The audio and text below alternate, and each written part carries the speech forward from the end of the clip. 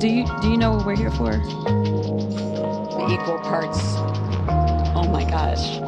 Illegal. Help! Help! I'm being repressed! Too much, man! Come on!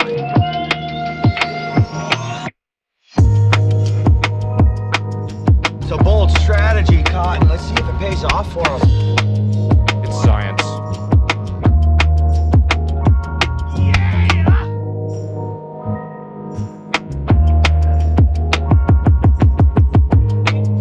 In the Ice Age, how much taxes did people pay?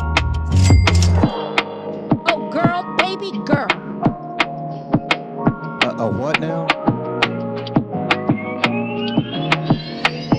Consequences.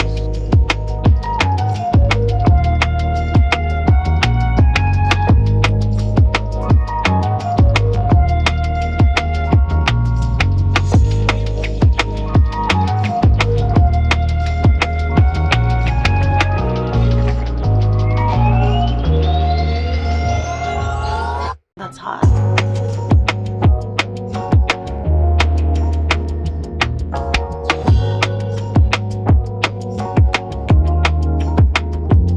I'm staying in the race. Who'd you drum up?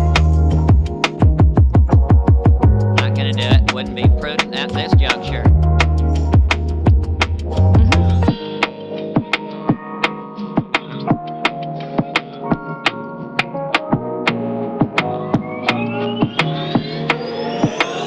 Donald Trump spent a lot of quality time with my wife. Don't be creepy.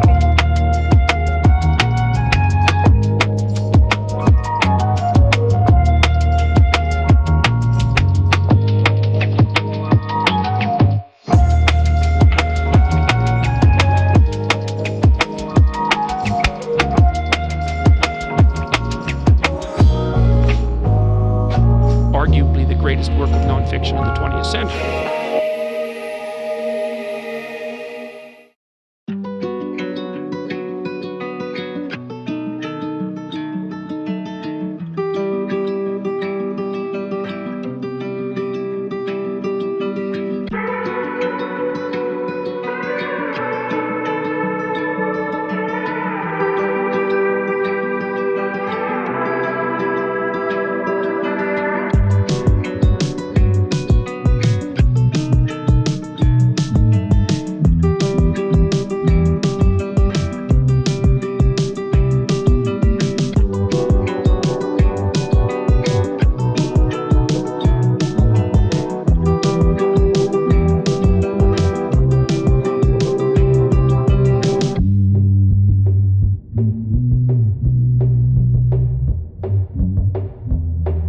There's no point in you betraying your future self to gratify your present self. It's a stupid game.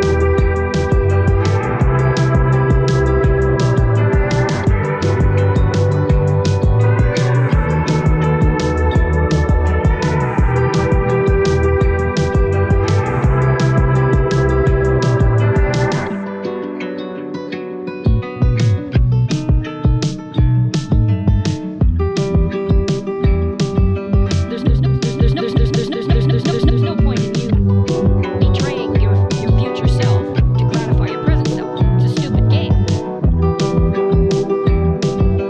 When I go into the dry cleaner, that dry cleaning place becomes holy.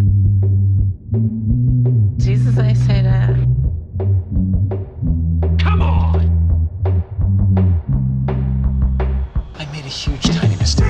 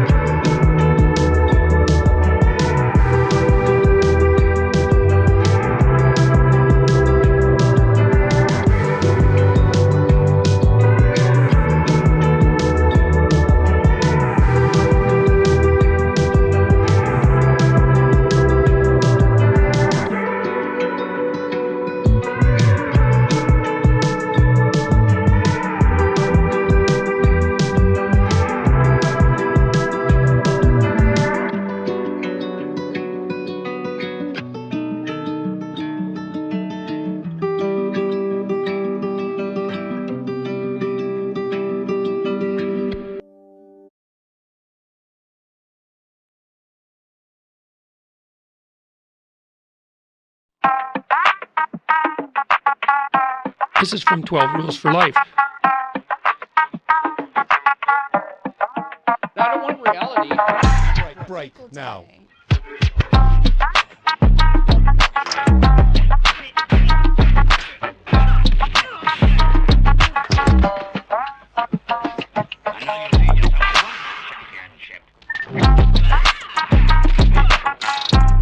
I see that you know your judo well.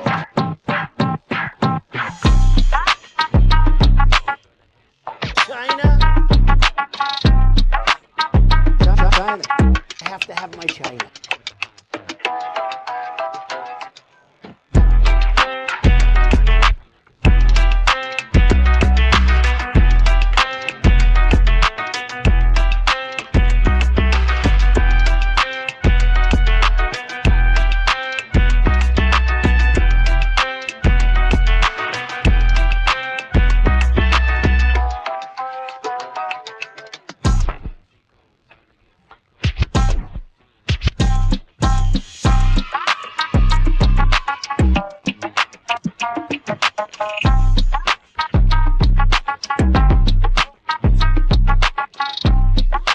Welcome to the Resistance.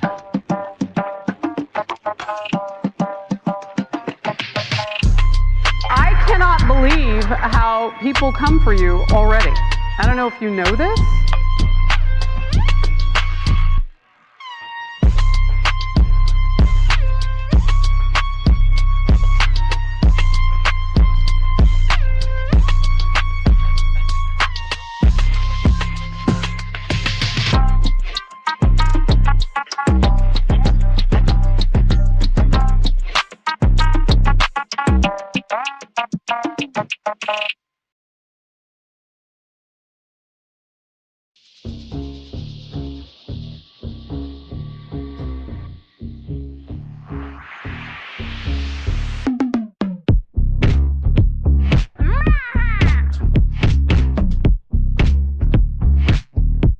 So I just want to address something.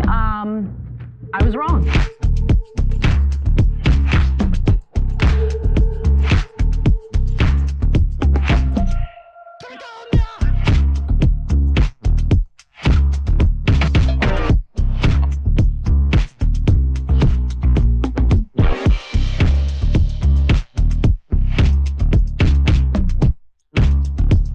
Climate and everything are the same word. You should be ashamed of yourself for having that thought.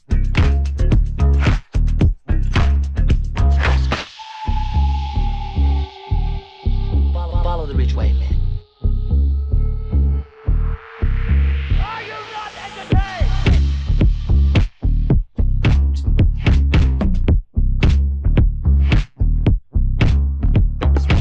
He looks good, and he looks hard.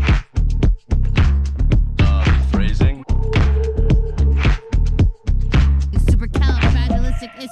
I feel like I'm taking crazy pills!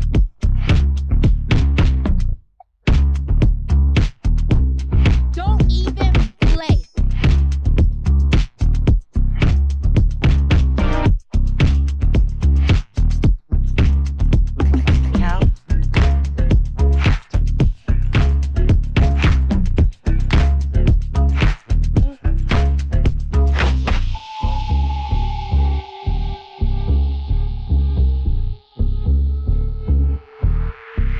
Aren't I a good guy? Oh, never occurred to me. Interesting. Just crazy enough to work. Yeah.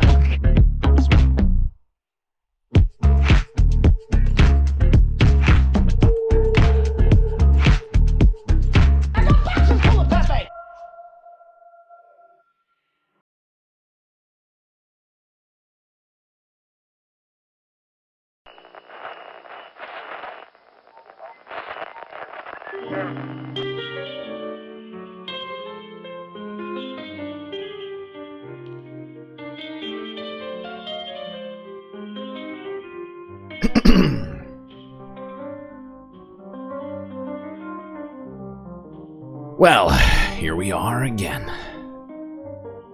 It's been an entire day since we've seen each other last, which means there's quite a lot for us to get through. I guess we better get right to it, Space Fams. As always, buckle up those seatbelts. You know how dangerous these space flights can be, often filled with turbulence and danger lurking around every corner.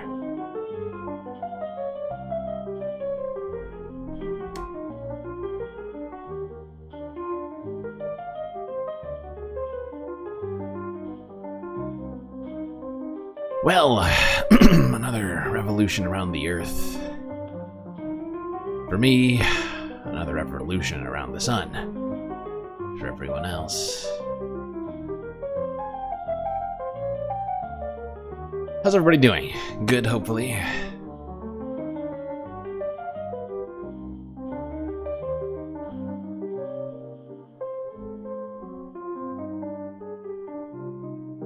Better do some shoutouts, I guess. Aaron W, Moa Noep, and PP123 in the YouTube chat.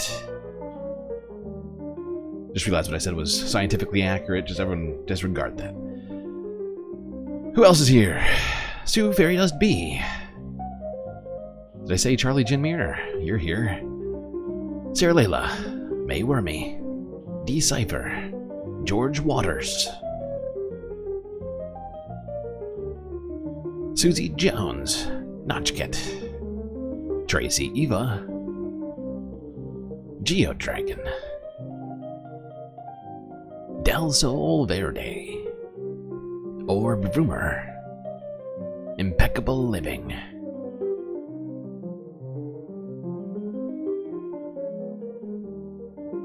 Nightbot's here. Wow, there's a lot of people here right now. A lot of people in the chat. I think, Dirt Gently. There we are. I think that's it. If I missed you, I'm very sorry.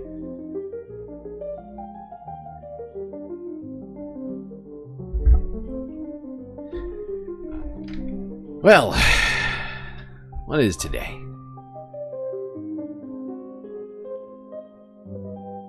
St. Patty's Day? What is that?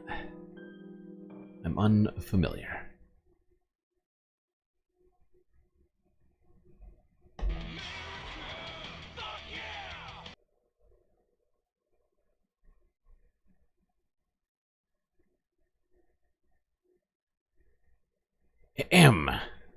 Excuse me, sir.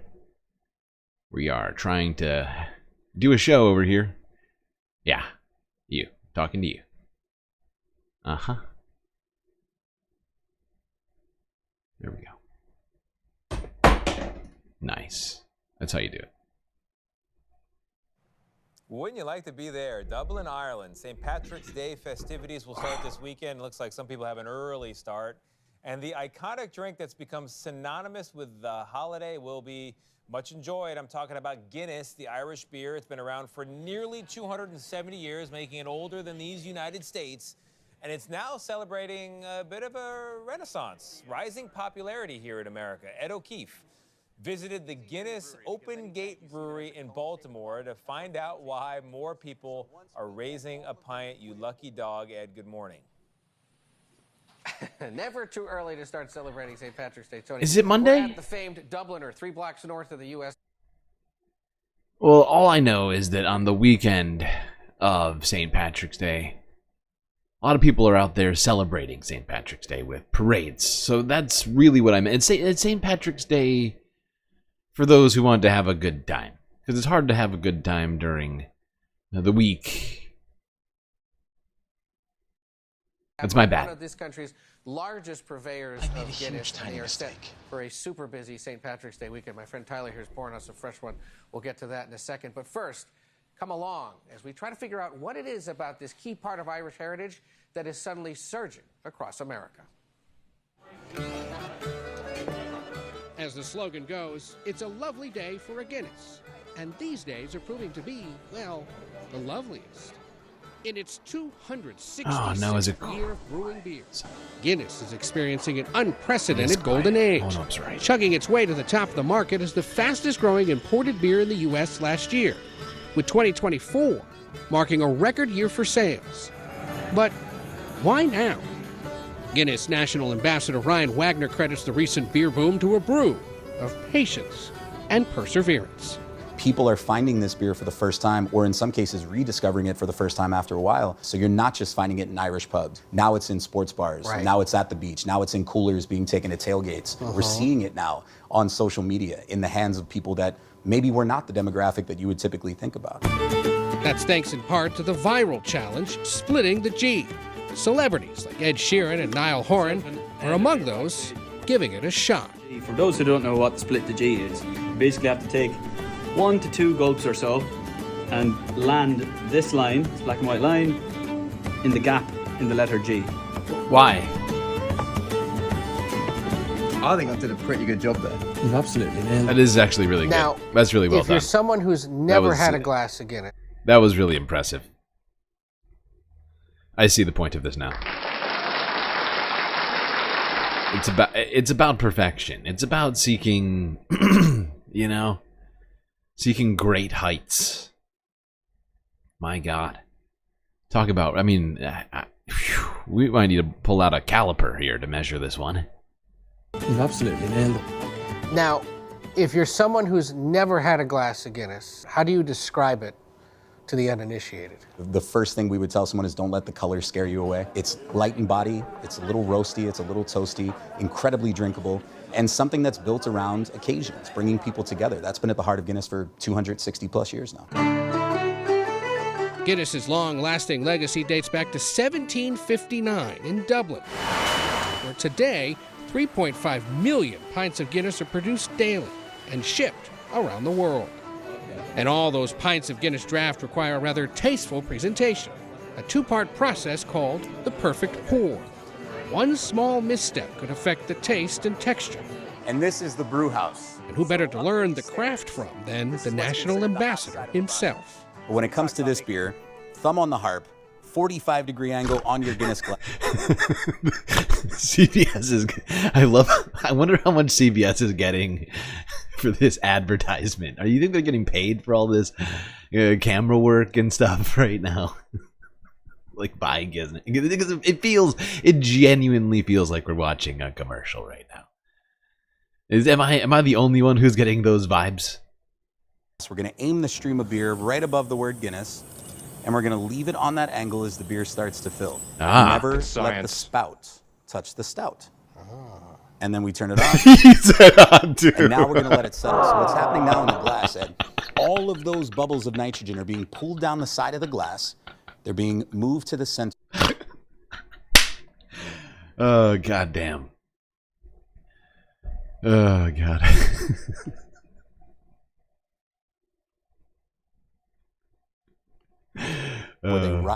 This is all right. I'm not gonna lie. I'm not even a big fan of Guinness.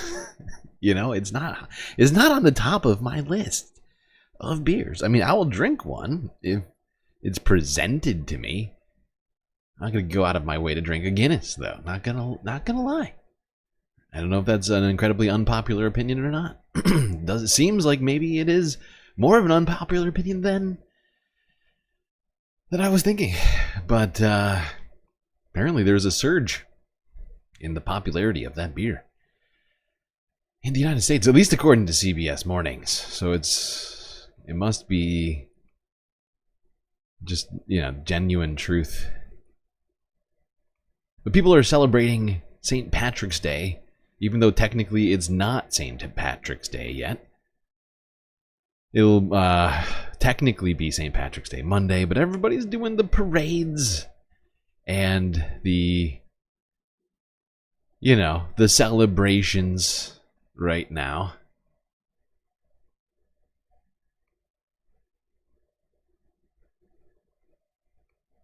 Including Chicago, where every single year they dye the entire river green. A Chicago tradition, if you will. Here's CNN from 2 hours ago with the process. Look at this. Cyclone Cheeto. I think we have a bigger celebration of St. Patrick's Day here in Chicago than we do in Ireland. We've never done this. We've lived here our whole lives, and God. we're just excited to be in the city. We're from the burbs, so. I've done it when I was younger, and that was definitely in a different way than having my kids now, so. Jesus Christ. Every single year it's exciting. I love the energy, and people are just in a good mood. Like, people you don't know say hi, everyone just has a great spirit. This is too so extra. If nothing else, even if This you're is not much Irish, too it's a extra. great time to be in Chicago. Chicago takes it too far. Okay.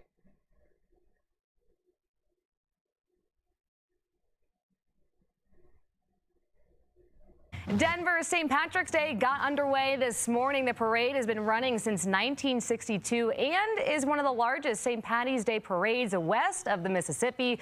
The celebration did feature some bagpipers, live music, and all kinds of festive floats. Those who are there say it's a great way for families to get out, have fun, and make some memories. Oh my God! Some of the outfits that happen every year, but on sometimes St. Patrick's Day. the ability to get down here, but they've been coming since they were little. And St. Patrick's Day will officially be celebrated on Monday, the 17th.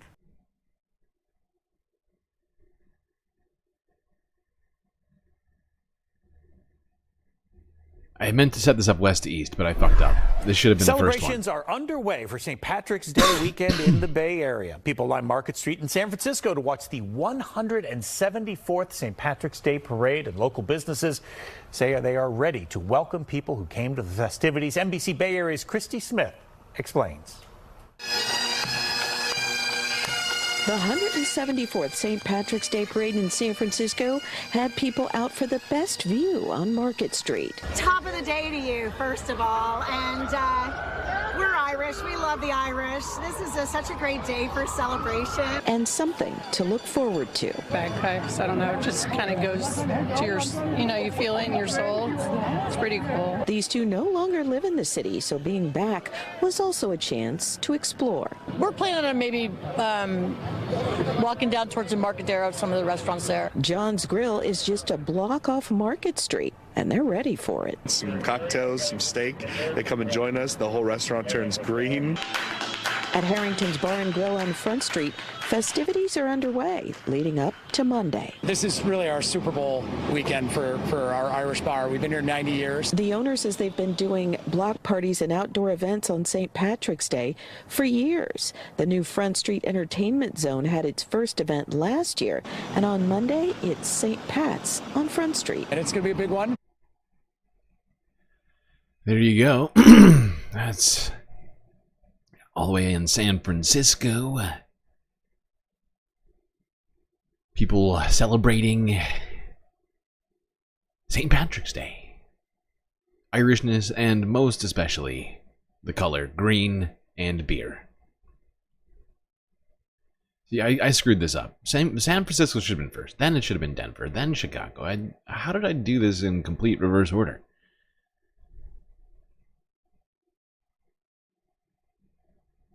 Made a big mistake. I made a huge, tiny mistake.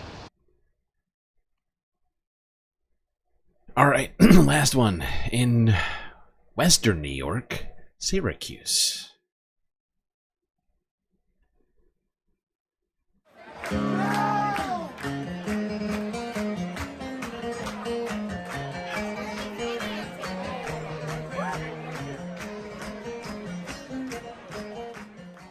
It's one of the greatest days of the year for sure.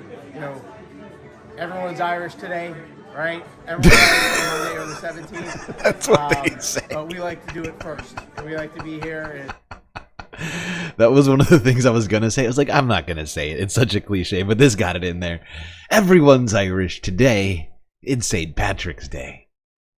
Enjoy the time that we have with David, with our friends, with the rest of the community.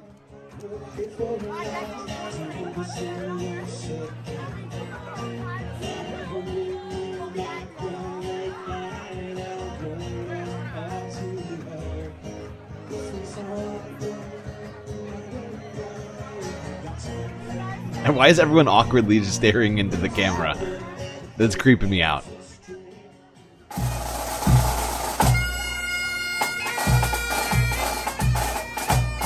Like, what happened here?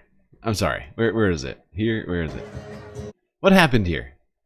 Or did they think they were posing for a picture? Like, The way this whole thing went down, I was like, dude, there's a video camera. You're not posing for a picture. Say or do something.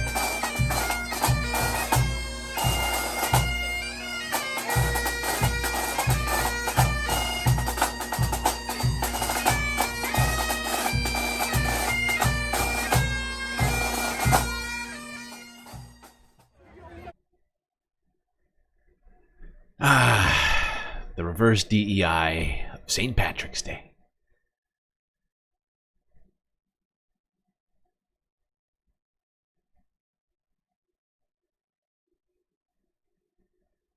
Everyone's Irish. There we go. We did it.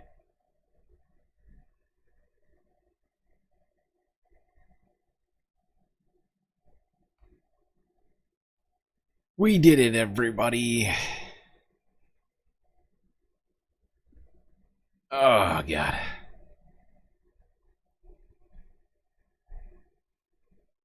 Where are we now? Alright, that's it for St. Paddy's Day. I don't think we're going to redo it on Monday. Okay, that's it. That's it. Hope you enjoyed it.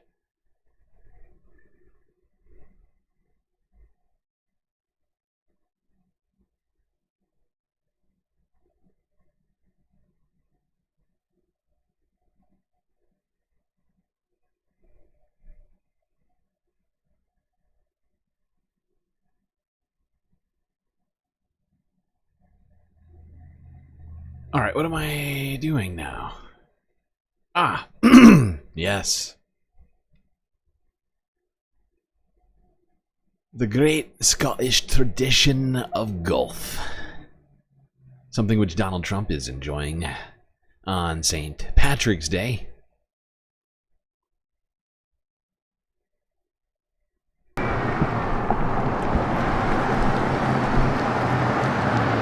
Down in West Palm Beach. Once again, this fucking Happy 10-month Irish anniversary to us. This guy does never give up. Wait, why can't I hear? Why am I not? Anybody else not hearing the? I didn't hear it. Maybe it's because that was super loud, and it blasted my ears out.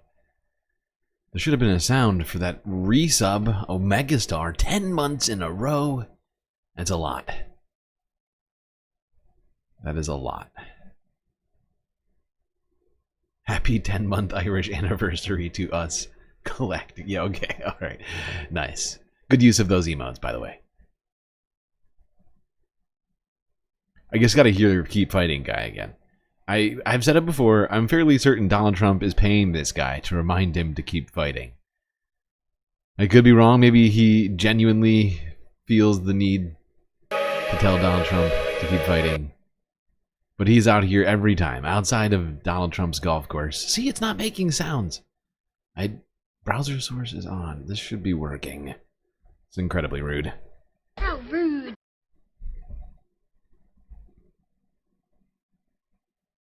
Incredibly rude. Can't hear any of the sounds. Don't know why I'm being repressed.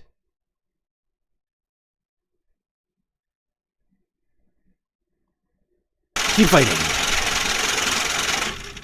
Oh my god. Megastar just cheered 300 Megastar? Here, I'll make the sound for you. Megastar just cheered 300 bits. Pride 100, Pride 100, Pride 100 Twitch emote. Thank you, Omegastar, for the beautiful biddies on Twitch.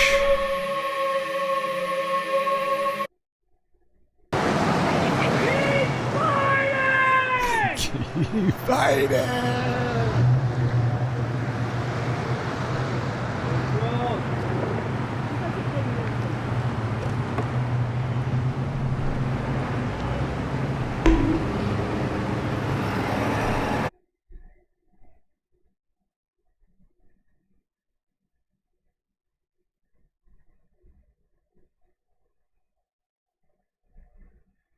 Everyone keep fighting, specifically Donald Trump. My god. That guy will never give up on telling Donald Trump to keep fighting. I'm fairly certain he's a paid protester. That is... I'm sticking to it, okay? I'm sticking to it. What is the goal for the evening? Yeah, I didn't set up a goal. That's a good question. There is no goal right now. There is no goal right now. I don't even know how long this one's going to take me. I have less than 90 videos. 88 videos today. Maybe we should delete one, make it 87. No, it'll probably take a while. Yeah, I'll start a goal. I should start a goal. I'm always forgetting. You know this. Come on. Come on! I should just start it at the very beginning of every stream. Before it even... I don't know. Can I start a goal before the stream actually... I should do it before the stream actually starts. That would be an easier way for me to remember it.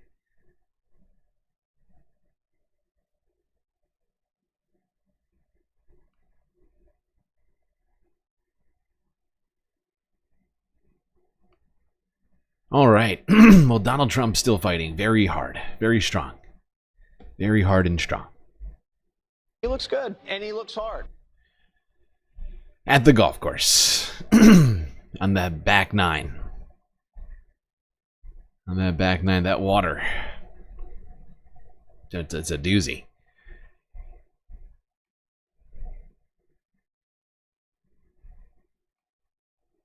You know who else has been working real hard? Elon Musk.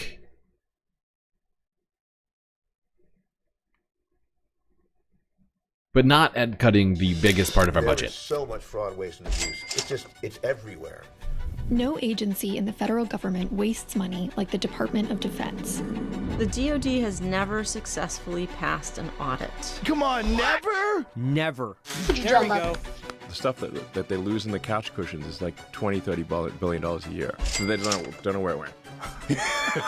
It's gone. In my world, if I give you $1 billion and you can't tell me what happened to it, that's waste. How is that waste? President Trump, along with Elon Musk and his team at DOGE, have their sights set on reining in waste at the Pentagon. Check the military. We're going to find hundreds of billions of dollars of fraud and abuse. But so far, this is what DOGE has to show for its efforts. We believe that these initial findings will probably save $80 million in wasteful spending. A grand total of less than 0.01% of the total defense budget. So what exactly is the Pentagon doing with $900 billion?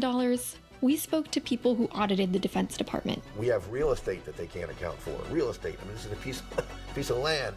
An insider and a major defense contractor. All of my effort is really just flowing taxpayer monies up into these billionaires in charge of the whole thing. And military spending experts to find out where the real waste and abuse is in our defense budget. What they reveal is that the biggest source of waste is hiding in plain sight. And it could get even worse. We want the biggest, most badass military on the planet. Give me a joke. Almost every audit I did was very obviously a wasteful project in one way or another. Paul Kennedy worked as an auditor for the Department of Defense Inspector General's office, an agency tasked with preventing waste, fraud, abuse, and mismanagement. One of the programs he audited was the F-35, the most expensive weapon system in history with a total lifetime cost of over $2 trillion. We were trying to see if they were managing this spare parts program, the best they can and saving money whenever they can. But what they found was often the opposite. This is a report on the F-35 repair parts process. Paul's report revealed that $34.5 million worth of spare parts were thrown out without approval. We didn't watch it get destroyed. We don't know that it was actually destroyed. We didn't even know that that was bad. We just simply know that there's a part here that you say was beyond economical repair, and you got rid of it. That would be like borrowing my car and selling the radio out of it because it didn't work anymore. No, you need my permission to do that. Between 2018 and 2023. Okay, we're going to watch the other part of that. I just want to get this started, but we already watched part of this yesterday, so I want to get us to towards the later part of this video.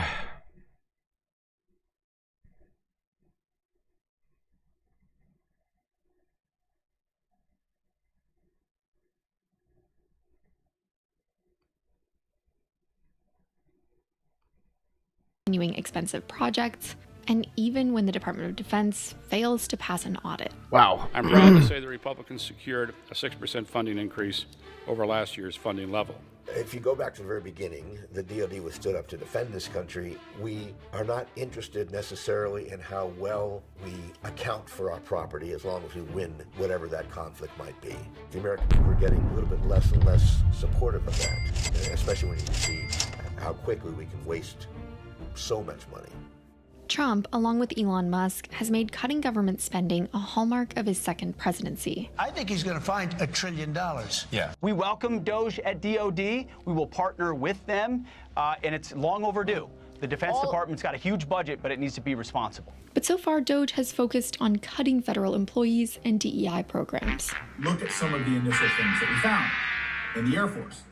$1.9 million for holistic DEI transformation and training. And they haven't touched anything $1 million in spending on defense in a $1 trillion budget. So when you see Elon Musk or DOGE going after the federal workforce, you know, that is a fraction of the federal budget. And in many cases, not all cases, those federal employees carry out services much cheaper than private contractors do. The Pentagon plans to cut up to 70,000 civilian employees. Senator Roger Wicker, the head of the Armed Services Committee, is advocating to reduce regulations on weapons contractors. These rules and regulations and protections are there for a reason. And these government organizations aren't there to try and fuck people. They aren't there to make these rules just because it makes it harder. There's a reason that it's there. The problem with Wicker is that he identifies issues correctly, but he comes to all the wrong conclusions because he has stakes in the game. Wicker notably was the largest recipient of defense industry campaign contributions of any Senate candidate. If you give these companies free rein without having these people overseeing them, what's to stop them from doing something like planned obsolescence on things like weapon systems or body armor, you know, that just disintegrates after X amount of uses? It would definitely increase their profits because then they would have to keep going back and buying more. So if you open a little bit of door there, they will flood through and take as much as they can. The sort of push to deregulate as means to increase efficiency is completely contrary to reality. If you didn't quite get what's going on there, they're trying to, like, I don't know if you're familiar with the term planned obsolescence, but it's something which companies have been doing more and more of for the last number of decades. Rather than making products that last a long time, they intentionally engineer it in ways to make it falter, deteriorate quicker, forcing you to go and buy more stuff. Not even necessarily, it's not even as a cost-saving benefit. It's about increasing revenue, getting you to purchase things, and they're doing it to the government. That's crazy. I feel like I'm taking crazy pills. And history, and I just can't emphasize enough how bad of an idea it is to deregulate budgeting and acquisition. This will only improve contractors' ability to overcharge the military and the taxpayer. Year after year, what has been found is something in the range of 30 to 40% of contract spending goes to waste, fraud, and abuse. So the first thing would be at least to reduce the services that are being provided by contractors, to have fewer opportunities for contract dollars to get misused because fewer of those dollars will be going to contractors. If Trump's goal is to cut $1 trillion from the federal budget, defense spending on contractors is one of the best places to look. But reining in waste here would take an investment in government oversight, not cuts. And more fundamentally, it would require a shift away from the corporate interests that have captured lawmakers and the Pentagon for decades. We know what the holes in the law are, but we will never truly understand the scope of the issue unless Congress changes their tune on military contracting. That would require many of them to turn away from the very industries that supports them in more than one way.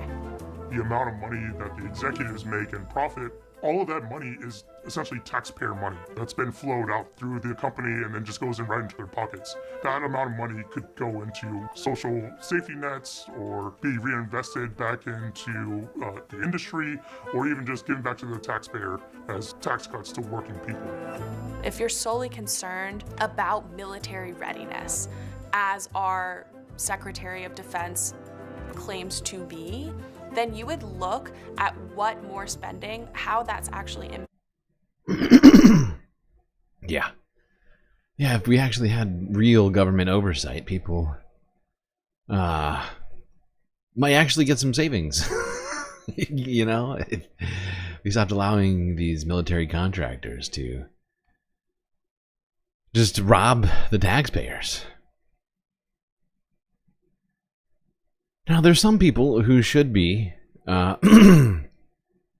dealing with all of that.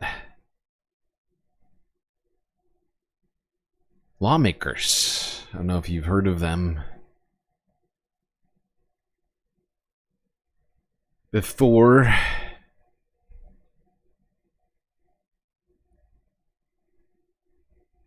Hold on, I just realized I have this in the wrong order.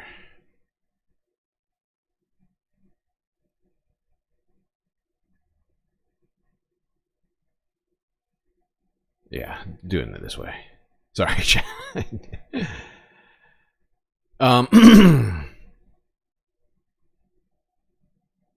Yeah. We could do stuff. Solve some of these things. Maybe stop Elon from cutting benefits for people. And instead cut benefits for military contractors. Remember when House Republican leadership told their members not to do town halls? Well, North Carolina's Chuck Edwards didn't listen, and he had an earful. I happen to believe very much that President Trump supports our Constitution.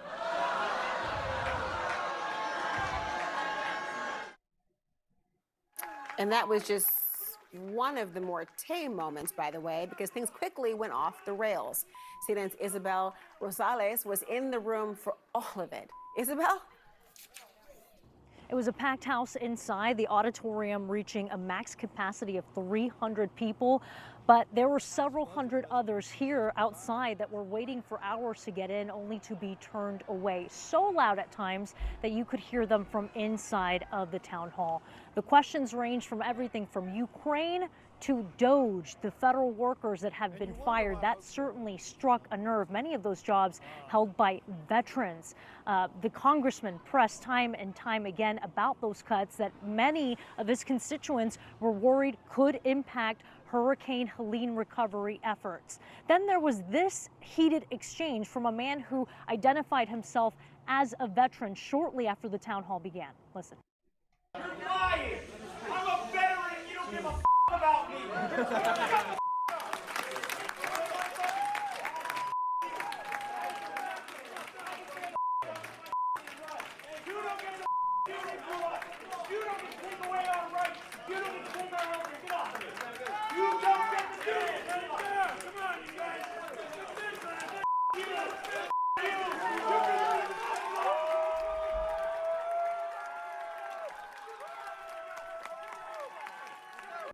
And right after the town hall, the congressman took questions from reporters, and just feet away, this moment of people pounding on the glass doors, shouting.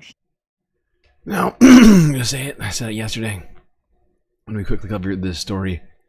The people here in the town hall, rather than clapping, should have gotten up and told those police officers to stop repressing that man and taking him out of a public space, a public meeting she has a right to be at. He also has a constitutional right to free speech. But people still not don't have enough solidarity with one another right now, it seems like.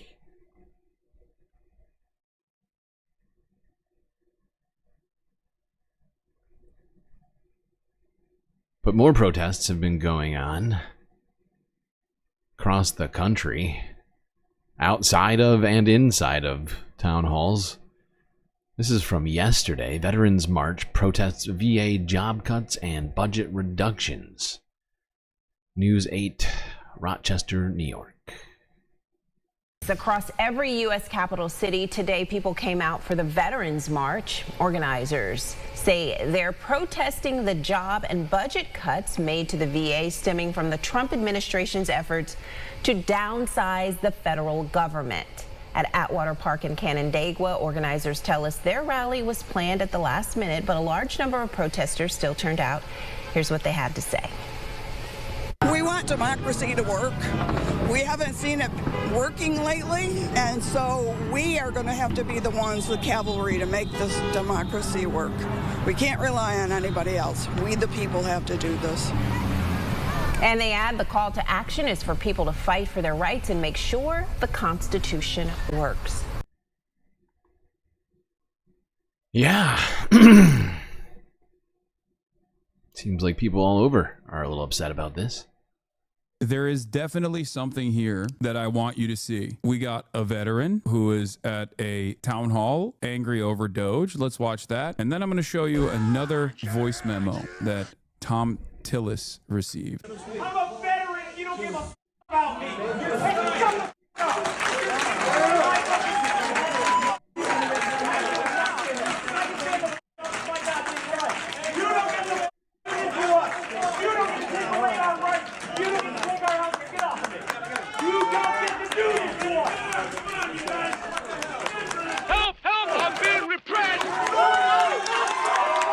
I was at this town hall. It was full of conservatives. Yeah, I think that older conservatives are going to get angrier and angrier.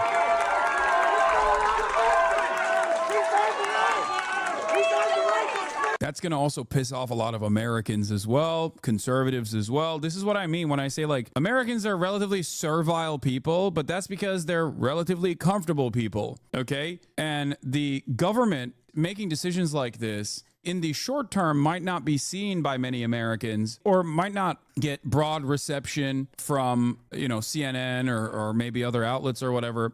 But I do think that this is going to piss off people. Like, the example I will give you is like Colombia, right? Mahmoud Khalil, Arab name, scary guy. They're saying he's a terrorist. A lot of Americans can turn the other cheek at that. They'll go, oh, it's probably good. He's probably scary. I'm conditioned to feel like this is a bad guy. But this is not going to stop there.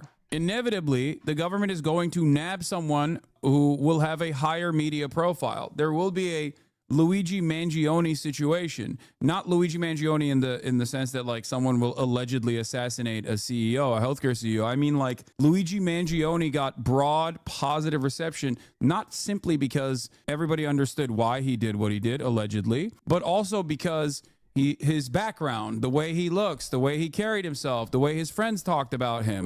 These are the types of optics that Americans respond to and will very quickly turn into a folk hero. The unfortunate reality is that Americans broadly don't think about Muslims as humans and think about them as scary terrorists. Absolutely. But the stress will increase. We will, of course, continue applying pressure. But having said that, it's a really sad reality in the United States.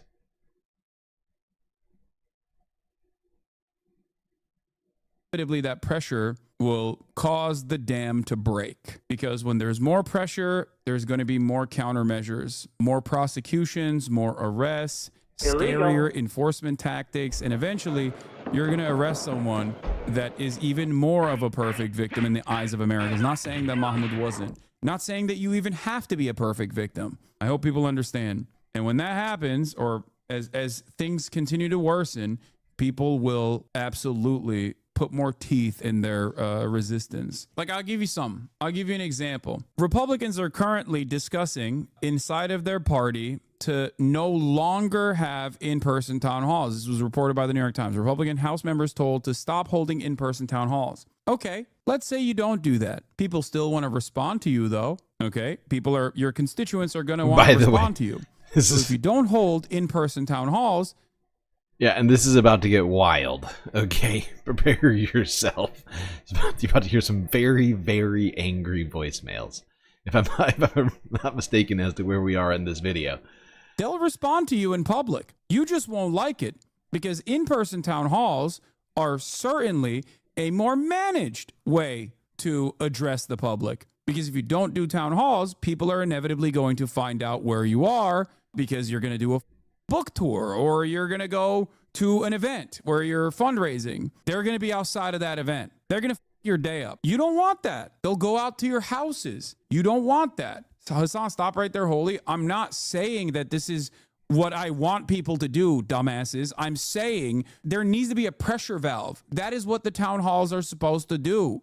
The pressure valve is the town halls. If you don't do it at a town hall, people are going to address their concerns to you directly wherever you go. This is just a descriptive statement. It's not a prescriptive one. I'm not saying this is what people should do. I'm just telling you that this is most likely what is going to happen. I didn't even notice that, Donald Duck. Was that chatter's name Ron Jeremy? I missed it. I can't find it now. No, why are you randomly saying Ron Jeremy? What? Don't do this to me. And his family.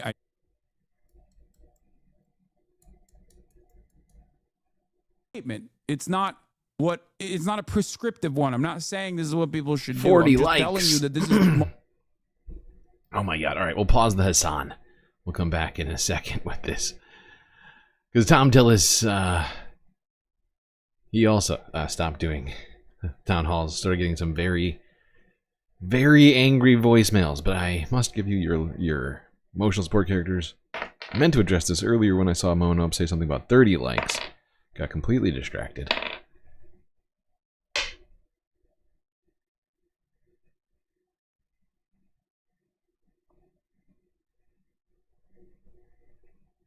Likely what is going to happen, okay? This is what has happened throughout American history and throughout history in general. This is the appropriate way to vent and to at least maintain the optics of a democratic process as though you care about what your constituents have to say, right? If they shut off the appropriate venues, people will find inappropriate venues. That's all I'm stating. Now, we watched this video. Just to be clear, you're bullshit and you're not telling the truth. You're not listening. Let him speak. Let him speak.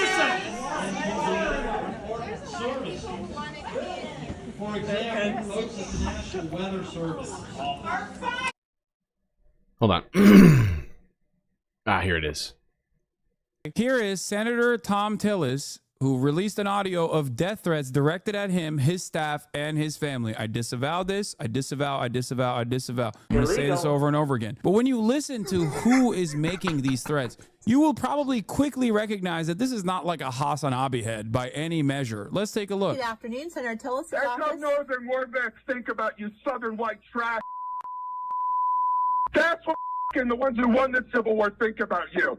Do you understand that inferior bad genes, inbred stupid you and all your people? Wow. Yeah, Tom Tillis. Afraid of death threats. Then get the out of off. Jesus I would Christ. like to talk to Tom Tillis and ask him why he thinks it's okay for him to take money from this nation and it over. Why does he think that he can tell his employers to go themselves every goddamn day, all day long, and sell his goddamn nation out and his employers over? Oh my Don't God. he know that his employers can take a axe handle and cave his head in? Jesus God damn. Christ. Let me tell you something, okay? I don't think that guy is in the DSA. I don't think that's a Hassan Abihed. I think that dude is probably a voter. That's the average, I would say, the average Republican voter as a matter. Is this real? This is real. This was released by Tom Tillis on, I think, one of his social medias, maybe Instagram. For a fact, okay? And I suggest, well, you're going to have to be very careful about going out in public or talking to anybody. Oh my God. That's real, that's an actual American, because we hate you. If I didn't have a broken back in Southern California, I would spend the rest of my life in federal prison for a chance to cut your throat. That's insane. My God. Oh, No! That is North Carolina's very own Republican Tom Tillis. Those are his constituents. People are mad, dude. I disavow. I disavow. I disavow. Of course, I disavow. Make no mistake, I disavow. All right? Now, having said that, We all disavow. I can disavow till the cows come home. You can't stop 75-year-old boomers from making these death threats. You're cooked. Do you understand? Like, you're cooked. Yeah, these are dudes who are using a landline to make a death threat to a congressperson. I saw a funny reaction to this, which was like someone reacting to Ed Intermentum's post, which was like, yeah, Zoomers, I think it'd be funny if something a little bad happened to this politician. In Minecraft, though, haha, boomers using their full names and address, I am going to you. Like, boomers do not fuck around, dude. Now, I'm not saying they're going to... Seriously, though, that was the vibes of it. It was all very explicit. Oh my god. That one guy was like, I will spend the rest of my life in federal prison. Actually follow through on these promises, but I'm just simply stating that, like, if you got boomers saying like this, yeah, you got to change the trajectory, you know? You got to change course. Dark woke sweeping the nation. I don't think these guys are woke, man. I think they're aware of where the funding cuts are happening and what kind of repercussions that might have on them.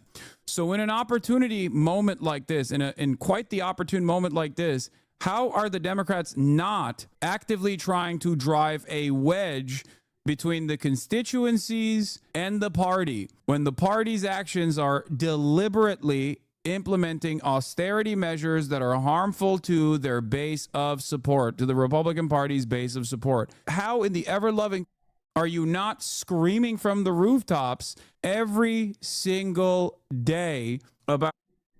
Yeah. Hassan is absolutely right about this. And he's helped me segue into talking about the Democratic Party.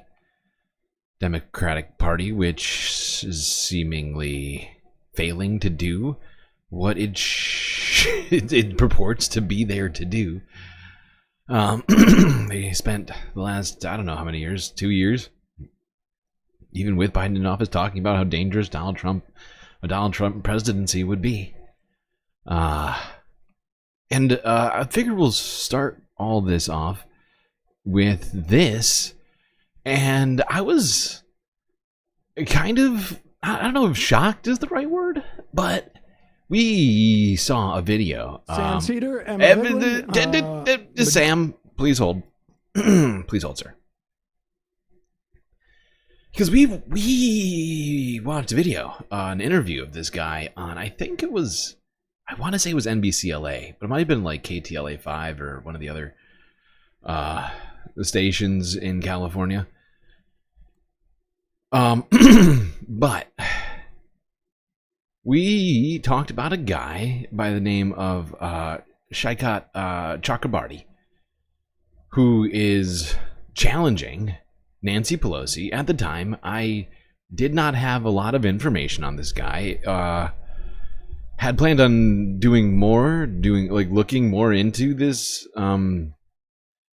this individual's intention to run for Nancy Pelosi's seat.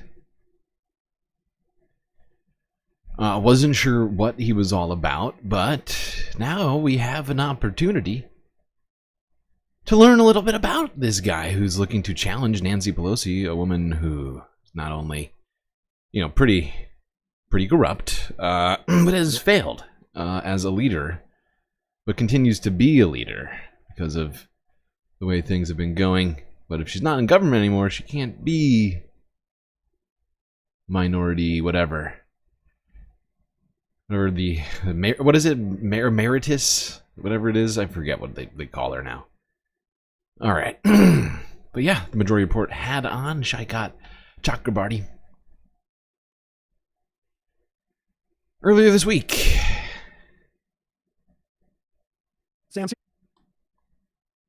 Emma Vigland, Majority Report. It's a pleasure to welcome to the program Shoikat Chakrabarti. He is a candidate for Congress in California's 11th district in the primary. And if I am correct, that district is former Speaker of the House, Nancy Pelosi's district.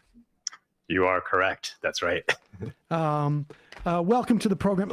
I want to just start, give folks a sense of sort of your trajectory in the context of Democratic politics, because your story in many ways feels like it could be it's almost like a microcosm, reflection of an attempt that came out of the Bernie campaign in 2016, just reform the Democratic Party, and it feels like it's stalled a little bit. But tell us about, draw those parallels if you would. Yeah, so I worked on the Bernie 2016 campaign, the organizing team there, and there's a group of us who came out of that campaign who were really trying to recreate the sort of momentum that we saw on the Bernie campaign, but for Congress, and so we had this idea of trying to recruit hundreds of people all across the country to run for Congress on not just the Bernie stuff, but on kind of a transformative economic agenda. Our sort of feeling at the time was the big problems that a lot of people are facing in this country, just kind of stagnating wages, while the costs of things like healthcare, housing, education, childcare, that stuff had been skyrocketing, and people were really feeling squeezed and stuck. So we wanted to recruit this movement to go in and change the Democratic Party and really change all of Congress to actually tackle the big stuff. People in Congress, they love to work in a bipartisan way to rename post offices, but they never want to actually tackle the big stuff. Mm-hmm. So through that project, we didn't get to recruit hundreds of people, but we did recruit a handful of folks. And one of the people that came out of that was Alexandria Ocasio-Cortez. We recruited her. I ended up running her campaign in 2018, where she was primarying a very powerful Democrat, the third most powerful Democrat at the time, a guy named Joe Crowley. And, it was a long shot campaign, but she won. And though we didn't get the, hundreds of people going into Congress sort of transformation, her victory did allow us to use that spotlight to try to push a lot of the ideas we were trying to push forward. And a lot of that turned into the Green New Deal, and so I ended up going into Congress with Alexandria Ocasio-Cortez as her chief of staff, helped her set up her office, was with her when she did her sit-in in Nancy Pelosi's office on day one of Congress, and try to help sort of quarterback and push the ideas of the Green New Deal into the mainstream. It was a very strategic move. At the time, there was a Democratic presidential primary going on. And as you guys know, in these primaries, the presidential candidates are trying to figure out ways to differentiate themselves. So we wanted to insert the idea of, can we build high wage industries to build a clean economy to actually upgrade people's means of making a living in this country? We wanted to inject that idea into the primary, and we kind of got the presidential candidates to do an escalating arms race. And Joe Biden had to respond with Build Back Better. That was his moderate plan, which was still bigger than anything anyone had proposed at that time amongst presidents. And so, so through that, I stayed with the AOC in Congress for about a year, and then hopped back out to actually work more on the policy side of stuff, which is what I've been doing for the last several years. I imagine Nancy Pelosi you're not getting regular Christmas cards from Nancy Pelosi, would be my guess. Ah, yeah, we're getting dinner every. Whoopsies! What did I just do? How did that happen? Was he fired? No, he left AOC's team to start I think it's like an NGO or like I don't think it's a 501. What is it? Hold on. I looked this up earlier. Oh shit! It's got a long ass name. I gotta type it. God damn you. But yeah, he was just talking about it a second ago. I can't remember the name of it. The New Consensus.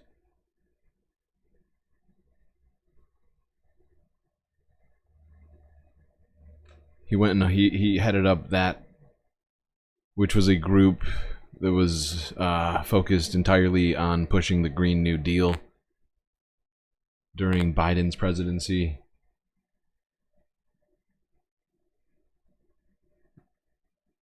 Friday together. There we go. Whoops. No, Well, that's good. It's good that you guys can go and have a beer at the end of the day with each other. Right. Yeah. I mean, as you can imagine, it's really fun to get a beer with Nancy Pelosi. No, it's you asked about the parallels between back then and right now. A lot of the stuff we were trying to warn back then, and warn the party about and warn Nancy Pelosi about. I was in some meetings with Nancy Pelosi at the time, was that, look, if you guys don't actually come up with a transformative vision for how to fix people's lives, how to, reverse sort of the decline people are feeling, whatever right-wing move you're seeing now is going to come back to, bite you way harder in, 5 or 10 years. And that's exactly what's going on right now, So the parallels are like, people were sort of ready for change back then. I think people are really ready for change right now and are looking for some sort of vision, something that's not just Donald Trump is bad. Can you talk a little bit about that, though, and like the differences between 2018 and what it might look like for you to run in a primary in 2026? Because, the Ocasio-Cortez campaign, which you guys were masterful at, the Crowley depended a lot on low turnout, is my recollection, in the primaries before. Very low turnout compared to the population of the district.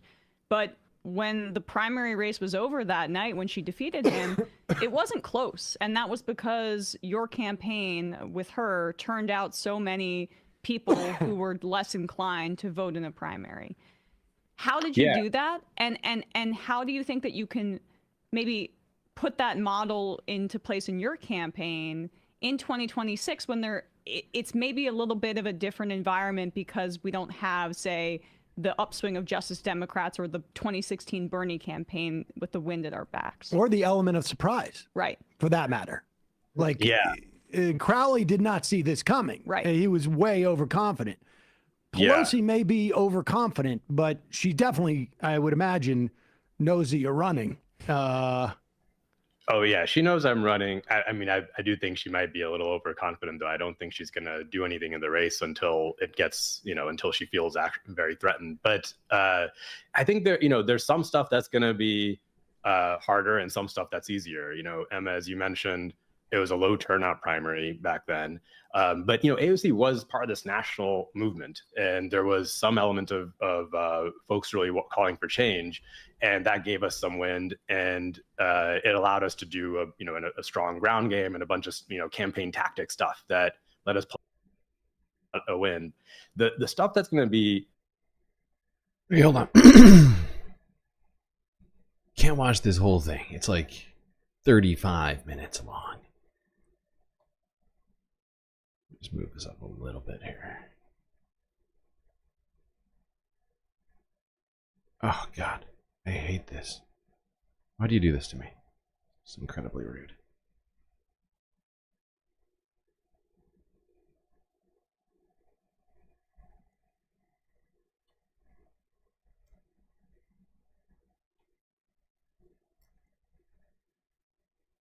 You have, from having had so much experience in an insurgent campaign and taking out entrenched people, because you're running in a very blue district.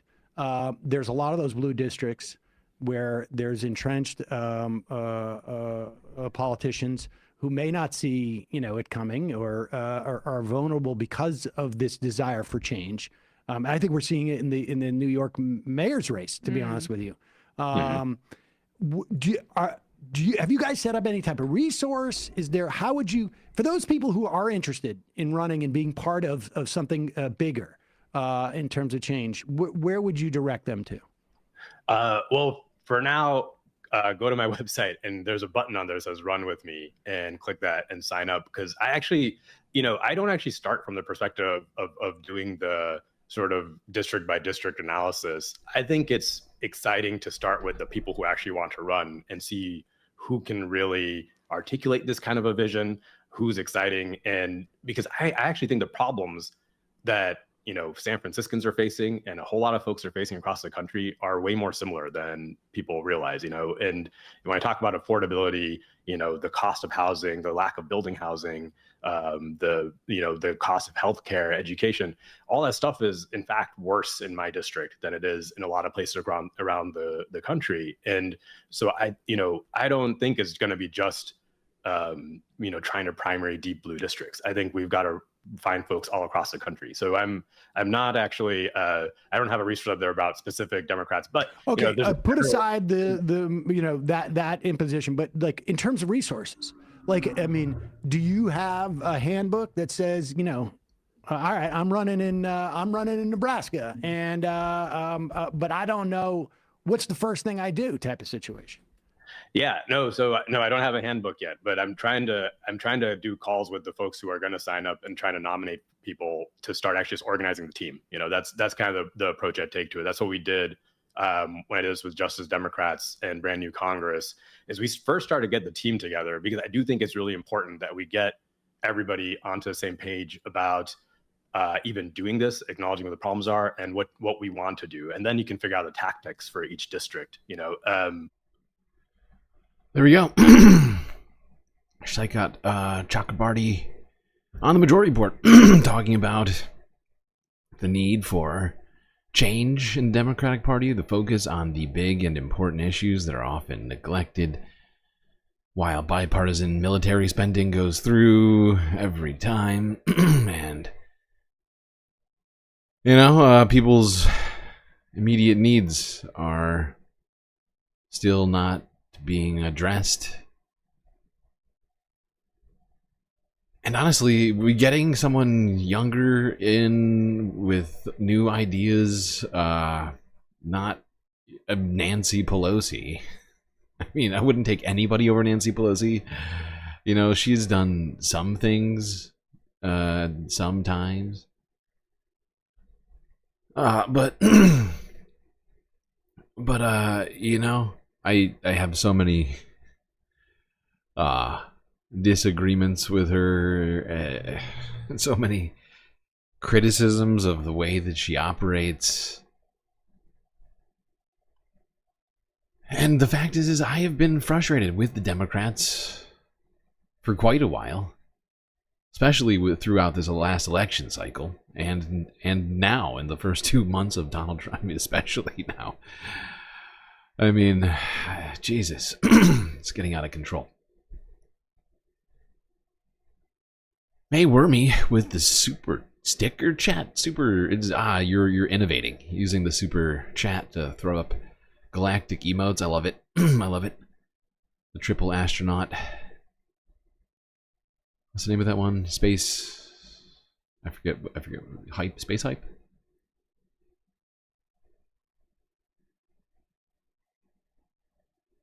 But what was I saying? Yeah, Democrats have been incredibly disappointing. Incredibly disappointing. Not necessarily just in the recent past, but it's been getting worse and worse.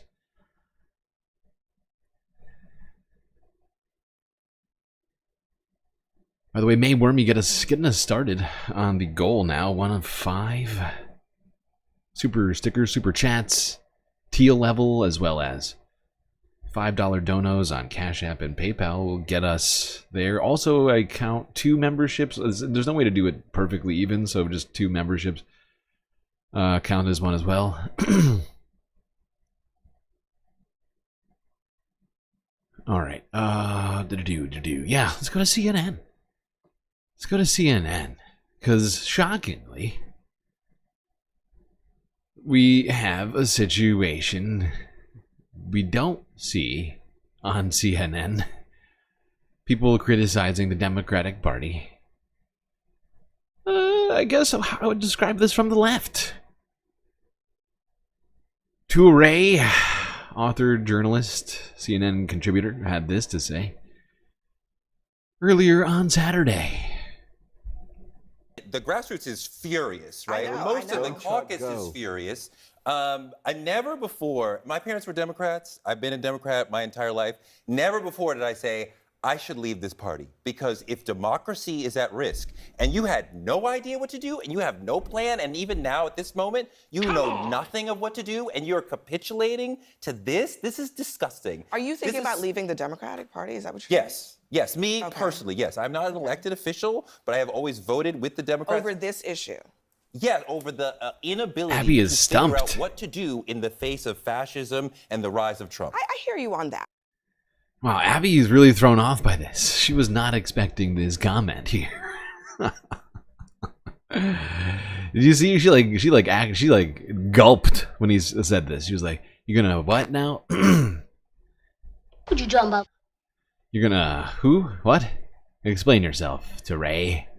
To figure out what to do in the face of fascism and the rise of Trump. I hear you on that. The inability to have a plan is absolutely a problem, right? But I'm really questioning, what is the plan after the shutdown happens? Because when a shutdown happens, people don't get paid. And this is not exactly an administration that wants to keep the government open. They actually want the thing to be shut down. Yeah, but here's the thing, and I'm not a Democrat. People are already not getting paid. Right, Abby? We know this, right? People are losing their jobs, right? Tens and tens of thousands of people losing their jobs. People, having not necessarily their jobs directly cut by the government, but having funds cut from programs all across the nation and the world that Americans work at, right? Whether it's at universities or NGOs, they're all having their funding cut, which means more jobs are being cut, which means people aren't, when your job gets cut, right, you don't get paid. I don't know if you know that. Unless you have some sort of severance package of some sort. You don't get paid. It's a little known fact for everyone. Impeccable Living coming in hot with the super chat. I ordered a banana cream pie. And I don't remember. I think I saw this chat earlier, and I was very confused as to how you order a banana cream pie without remembering it. But yesterday was Pie Day, so maybe you were just celebrating Pie Day subconsciously. Very, very strange mystery going on with the pie.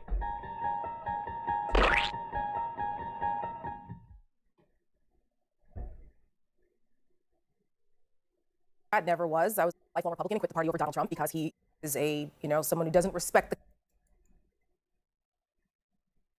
the to figure out what to do. Plan after the shutdown happens, because when a shutdown happens, people don't get paid. And this is not exactly an administration that wants to keep the government open. They actually want the thing to be shut down. Yeah, but here's the thing, and I'm not a Democrat, never was. I was a lifelong Republican and quit the party over Donald Trump because he is someone who doesn't respect the Constitution and is trying to rule like a king. So, but look, I was part of the Tea Party movement. I watched what happened and how Republicans were a resistance opposition party when Democrats ran everything. And watching this happen now as someone who's an independent that's pro-democracy, that I guess you can say caucuses with the Democrats now, it is very frustrating. When you don't have a leader, there's no unification in a message. It hurts the grassroots and the troops that you need. Right. Could you imagine if, during World War II, and you saw what was happening with the bombs over London, and then, it was just like, Churchill's just gonna say, we're gonna capitulate now because, what are we gonna do about it? This is not the way you lead. What happens is that the Republicans who are in charge, they have to explain why workers aren't getting paid. They need to explain why they can't run the government. And the Democrats need to say, we were fighting for you. It's not now they're in charge. The fact is I think Tara Setmeyer is kind of a horrifying person. But she's absolutely right about this. And it's a miscalculation from specifically Chuck Schumer. Right, who is the one who broke the strike, essentially, right? He crossed the picket line and broke the boycott of this bill. It's absolutely Republican. It would be absolutely Republicans' fault, and it would be so fucking easy to do. Why?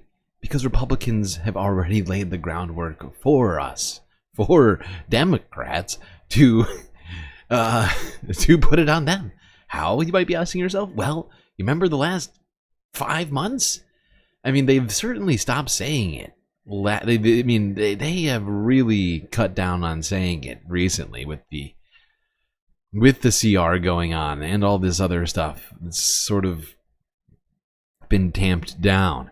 But if you go back to, I don't know, mid-November, you go back, people screaming from the rooftops and from their social media platforms, from Fox News all the way to Charlie Kirk. Donald Trump has a historic mandate. They've said it 10,000 times in the last 5 months. Whatever it's been, 4 months. How many? I'm trying to do the math right now. However long it's been. They have been saying it over and over and over again. Historic mandate, never seen before. We have all branches of government, right? It's so easy to point the line directly to them. Say, these guys are running the government. They've been telling us about this historic mandate for the last 4 months. Oh, we're the ones who are at fault now for all of the stuff going on? It's such an easy layup. Show that people are being fought for. I'm watching what's happening, and when you have a demoralized base, you're never going to lead an opposition. If you don't have the chutzpah, if you don't have the intestinal fortitude to lead, then get the hell out of the way, Chuck Schumer, and let the people who are willing to fight for their constituents lead the party. Because this is not the way to win. Okay, she makes a compelling case that this is a leadership issue. Okay? 100%. And I get that. Chuck. Look, as the Democrat who gets Democrats elected at this table, with all due respect to all of my friends, there's a lot going on. No, you're right. And I've said it before myself, that there was no actual mandate. Very, very, almost historically thin margins in the House and a pretty thin margin in the Senate. But I'm just saying, they're the ones who've been saying it, right? And in terms of optics, like, they have already set the stage for them to be the ones to blame for anything that goes wrong with government, because they went around doing parades for the last 4 months talking about that supposed mandate that they have. How they're, they hold all the power. Well, guess what? When you do that, you also hold all the responsibility.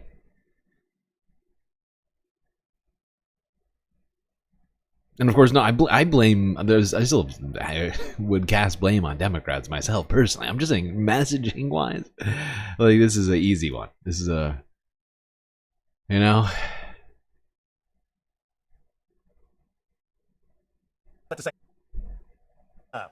stay with the old Mexican redneck, and I'll talk slowly for everybody. Non-basketball. Is that when you're not in charge of Jackass, you've got to do something. And to your point, there's a lot of people that feel like you feel about this party right now. And as you go through race after race after race, there was a whole bunch of people that voted for Donald Trump. Democrats first have to realize that and understand why they voted for Donald Trump. And then they should realize, what does it mean to actually fight? Democrats have been in charge for a long time, some of the same people. I ain't got here to throw hate at nobody, but the anxiety is very real in America right now, and that's why Donald Trump was elected. So do you think they should have stopped this thing and shut the government down? That is really the question. Look, as the political consultant here, it's not Dems shutting the government down. as the political consultant here. Democrats are shutting it down. Let's just be clear. That's what. Okay. Okay, enough of this nonsense. As the political, they're all political. They're not all political consultants, but there's at least two at that table. How rude.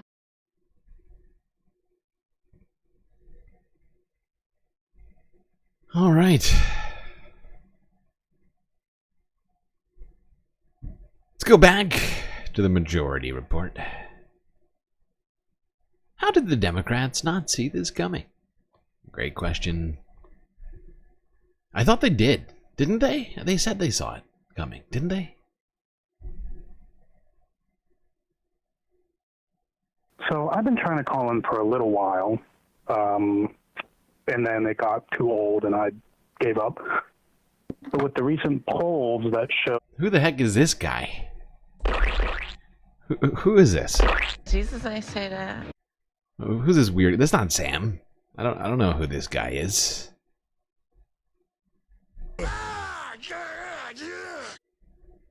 That Kamala, Gaza was a big deal, right? A lot of people did sit out because of Gaza. But back in about a year ago now, in February, I was in a Democratic poll, like a opinion survey thing from Nelson. So it seemed like it was a pretty official thing. Okay. And okay, I'm kidding. I definitely know who R.N. Brown is. Iluma! That's why I was doing these sounds. Because we both have that same sound effect, or we use very similar poop sounds. Toilet. During that time, Gaza was not brought up once. So I just not wanted a to single say something. time. I was wrong. And I finally raised my hand. They said, are there any other issues anybody wants to talk about? And I said, well, are we not going to talk about Palestine? Sorry, I'm a little bit nervous. No, you're doing well. But, where my unstable girlies at? But I said, are we really not going to talk about Palestine today? And the guy looked at me like I had, 3 heads or something. And he said, well, okay, does anybody else think that Palestine is an important issue in this election? Every single person in the room, I think there's 12 of us, everyone raised their hand. And again, the guy just looked incredibly shocked. Dude, I had a similar experience with somebody like who's a centrist basically, who I've known for years, saying to me, how'd you get so invested in this? Like, what was the thing that got, like, that was the question they tried to ask me, because obviously I post about it all the time and they see. And I just want to be like, what got me so invested in this? My morals that stand against genocide.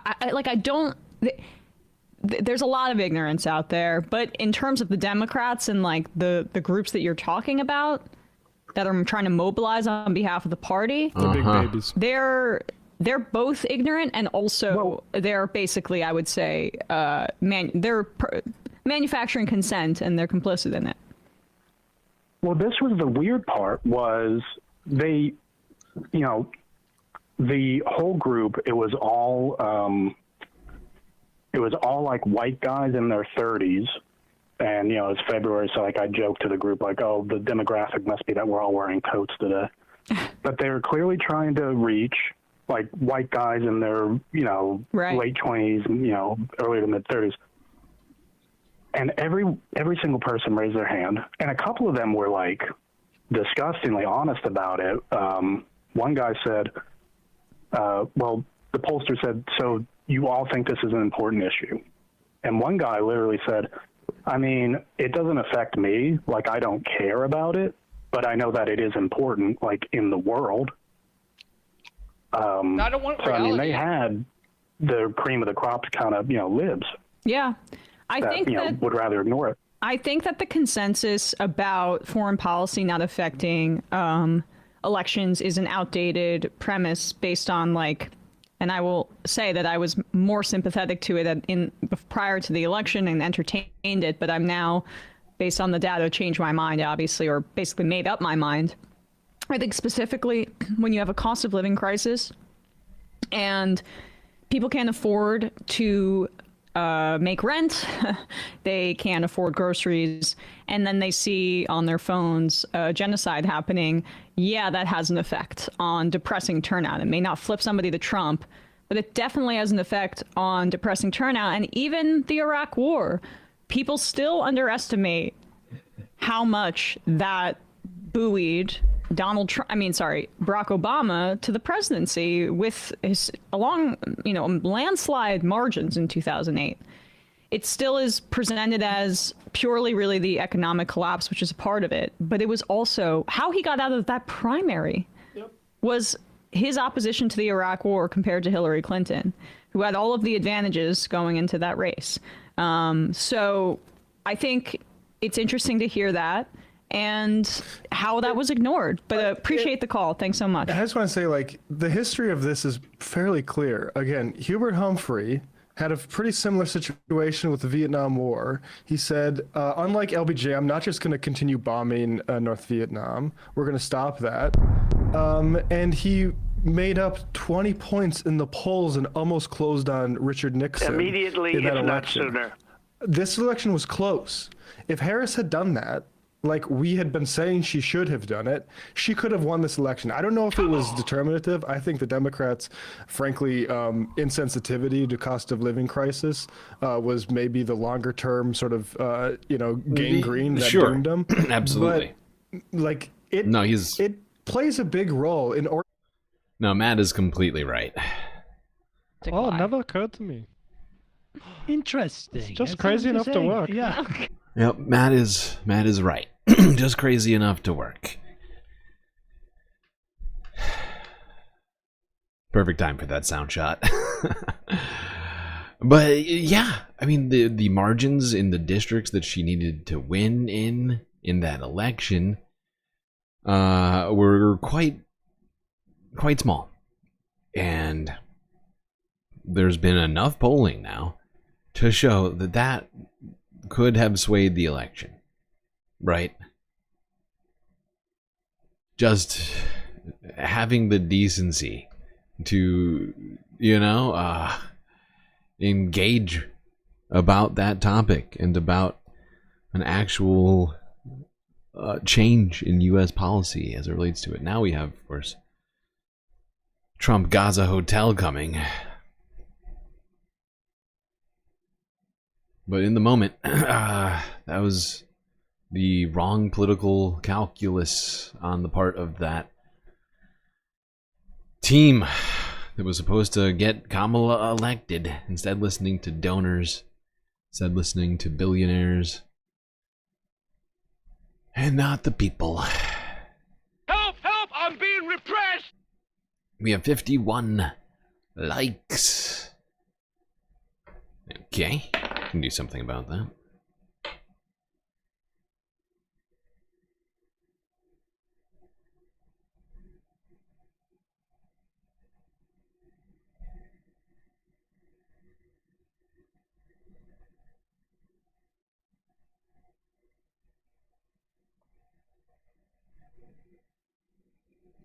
All right. Let's talk about that unfortunate situation which happened just yesterday. Chuck Schumer breaking with the rest of the Democrats, deciding to go along with Republicans' wishes rather than using the only lever which Democrats had seemingly in the last 2 months to do something about this onslaught going on in the federal government right now. But, Donald Trump, he's not so much a partisan as so much as just a, what do you call it? Oh, I can't think of the word right now. An opportunist, I guess. He just sees loyalty and acts of service. That's all he sees. Because he came out to say some very kind words about Chuck Schumer. Guy who he's criticized plenty in the past. Because we don't want them to die. People have died.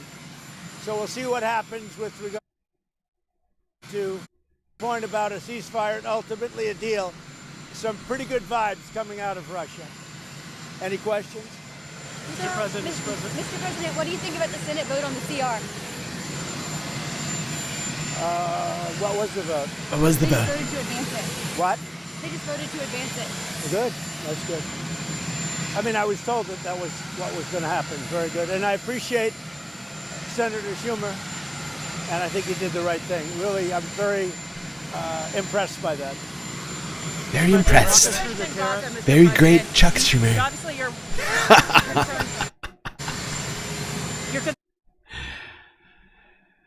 Illegal.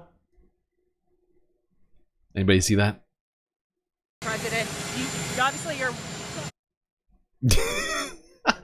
Still so good. Walk us through the Gaza, Mr. President. Obviously, you're. Right in the kisser.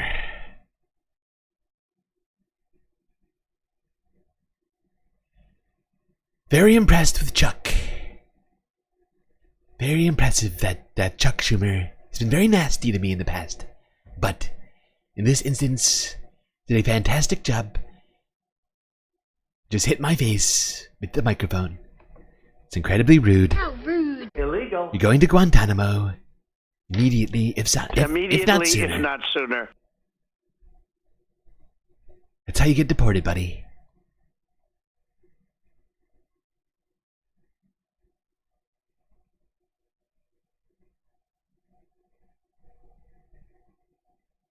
But yeah, let's talk about the Democrat revolt a little bit, because a number of people really didn't want Chuck Schumer to do what he did. We watched some of this footage that we're going to look at here. Majority Report covered yesterday. It's going to take me. Whoa! What is? We won't count the time. What is this? What's happening? This is not the video I've selected. Nope, yep, there we go. That's the one.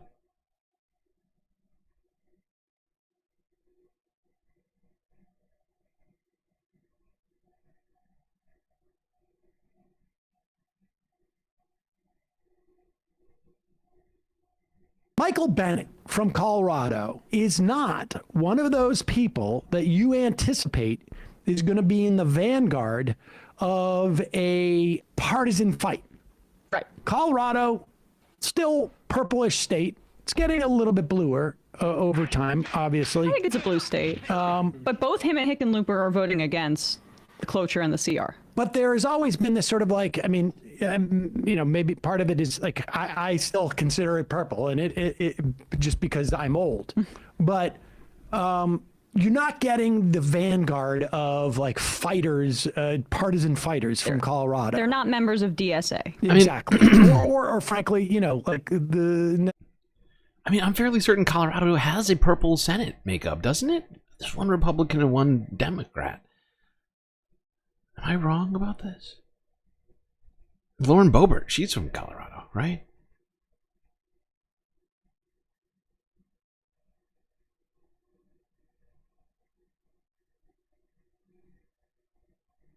Wait, maybe not. Maybe they're both Democrats. Guess it's just the House.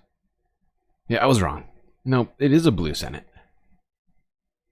It's the Progressive Caucus. Right.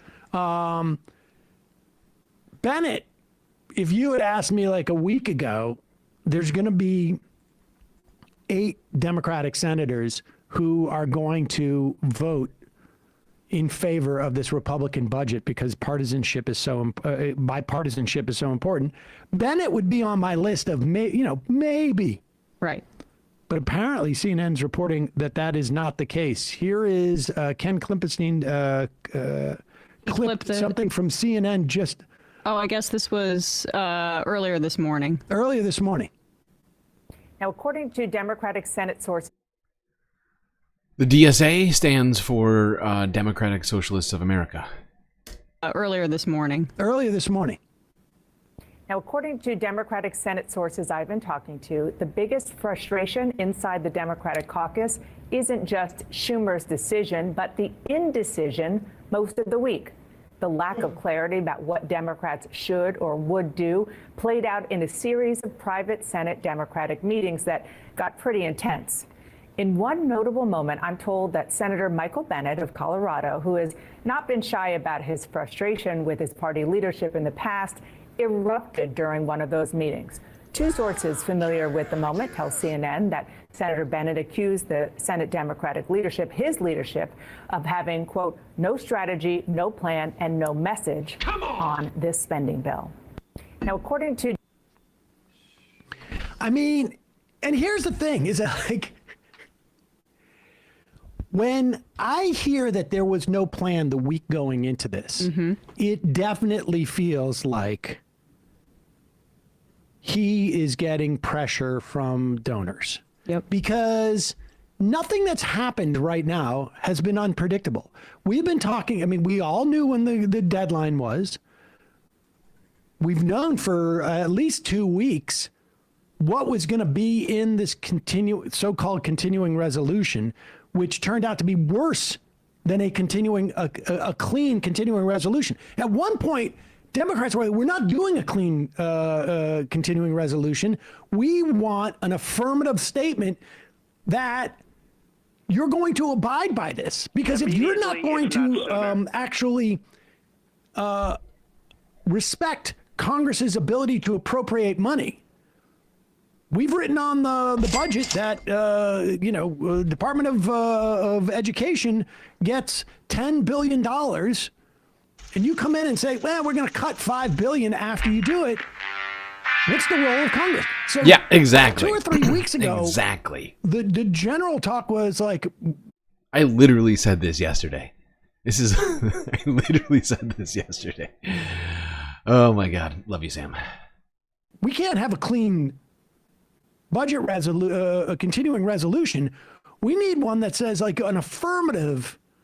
Get some guardrails. An affirmative guardrail. But people may not know what clean CR means, right? Which is just basically keeping the government open for a shorter period of time using the framework from the previous budget. Using the exact same budget numbers that existed in the year before. Yes, but that's not what the Republicans did here. They are trying to push it through because it helps enable Musk and Trump to continue It's even what they're different doing. than that. They're cutting basically, Washington, D.C. has to cut $1.6 billion from their budget with this.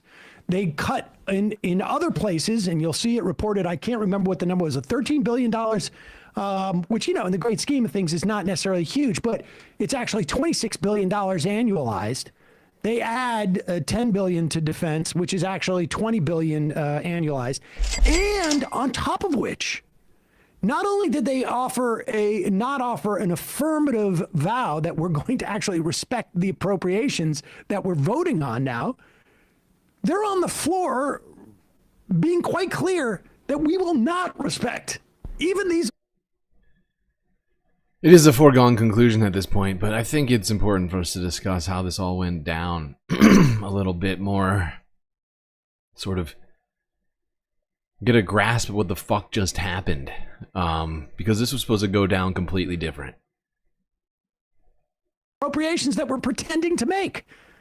So they're guaranteeing more cuts to this budget and basically saying this is window dressing. This just gives us the air coverage to cut all of these agencies. The other thing it does, and again, we have to ask if Chuck Schumer and Fetterman dislike this, given their support for, or their weakness on the abduction of Khalil, but FAIR, the Federation for American Immigration Reform, or in my opinion, a white supremacist anti-immigrant group, says one of the most positive changes in the bill is the funding increase for ICE. The new CR allocates $9.9 billion to ICE, $485 million more than last year. These additional funds will be critical in addressing ICE's budget shortfall and helping to carry out the Trump administration's removal efforts. ICE was facing a severe budget shortfall as President Biden left office. It's insane that this is included. I mean, that that Schumer is backing it. But I think that they are panicked about how the market looks right now, and they're anticipating a reward from donors if they stabilize it. And Chuck Schumer didn't get the memo out to the rest of his caucus, apparently, that, hey, Wall Street's in my state, buddy. So I'm going to look out for that. Either way. And when he claims on Chris Hayes that he's backing up the federal workers, when the literal union that represents them, the largest, as Hayes pointed out, says, we want you to oppose this continuing resolution.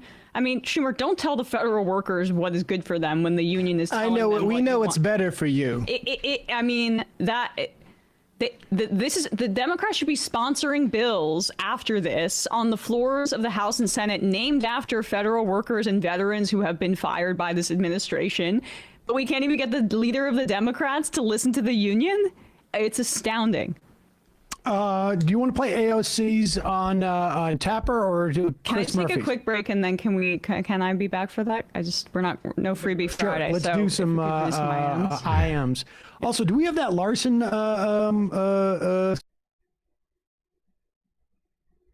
Each.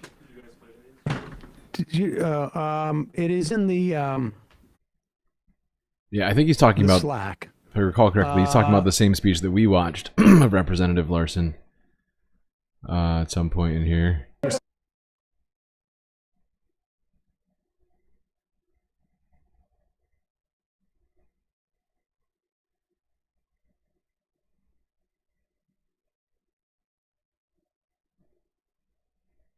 From Connecticut, talking about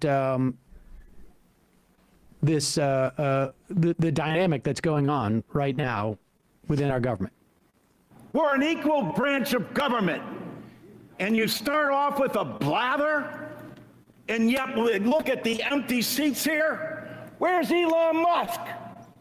I'm sure he's a genius and is a very credible person because of the wealth he's accumulated. But that does not put him above the law or the responsibility to come before this committee in this Congress. If he's so great, if these plans and all the fraud and abuse that he found are so eminent, why isn't he here explaining it? You know why. I'm playing video. Because he's out to privatize Social Security. He's been on television the last couple of days talking exactly about Social Security, Medicare, and Medicaid, and what he intends to do. Privatize it. The American people, some of them may have been born at night, but not last night. Yeah. Nice. There we go. Here is Chris Murphy, also from Connecticut. This is my pick for new Senate leader for the Democrats. I'm putting that out into the universe. Please hold. Here he is Please hold. explaining. Yeah, and I was down for a second watching of that. Hope everybody here was as well, because we did watch that earlier. I think it was 2 days ago now. But that was, I mean, was it 3 days ago? No, I think it was only 2 days ago. It's like Thursday. We watched it. But yeah, I think that was a great speech. He made the point quite well, and that's the sort of anger, sort of ire that we need. This is the sort of optics we need right now with the Democratic Party. If nothing else, is at least shining a light on the fact that Republicans are doing nothing to hold Elon Musk to account. They won't even subpoena him to come to speak at this House Oversight Committee. Illegal. You know what it is? It's not just illegal. It's Awful, awful, awful. Weak, weak, weak.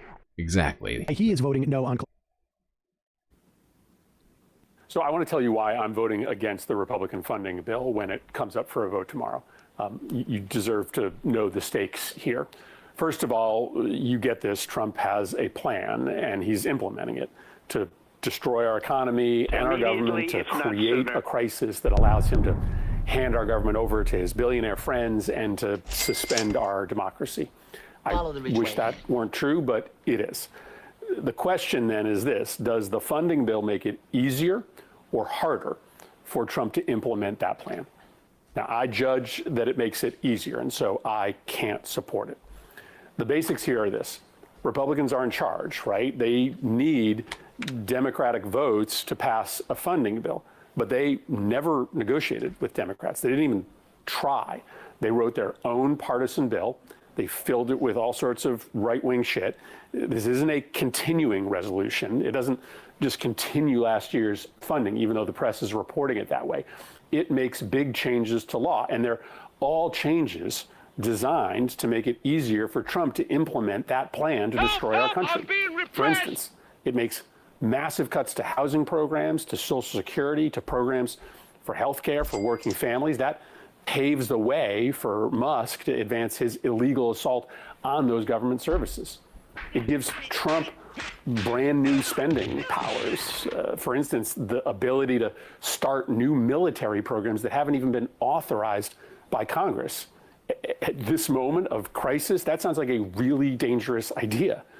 And it takes key guardrails off of presidential spending authority. That allows Trump and Musk to more easily move money from one account to the other. Now listen, Trump and Musk are going to keep acting illegally, no matter what this funding bill says. Illegal. Whether we stop them, that's going to be up to the courts and up to our ability to mobilize people all over the country against their agenda, which is deeply, deeply unpopular. But by passing a bill that makes their plan easier to implement, Democrats risk putting a kind of bipartisan veneer of endorsement on their campaign to give our government to the billionaires and to destroy the rule of law. And I just won't be a part of that.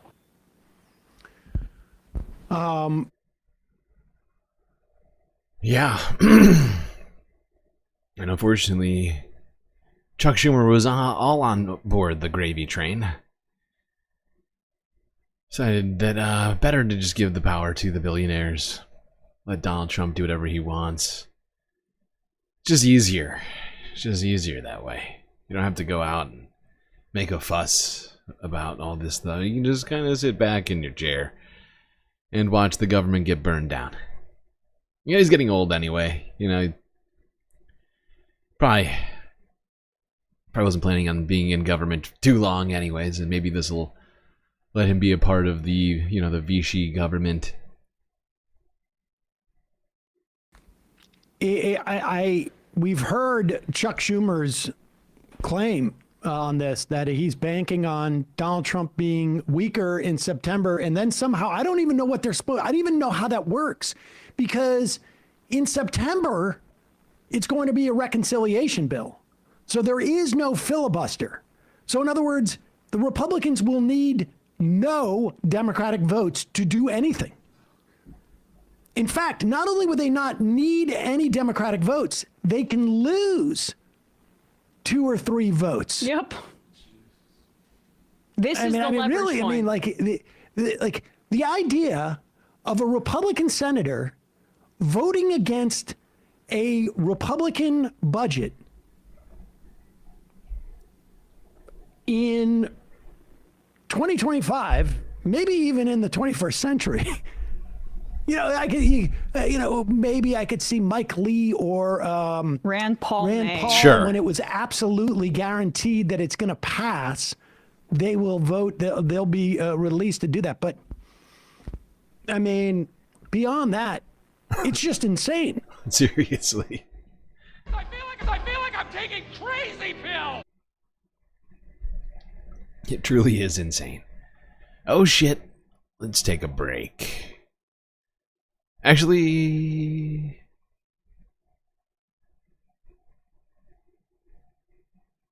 let's watch this again from yesterday.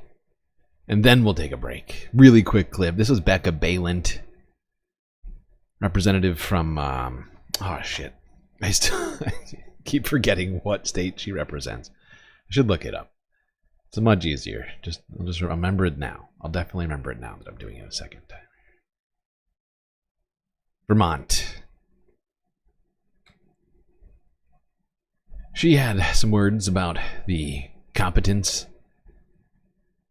and merit of Elon Musk.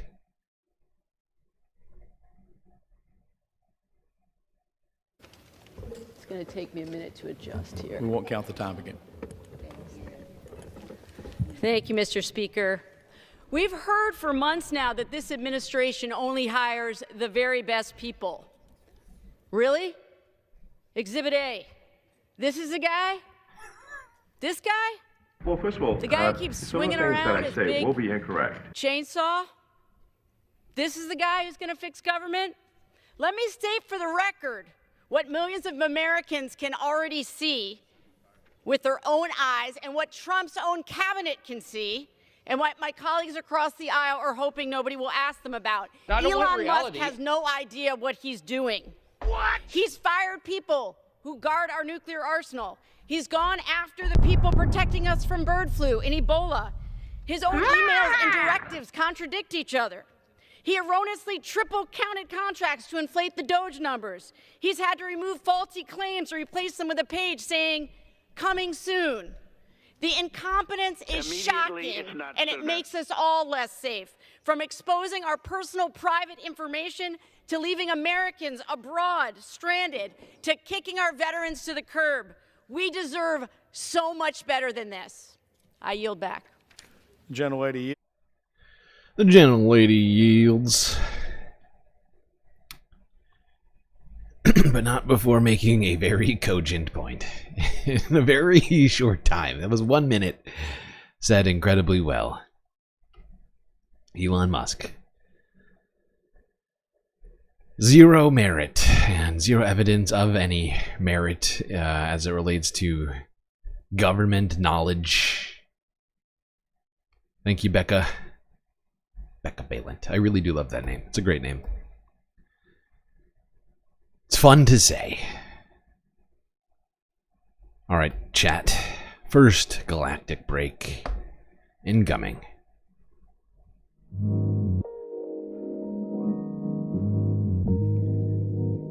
Alrighty, chat. I hope you're all enjoying the stream so far. If you haven't already, hit the like button and don't forget to subscribe. Maybe even hit that little bell icon as well so you get the latest in galactic notifications.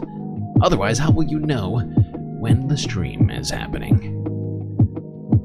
I would also recommend to you considering contributing to the Galactic News Network, as we are completely funded by individuals such as yourself. So many great ways for you to show your support, help keep the Galactic News Network alive. YouTube, super chats, super stickers, memberships will give you some sweet, sweet emotes and a feeling of galacticness. Maybe some secret content lying around out there. Twitch, you got bits and subscriptions. Also, a slightly different set of emotes over there on Twitch. We also got Cash App and PayPal if you'd just like to send us money so that I don't go hungry and make sure that bills get paid in between my once-a-month payments from YouTube. And Patreon, of course, the very best way to get the most space benefits in the entire Milky Way galaxy. That's right. A myriad of intergalactic bennies await you on Patreon. Just go over there. Sign up on the website, please. Not the Apple app. Android's okay, but Apple has been doing some very strange things with their monopoly power in the app market, holding on to funds for over 2 months. Help! Help! I'm being repressed! Anyway, chat, make your decision. Just like Tracy Eva here, who's just contributed another to the goal, getting us all of the sweet, sweet content. Loving that chuckling lemon. Sour hour engaged. Alright, chat, enjoy this short space break. Grab yourselves a drink, maybe a snack, and I will be right back.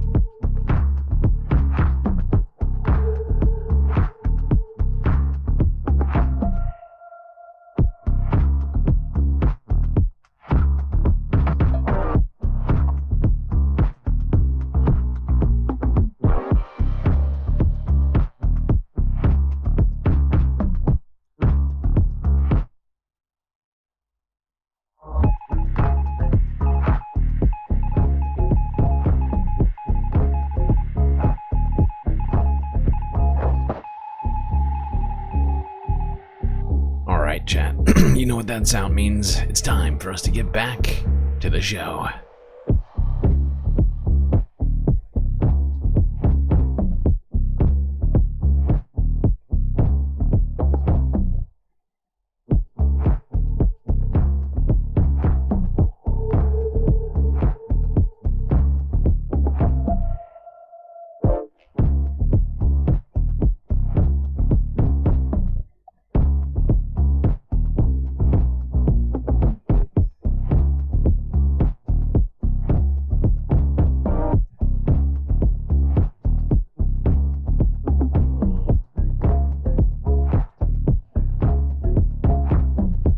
Okay, we still got some US stories to cover, some Canadian stuff to cover.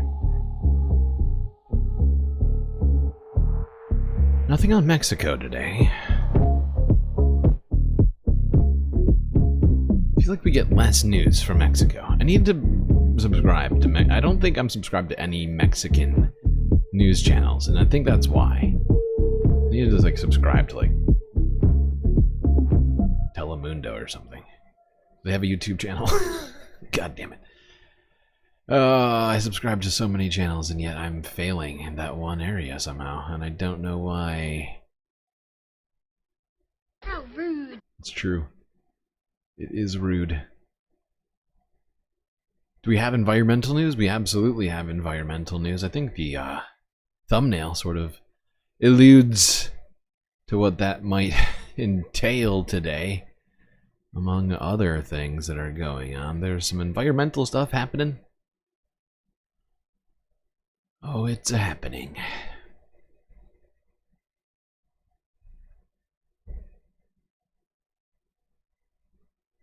All right. Now, I just stuck this in here, which is, I think it's just something we need to look at. Because this kind of stuff is going to increase during the Trump administration. Fact is, Donald Trump probably approves of what we're about to see here and talk about here in this next video. The fact is the Republican, the conservative Supreme Court ruled that it's a crime to be homeless. And I'm afraid that this is going to mean bad things for homeless people like this.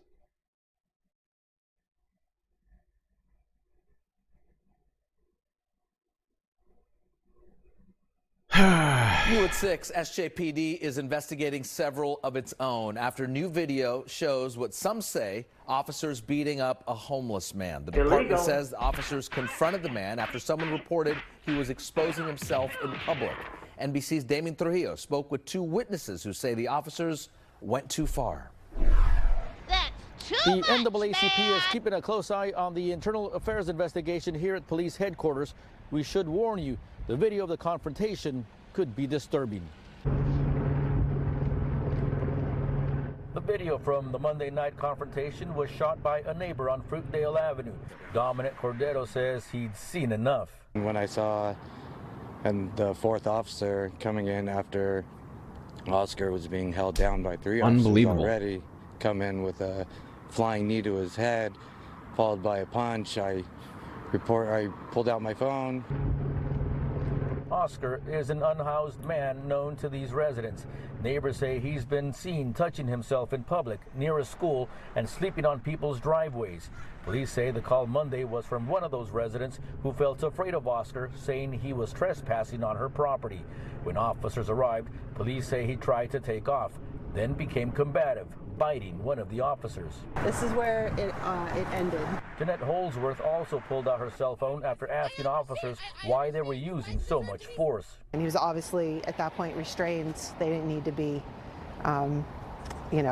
forcing his head into that situation, in my opinion. I don't want reality. Seriously, like in all yeah. use of force incidents, Internal Affairs is investigating the incident. It comes just. And, I mean, if this guy committed a crime, then he should be arrested. But nobody, I mean, you don't need 5 people brutally beating a man to get handcuffs on him. Okay? You don't. But thankfully, eyewitnesses decided to take it upon themselves to record the situation. We may not have ever heard about it without that. Like you see that footage over and over right there, and this fucking police officer on top of this man punches him 5 times in the head, when his head is pressed up against the concrete. I mean, if it didn't cause brain damage, it'll be shocking.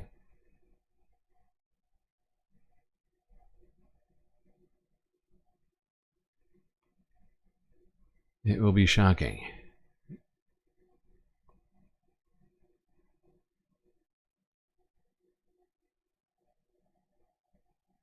But, in this time, in this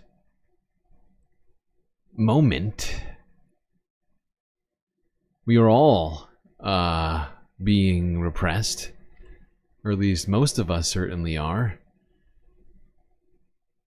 in different ways, which is why in this moment we need solidarity more than ever. But Marco Rubio, recently, with everything going on with Mahmoud Khalil and all the other sort of actions that have been happening around students, especially we've been talking about Colombia.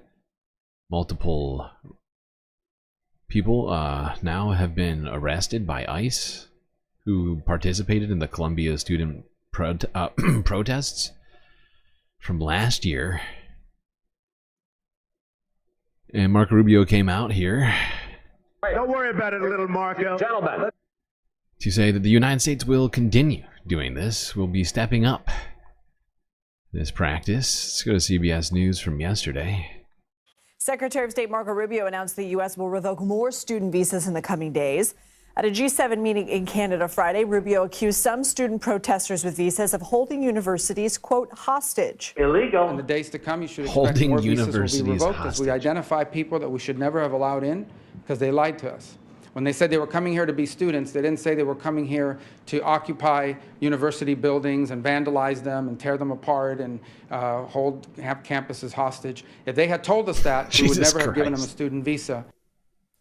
It's incredibly... Earlier this week, Secretary Rubio also defended the detention. It's incredibly inflammatory language right there. Hostage? Hostage. Wow. Help! Help! I'm being repressed! Wow, buddy. That's going a bit far, don't you think? That's too much, man! The whole university held hostage. It usually implies some sort of force. Yeah, there was no force that I recall. It's fascinating. Fascinating stuff. Give me a joke. PB with the super sticker. Continuing sour hour. We're now at 4, right? We had 2 super chats and 2 super stickers, right? I think that's right. Why can't they just count the super stickers for me? Why can't they be better? You know, why can't YouTube... What does YouTube have against their own super stickers? I think super stickers are great. And yet, they refuse to allow us to count them in the goals in a way that is simple. Doesn't require me to memorize things over multiple hours sometimes. and possible deportation of Khalil, claiming the issue is, quote, not about free speech. For more, let's bring in CBS News legal contributor Jessica Levinson. She's a professor at Loyola Law School in Los Angeles. So, Jessica, what do you make of Secretary Rubio claiming that pro-Palestinian protester Mahmoud Khalil's detention is not about free speech? So what he's arguing here is that this is about a federal statute that gives him, as the Secretary of State, the power to revoke green cards. And I'm going to paraphrase the statute. We should note that it's not used often in this type of circumstance. That essentially says when there's reasonable grounds for the Secretary of State to believe that somebody presents a national security issue, then things like their green card status can be revoked. A green card, of course, is not a right. It's a matter of administrative grace. And this certainly is the argument we are going to be hearing from the government. Now, of course, Khalil's argument is he's being targeted based on lawful conduct and specifically protected speech, and this is nothing more than government censorship. So everyone in the U.S. is protected by the Constitution. Where does that end? And how can the United States revoke student visas or green cards? It's a great question. I should say that some constitutional provisions talk about citizens, some talk about people, but in this case, we're talking about the First Amendment rights that would attach to Khalil. Now, with respect to kind of the boundaries of this, what I would say is what we're seeing is that every administration has very different responses. And I don't mean to be flip here, but to how aggressively they can enforce immigration laws that are on the books. When it comes to this particular statute that we've been talking about that gives the Secretary of State the power to revoke green card status for people who are viewed as essentially a threat to national security. Threat to national security. Case law on how. Wow. So they're trying to claim that this man is a threat to national. All student protesters are threats to national security. Donald Trump as much as said that protesting Tesla was terrorism. I mean, wow, we're really redefining words, aren't we? Fascinating. It's almost like we're living in an alternate reality. Very strange time, where words mean nothing, or they mean the opposite. They mean the opposite of whatever you think they mean. Who knows? So yeah, I think that puts us at 4 out of 5. Also, my chat doesn't go back that far.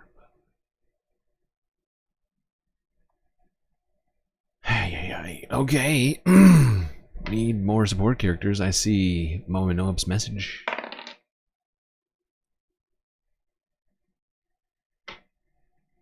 Did I roll for I could have sworn I rolled for the 50, for the 5. Maybe I didn't. I cannot remember. If I did, I cannot remember what I rolled. So, that's my bad. Well, first of all, some of the things that I say will be incorrect. Sorry, I'm just going to put them in now. Going back to the office in a second. I just don't want to forget again. That would be fucked up. All right, there's 6 support characters. You got them. They're here supporting Hard AF.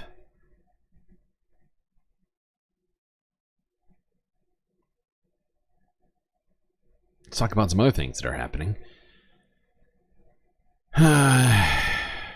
at universities, as more than 50 universities are being investigated by the federal government as a part of Trump's anti-DEI campaign. Make sure we get all the DEI out. Make sure we get all the minorities out. All the Muslims. We know who. We know who he means when he says that.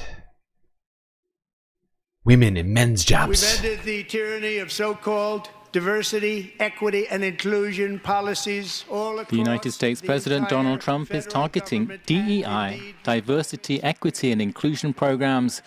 The U.S. Education Secretary Lindsay McMahon on Friday announced as part of that more than 50 universities are being investigated for alleged racial discrimination. Illegal. McMahon said students must be assessed according to merit and accomplishment, not prejudged by the color of their skin. Prejudged. In response, one university, Ohio State, said it does not discriminate on the basis of race, ethnicity, or any other class. The U.S. Am I the only person here who thinks that Linda McMahon has some prejudgments about people's abilities and as it relates to their skin color?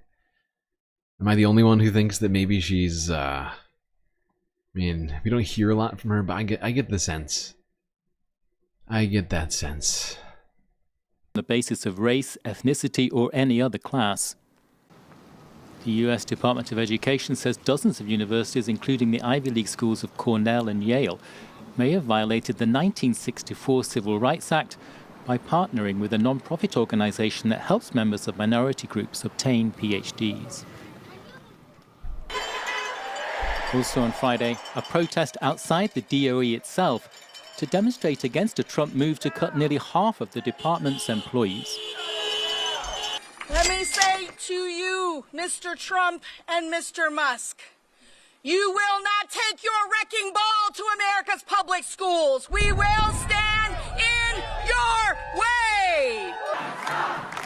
That protest came amid a tumultuous week that included this demonstration in Trump Tower in New York on Thursday, in support of a Columbia University student, Mahmoud Khalil, a leader of pro-Palestinian protests last year who faces deportation.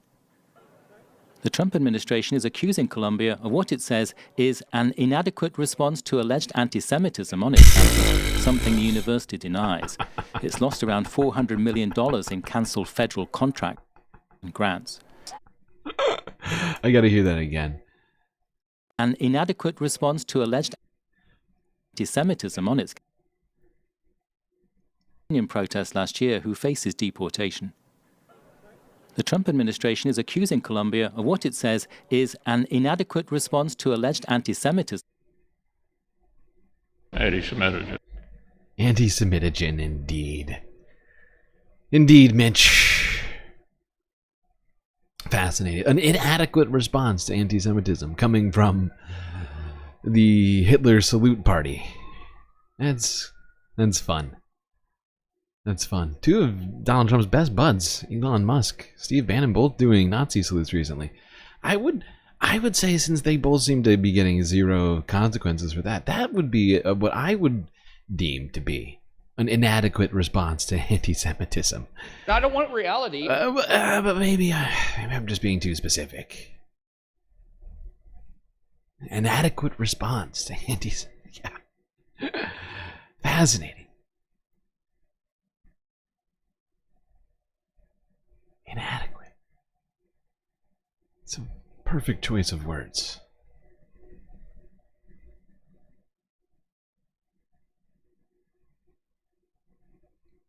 All right.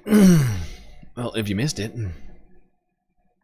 Donald Trump made a very rare in-person speech, not for him, but for the Department of Justice, as usually intended to be a non-political government department. Donald Trump decided to undo all of that, show up and do a political rally. We watched a bunch of parts of this yesterday.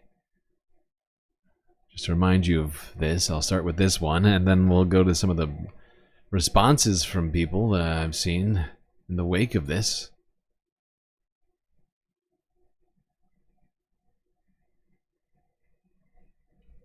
President Trump will deliver a rare in-person speech at the Department of Justice this afternoon. He's expected to discuss his vision for the agency. I want to bring in CBS News Department of Justice correspondent Scott MacFarlane.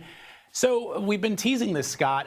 Explain to our viewers why it's significant for any president to be paying an in-person visit to the DOJ. In part because it's so rare. The last time this happened, it was President Obama who went there for a farewell ceremony for his then Attorney General, something more symbolic, more of a morale booster. This is going to be a speech by President Trump inside the Great Hall, the theatrical venue that's inside the Department of Justice for big events. And there is an independence inside the Department of Justice and the FBI that has been treasured and secured for years. And there's a concern that when a president stands in front of the Department of Justice, announces either accomplishments or priorities, that they may be shattering some norms here and shattering that independence. We'll see if the tone and the contents of this speech today, Vlad, eases or infuses those concerns. So, what have you learned about what? Well, we watched that speech yesterday. We watched many parts of that speech, including him dancing. Well, listening to they closed out the fucking speech with YMCA. Okay, they closed it out with Village People like it was a goddamn rally. He had props. He brought out a pile of supposedly fentanyl seized at the border. I mean, it was a campaign speech 2 months in at the DOJ into Trump 2.0 presidency here. It was incredibly troubling. He attacked his enemies, or at least his, as he sees them, enemies within the Department of Justice, people who investigated him. He was looking around the room like a deranged madman on the fucking, like, hunt. At times, it was a very strange vibe.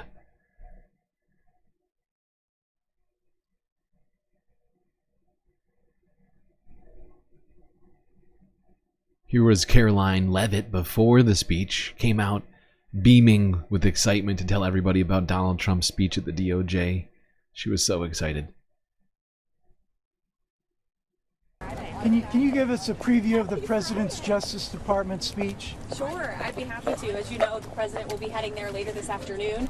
The Attorney General will be there, as well as the FBI Director, Kash Patel. And the President is going to give a speech focused on restoring... By the way, she said the word Kash Patel, so I have to say Kash Patel, the FBI Director, is my way. I use his. I'm opportunistically use his name to plug our Cash App. That's right, Galactic News Network has a Cash App. Just like Cash App Patel's the first name, you can contribute to the Galactic News Network. You can get us all the way across that goal line with one single Cash App donation. Just gonna point that out for you.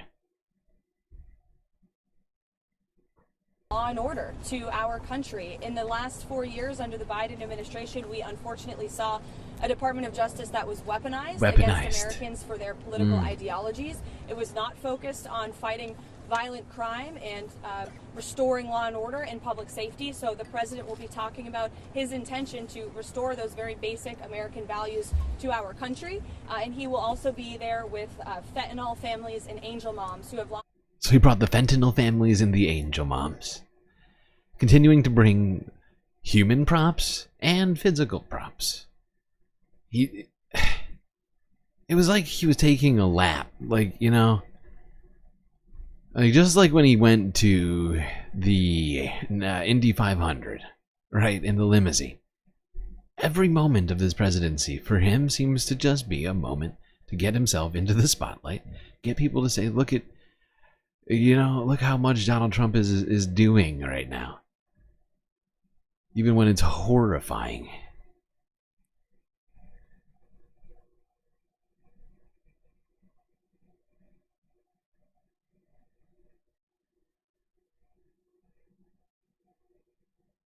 All right. We're going to watch one 1 minute piece of this thing before we go to the reactions,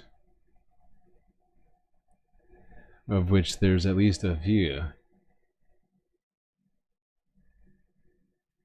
This is how he ended the speech.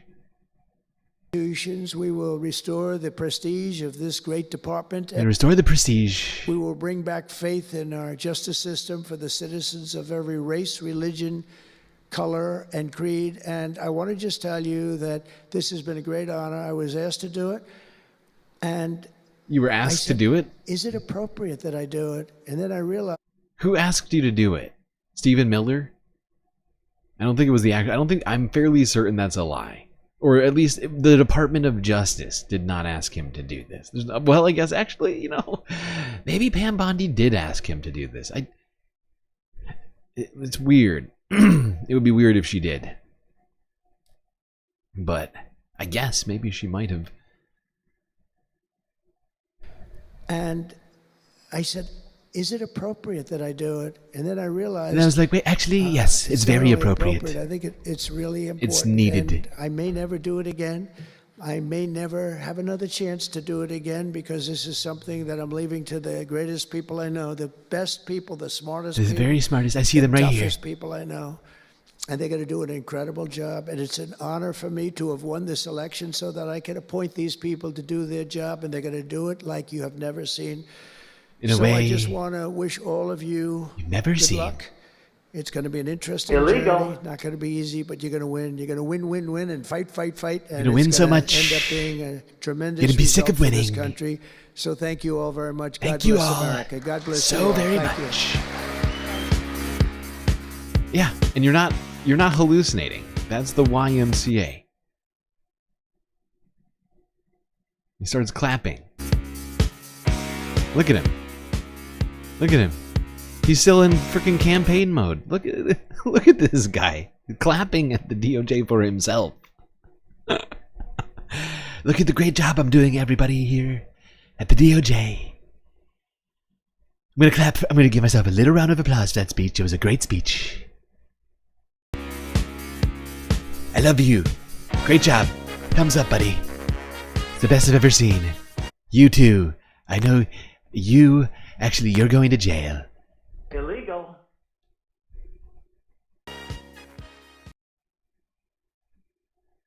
Let's go to see. Oh, wait. Anderson Cooper jump scare. Watch out.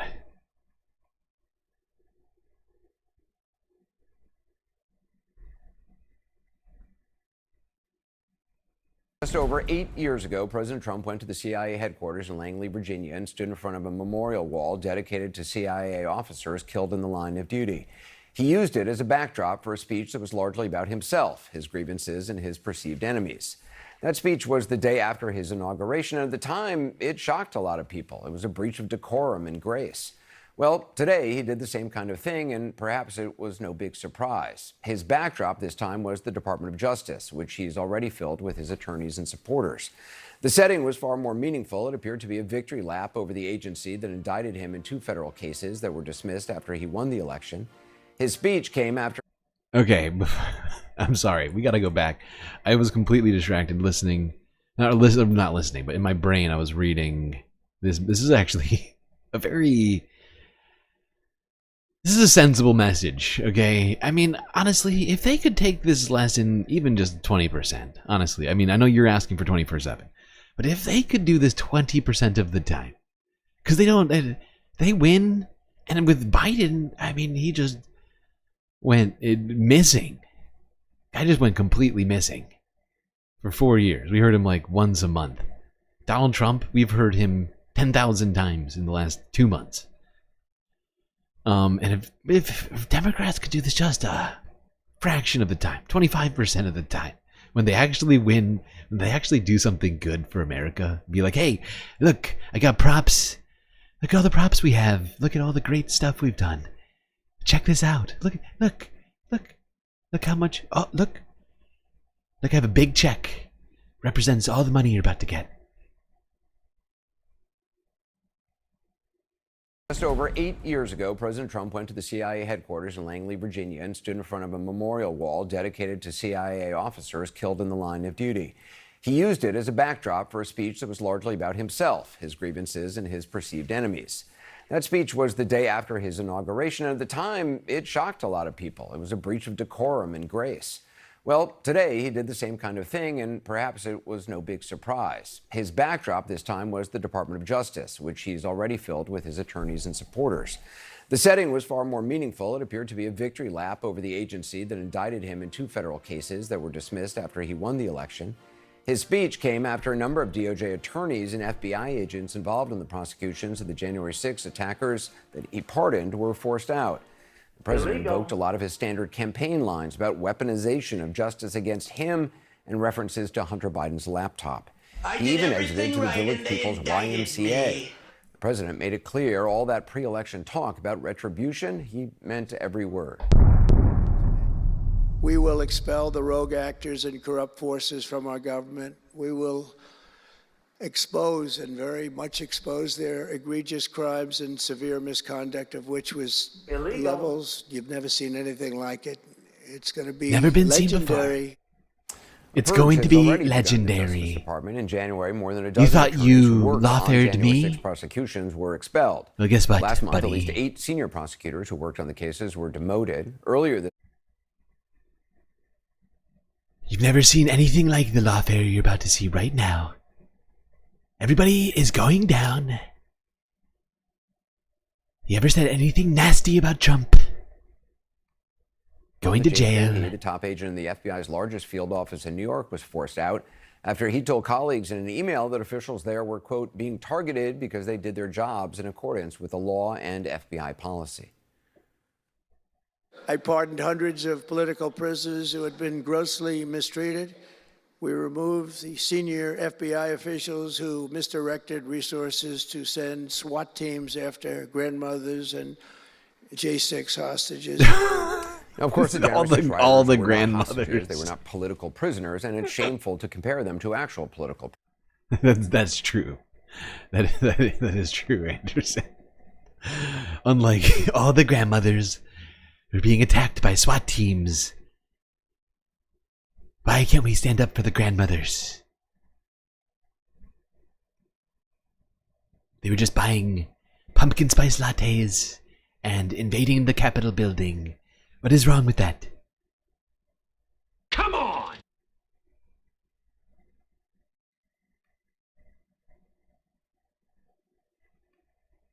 All right. There was Anderson's take there on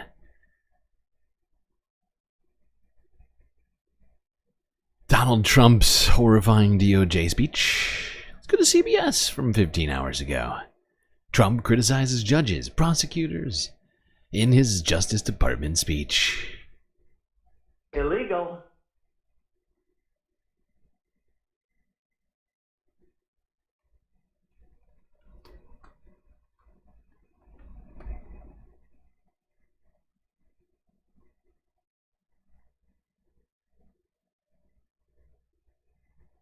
President Trump broke norms when he delivered a rare campaign-like speech at the Justice Department before flying to Florida. He railed against the judges, prosecutors, and others who conducted criminal investigations of him during Joe Biden's presidency. Scott McFarland was there. President Trump stood inside the headquarters of the U.S. Justice Department, demonstrating he's now in charge and promised a tougher era of law and order. Now, as the chief law enforcement officer in our country, I will insist upon and demand full and complete accountability for the wrongs and abuses that have occurred. Trump attacked former officials and prosecutors at the Department of Justice that he claimed carried out corrupt criminal cases against him. The Justice Department and the FBI have long prided themselves on independence from the White House, according to President George W. Bush administration Department of Justice official Tom Dupree. He's going to exercise stronger oversight, and his decision to go from the White House to the Justice Department to deliver that message in person is possibly the clearest possible way he could underscore his point. Trump's speech comes amid a purge that's accelerating inside the department. His explicit point of politicizing the DOJ? And the investigations of Trump have been fired. And longtime career civil servants were forced to retire, including the head of the FBI field office in New York. Immediately, if not tears sooner. and ovations from longtime colleagues. It's shocking. It's unprecedented. Stacey Young, an 18-year veteran who resigned in January, says her fellow civil servants in Department of Justice offices nationwide face retribution for handling cases Trump allies don't like. These are the people who keep our communities safe and our nation secure. In that case, why are they gone now? They're gone because they have been described by this administration as political operatives, as members of this fictional deep state, as people who are somehow opposed to this particular president. That is absolutely not the case. Among those in the front row for Trump's remarks, his newly appointed... Absolutely not the case.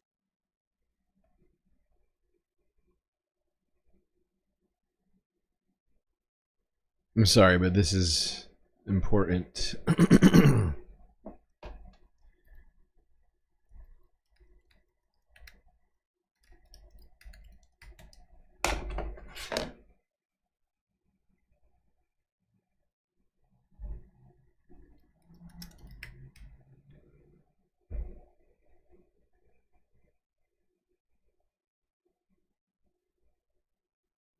Am I wrong about this? Is this... Oops.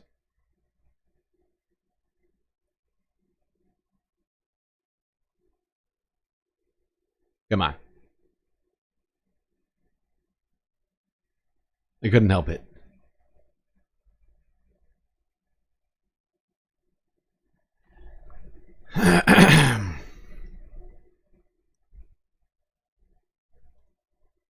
All right, there were the first two responses to this. Let's see, I haven't even seen this yet. I decided to throw this in after the stream started. I just wanted to see what Fox News had to say about this.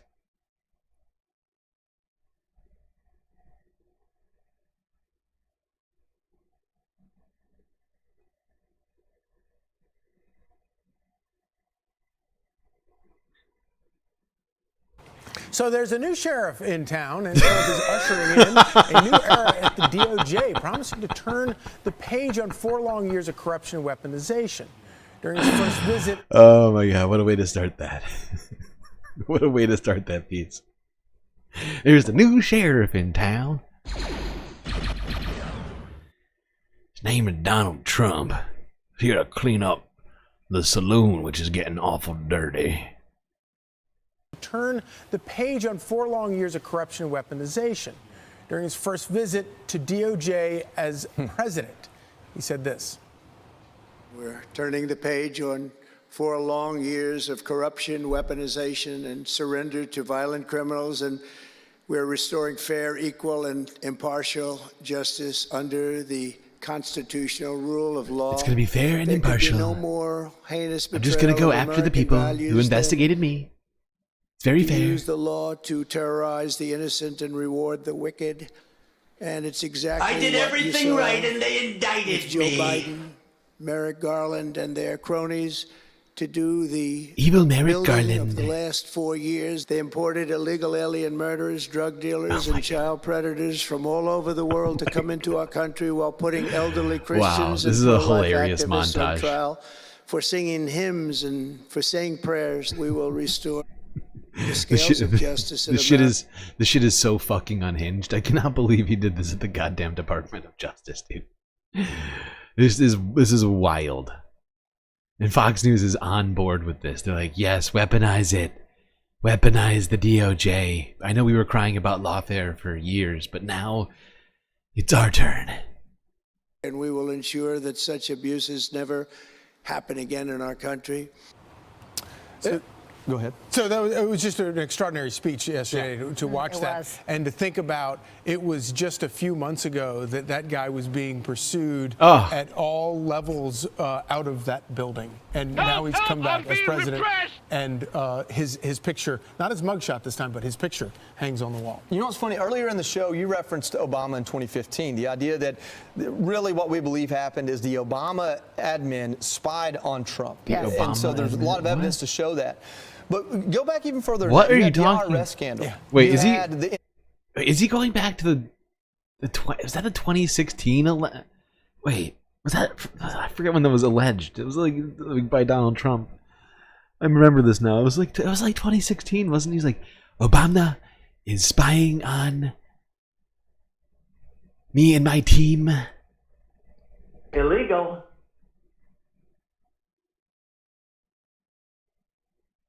Scandal. You had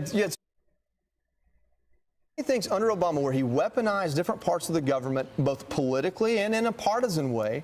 And, you see memes all the time. Obama's facing no scandals. You even had Fast and Furious. You got a bunch of stuff is happening.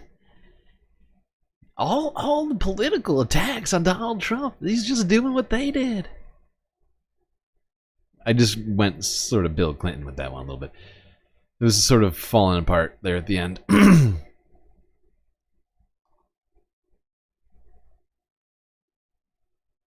middle couch lady that isn't blonde. This is the, this is the early morning crew. Not exactly prime time. Everybody's at work. 9:07 in the morning on a Friday. Or was that? Was it Saturday or Friday? I can't remember. I think it was Friday. Oh my god. Actually, it couldn't have been Friday. It had to have been Saturday.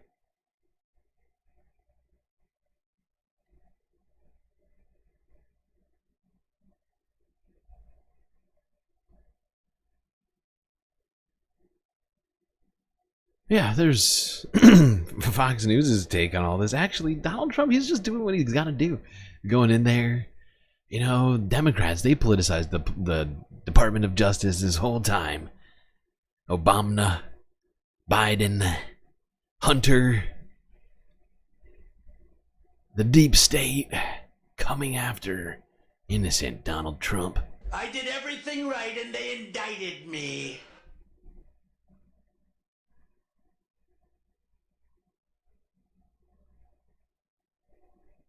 All right, to get us talking about health, as there are some health concerns we should probably talk about.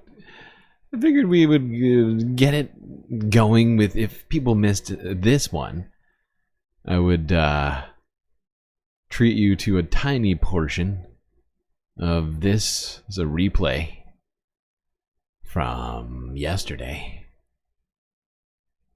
Guess who's gonna head up Medicaid and Medicare?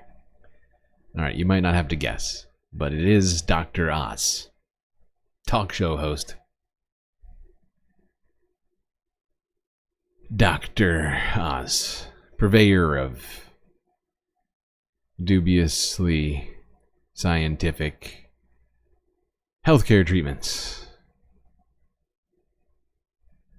He was in the Senate hearing committee earlier this week. See what Chuck Grassley had to say. And I would expect you to keep access to these health programs. On the subject of waste, fraud, and abuse, improper payments in our major health care programs have averaged $122 billion annually over the past 5 years. I'm the author of a major and more recent updates to the federal government's most powerful tool in fighting fraud. That's the False Claims Act. Since its enactment, it's brought $78 billion of taxpayers' money lost to fraud back to the federal treasury. CMS, with the Justice Department, must aggressively go after waste, fraud, and abuse, and empower whistleblowers, which brings this to the attention of most of the people that are following up on the enforcement of the law. My last one is oversight.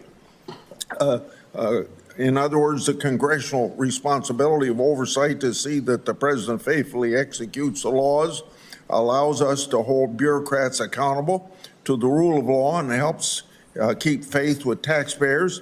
I expect CMS to provide timely and complete responses to congressional oversights, and you've answered that question for the chairman of the committee. When you were in my office, I said you should have said maybe instead of yes, because then you don't turn out to be a liar, like we found over the last 20 or 30 years with the people that have answered that question. So I want you to listen to whistleblowers. You don't know what's going on down in the bowels of that big bureaucracy you have. The bowels. And you need a culture, because you can't keep track of every whistleblower. You need a culture that will make sure that middle management will pay attention to things that are brought to their attention by whistleblowers and get things corrected. Then they don't have to come to me to get correction made. Now you can either...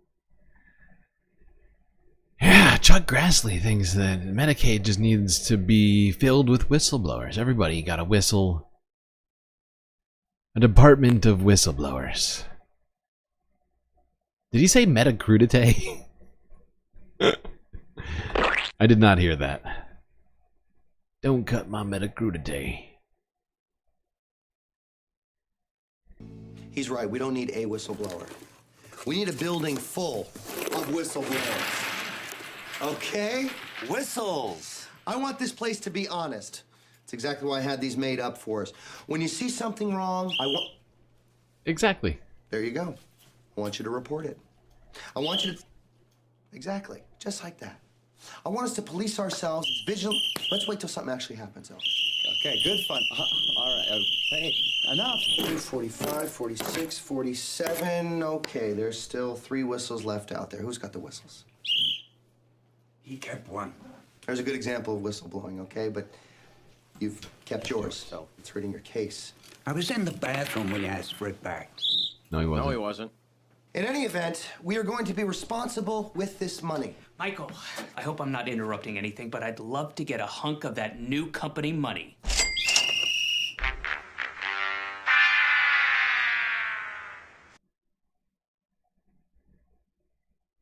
We just need a department full of whistleblowers, everyone.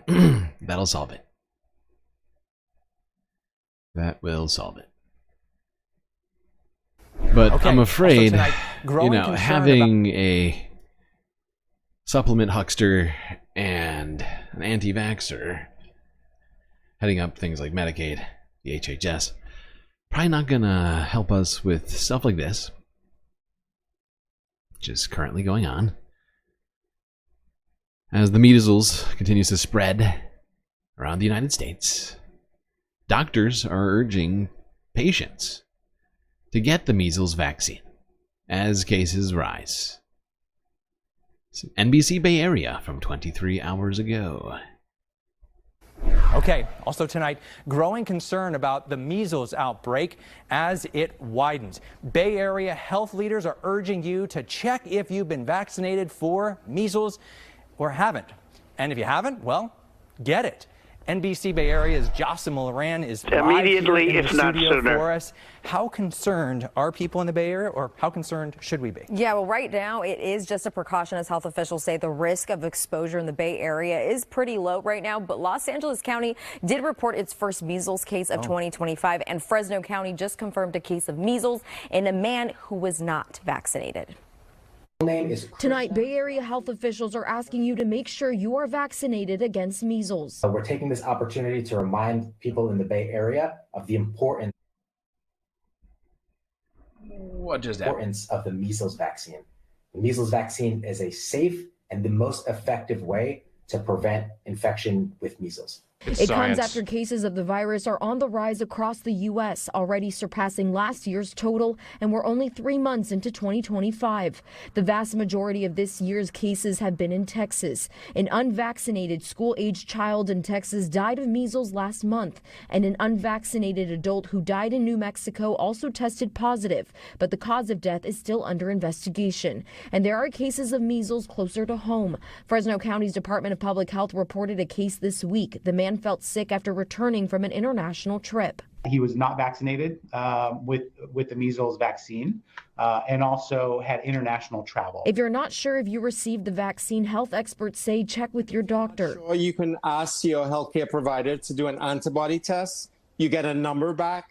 If the number is 0 or low, you can talk about getting a booster. If the number is high, no worries. UCSF infectious disease. Yeah, and it's possible that your immunity to measles can go down. Even after having gotten the vaccine, over time, exposure to other things, including to the measles, can wind up causing problems with the immunity. And checking is probably a good thing for people over a certain age. If you don't know that you're vaccinated already adequately. You gotta get people out there getting vaccinated. And, you know, measles isn't the only thing going around right now. The bird flu is too, and it has been spreading outside of birds, although human-to-human spreading has not yet been documented. there has been bird to cow, bird to dog, bird to human, bird to cat. Speaking of cats, let's go to CBS New York, because 2 New York City cats have contracted the bird flu. Your CBS from yesterday.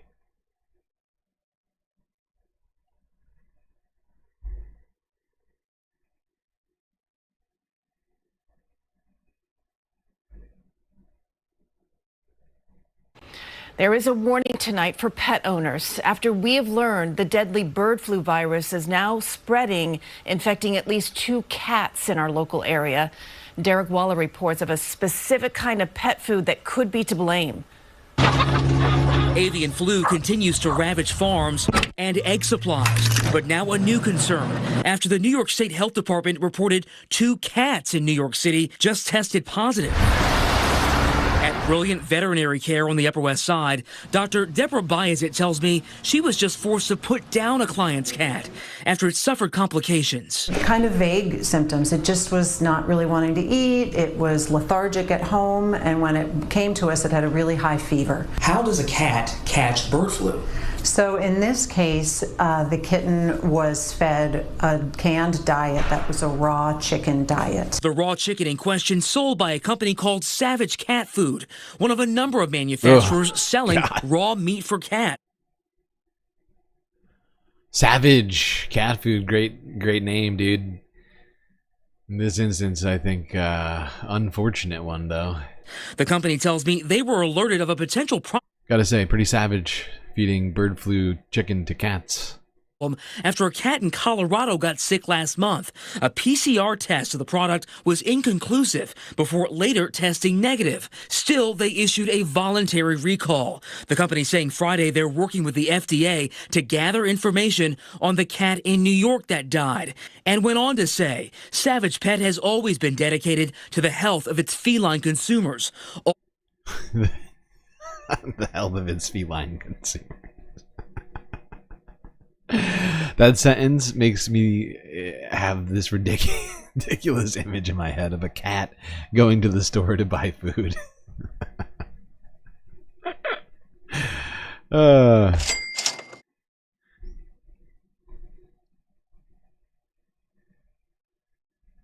You know, like a cat and got like a little briefcase, like a hat. Walks in Petco or something. He's like, hey, I would like the Savage pet food, please. Do you take catnip? No, okay, I think I've got Visa.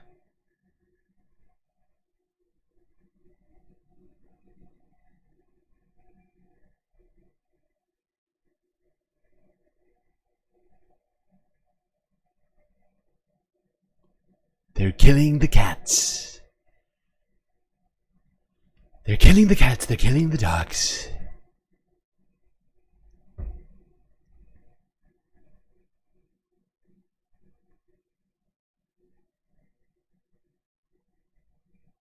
Let's talk about another... not really another aspect, but continue to talk about this. Let's go here. Doctor interviewed on CNN issues stark warning. Frontline doctors fighting the growing measles outbreak say it is much harder when HHS Secretary Robert F. Kennedy Jr. says things like this on Fox News. There are adverse events from the vaccine. It does cause deaths every year. It causes all the illnesses that measles itself causes, encephalitis, and blindness, etc. And so people ought to be able to make that choice for themselves. And what we need to do is give them the best information and encourage them to vaccinate. The vaccine does stop the spread of the disease. Does it cause your esophagus to leave your body? Measles, a lot of what RFK Jr. said there was at the very least misleading. The adverse effects of the measles vaccine are extremely small compared to actually contracting the disease. And while the measles can cause encephalitis and blindness, they're incredibly rare from the vaccine itself. Between statements like that and the firings at our nation's health agencies, a lot of medical experts are sounding the alarm. Dr. Craig Spencer has fought infectious disease outbreaks around the world and is himself a survivor of Ebola. He has a piece in this month's Atlantic magazine titled "The Diseases Are Coming. Elon Musk's slash and burn government tear will have lasting effects on global health." He joins me now. Dr. Spencer, I want to ask you about a number of things which you've written, but what do you make, first of all, the message that Senator Kennedy is now sending? Well, Anderson, the last time I joined you just over a month ago was the day of his Senate confirmation hearing. And I told you at that time that I came into that meeting as a skeptic and left even more concerned. And what I've heard over the past few days is exactly why.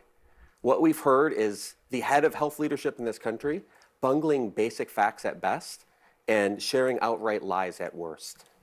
We heard today how he confused, I think, the mumps vaccine for the measles vaccine when he said that measles vaccine declines the effectiveness over time. That's not true. It's a mumps vaccine, so he got that wrong. He also said that measles infections might not be all that bad. Well, it turns out measles infections are really bad. They can wipe your immune system immediately and for years after. There's a reason that we vaccinate. I've seen measles cases. I've seen what it can do. We need to prevent this, and I'm so concerned that he speaks. Yeah, I think I just realized I just mashed up two different facts earlier. Because, yeah, I just remember, I think getting exposed to measles and contracting it, or at least having a immune response to it after having the measles vaccine actually doesn't... You can lose your immunity to other things, other viruses, I think, that your body has built up immunity to in the past. It can be sort of reset by being infected by measles. That's what I confused it with. And mashed it up with RFK talking about how it supposedly got less effective over time. That's my bad. Out of both sides of his mouth, saying we need vitamin A and we need cod liver oil, but also maybe vaccines, but vaccines might be bad. I would like more health leadership at this time in this country during this outbreak. Again, an outbreak of measles that is already larger, more cases in this year than we had all last year. Yeah. Instead, what we're getting leadership that sounds like a 3 a.m. infomercial on the magic of cod liver oil. Yeah. Elon Musk, I just want to play magic. The great magic of cod liver oil. Yep, that's what we're going to get. And ketones, right? Wasn't that was one of the things that I think what's his name was selling. Ketone chews. They're gonna solve everything about your well, I can't even remember what the claims were about ketones anymore. But that was Dr. Oz's thing, I think, at one point. Health stuff like this is going to affect everybody. And so is what's going on in agriculture right now.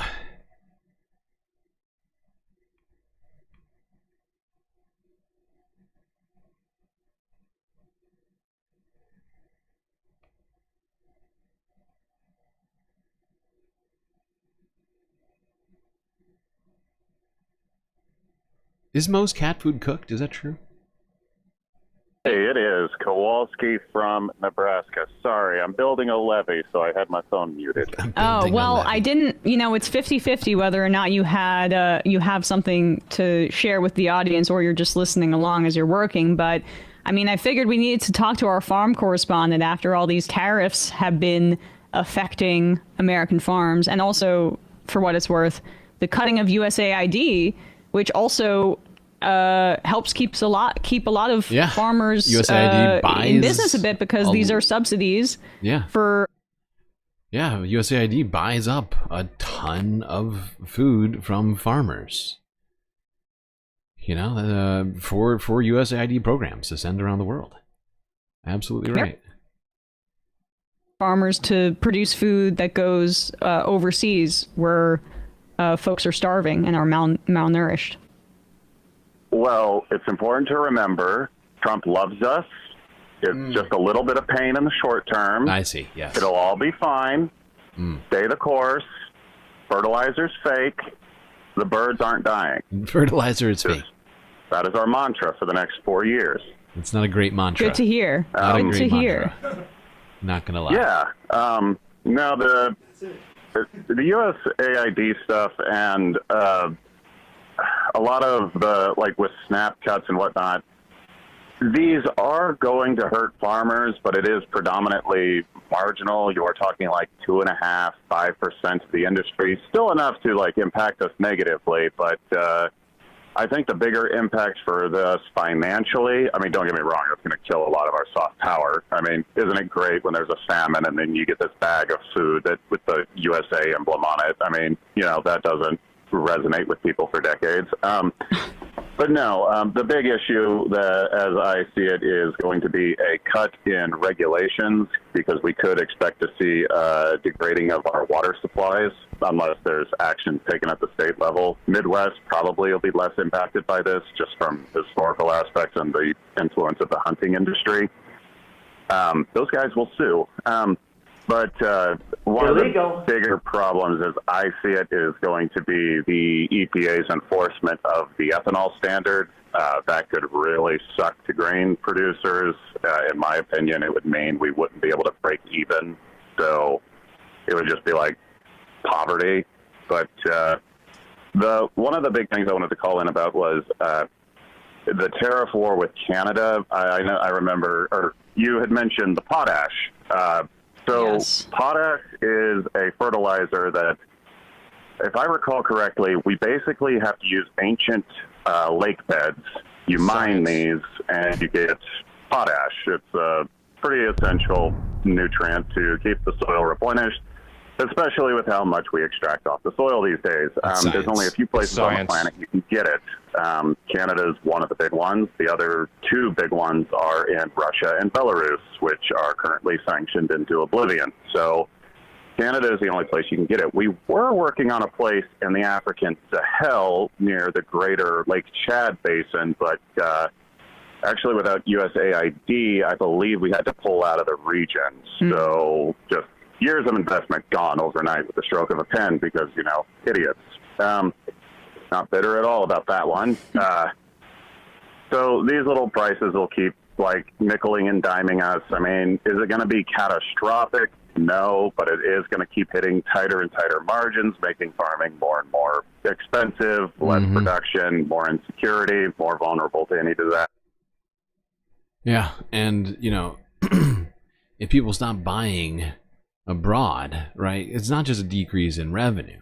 There will be, at some point, a decrease in prices if enough people stop buying. U.S. government just turns off turns off the faucet, or you know, any of these other countries decide to stop buying from us, or these things stop being diverted. Like, for instance, to methanol percentage regulations on like gasoline and things like that. Like, all that's definitely going to be putting pressure on prices for farmers. So they're going to be put into a real bind.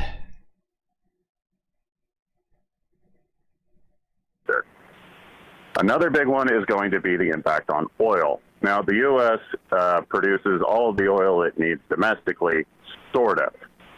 If you think of a spectrum on left to right going from sweet to sour, up and down going from light to heavy for crude, these are just metrics you use to measure crude. If it's heavy, it sinks in water. If it's light, it floats on water. Refining light and sweet, which is what we get from American fracking, is very easy to make gasoline, but it's very difficult to get construction materials like asphalt. That's why we trade with the Canadians, who have heavy and sour crude, and the Mexicans, who have heavy and sour crude. By trading with these two, you don't have as big of a transportation cost, and you're not harming port logistics. So it's really good for us to just trade with our neighbors on this. And without it, it will mean an increase in our construction costs and an increase in their transportation costs for no gain. Yeah. It's stupid stuff like this that will just keep nickeling and diming. Yep. There's going to be some problems in the future with all these trade wars across industries.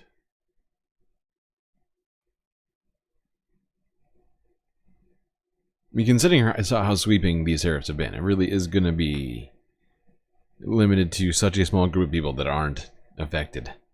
by this in one way or another that have to make some different calculus than they were before.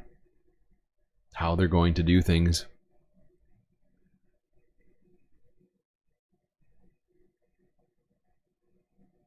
All right.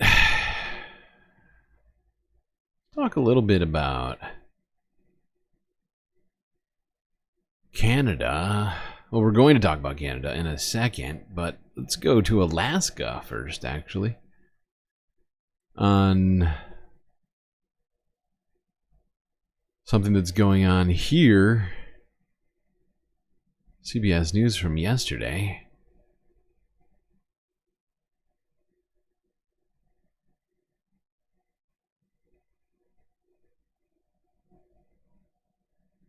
Canada's British Columbia is proposing a law that would allow the province to toll U.S. trucks using its roads to travel to Alaska. The legislation is in response to a planned 25% tariff from the Trump administration on Canadian goods.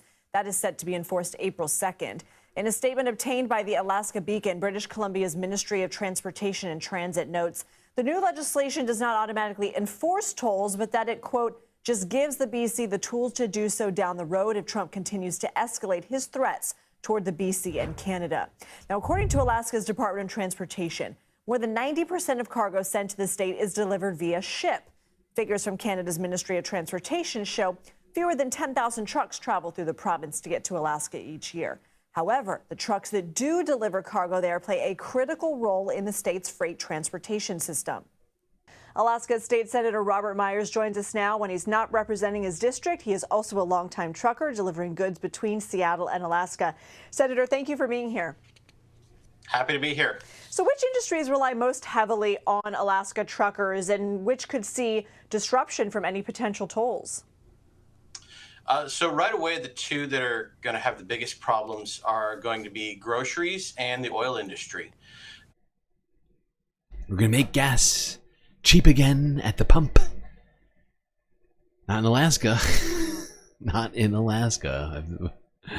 With this tariff that BC is proposing.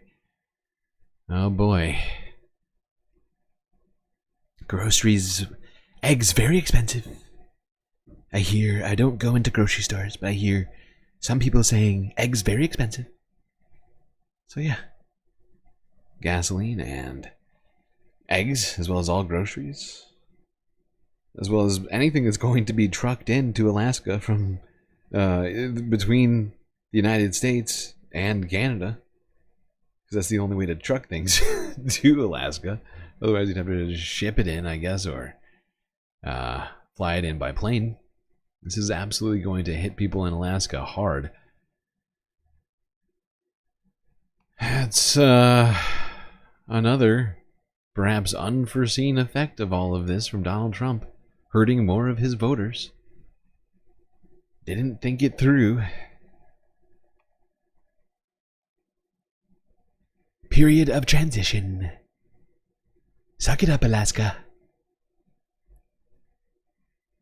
I did everything right and they indicted me. Alright, if you missed this, Marco Rubio met with Melanie Joly earlier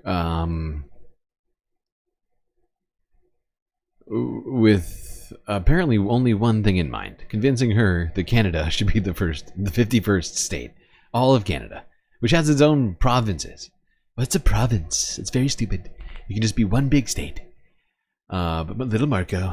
Don't worry about it, little Marco. Gentlemen. He went and told Melanie, for being so stupid, you should be a state. It's a great Secretary of Stating here from Marco.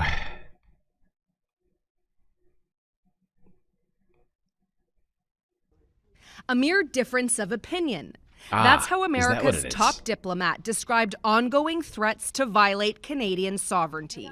There's a disagreement between the president's position and the position of the Canadian government. You think you're a Secretary country. of State Marco.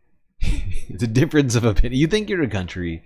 Donald Trump thinks you're a state of our country. This is insane people talk. I feel like I'm taking crazy pills. We disagree that Canada exists. Between the president's position and the position of the Canadian government. U.S. Secretary of State Marco Rubio tried to paint Donald Trump's 51st state talk as a two-sided debate, an idea Canada calls a non-starter. I don't want reality. To the Secretary is Canada's sovereignty is not up to debate, period. But the message does not appear to be getting through to the Trump administration, which continues to entertain annexation. The president has made his argument as to why he thinks Canada would be better off joining the United States for economic purposes. Foreign Affairs Minister Melanie Joly says her European counterparts at the G7 summit initially brushed off Trump's comments. The reaction of my colleagues coming from Europe was really about this absurd threat of annexation. Was really is that a joke? The tone seems to be shifting. Alongside our Canadian friends, we share a sovereign, we share a history. In Charlevoix, it's the Germans who are most willing to speak up for Canada. We Germans and Canada are not only partners, we are close friends. And friends have each other's back. The foreign ministers have tried to present a united front here. Yes, they have. This is basically one NATO ally threatening another NATO ally's sovereignty. And it's insane. It's insane that anybody... And I can't... Marco Rubio, of all people, I cannot believe Marco is like... This is just a disagreement of opinion. Okay, Marco. Okay. Oh, shit, I just lost my place in my list. Where the fuck are we? Oh, this one. This is great. This is great. This is a great way to end talking about Canada and the United States here. You know how the United States has basically invaded Earth news across the world in recent months? Donald Trump commenting on practically everything in insane ways. Well, Europe's invading American news. That's right. France is invading. Well, not literally. But they did do this earlier. This is from yesterday out of France 24 English. French nuclear-powered attack sub surfaces off of Canada near U.S. border.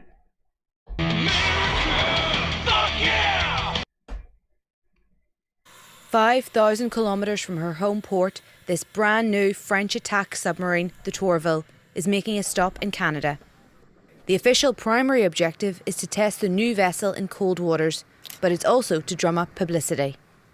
There's obviously an advertising strategy. We need to offer Canadians a real-life glimpse of a navy with submarines permanently at sea. In the tense international climate, Canada wants to renew its fleet and buy up to 12 submarines. French shipbuilder Naval Group is in the race and would like to win out over its German and Korean competitors. This latest range of French Barracuda-type subs are capable of long voyages and 70 days of autonomy. France is looking for new outlets after a setback in 2021 when Australia cancelled its order. Last September, a contract was signed with the Netherlands for an estimated €5.6 billion.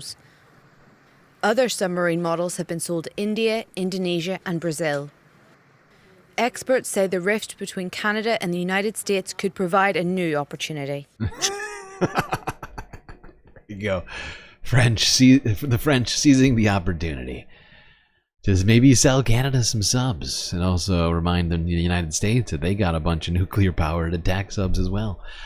Not sure what, it may have been a dual-purpose sort of trip with this, do a little marketing here.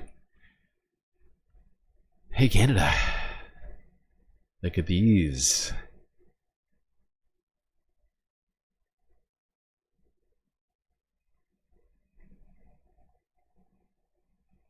It is kind of horrifying what's going on, right? In my opinion, I wish we'd all settle down, and rather than sort of It seems. I mean, it's not even. It seems everyone is talking about and/or literally increasing defense spending right now. More conflicts sprouting up all over the place. More places that have more tension militarily going on, seemingly day by day. It's very troubling. Very, very troubling. All right. Where are we right now? 3 hours, 20. Okay, cool. Look at that. Second half, we're actually going to get into some of the environmental news for a change. Shocking. Shocking stuff.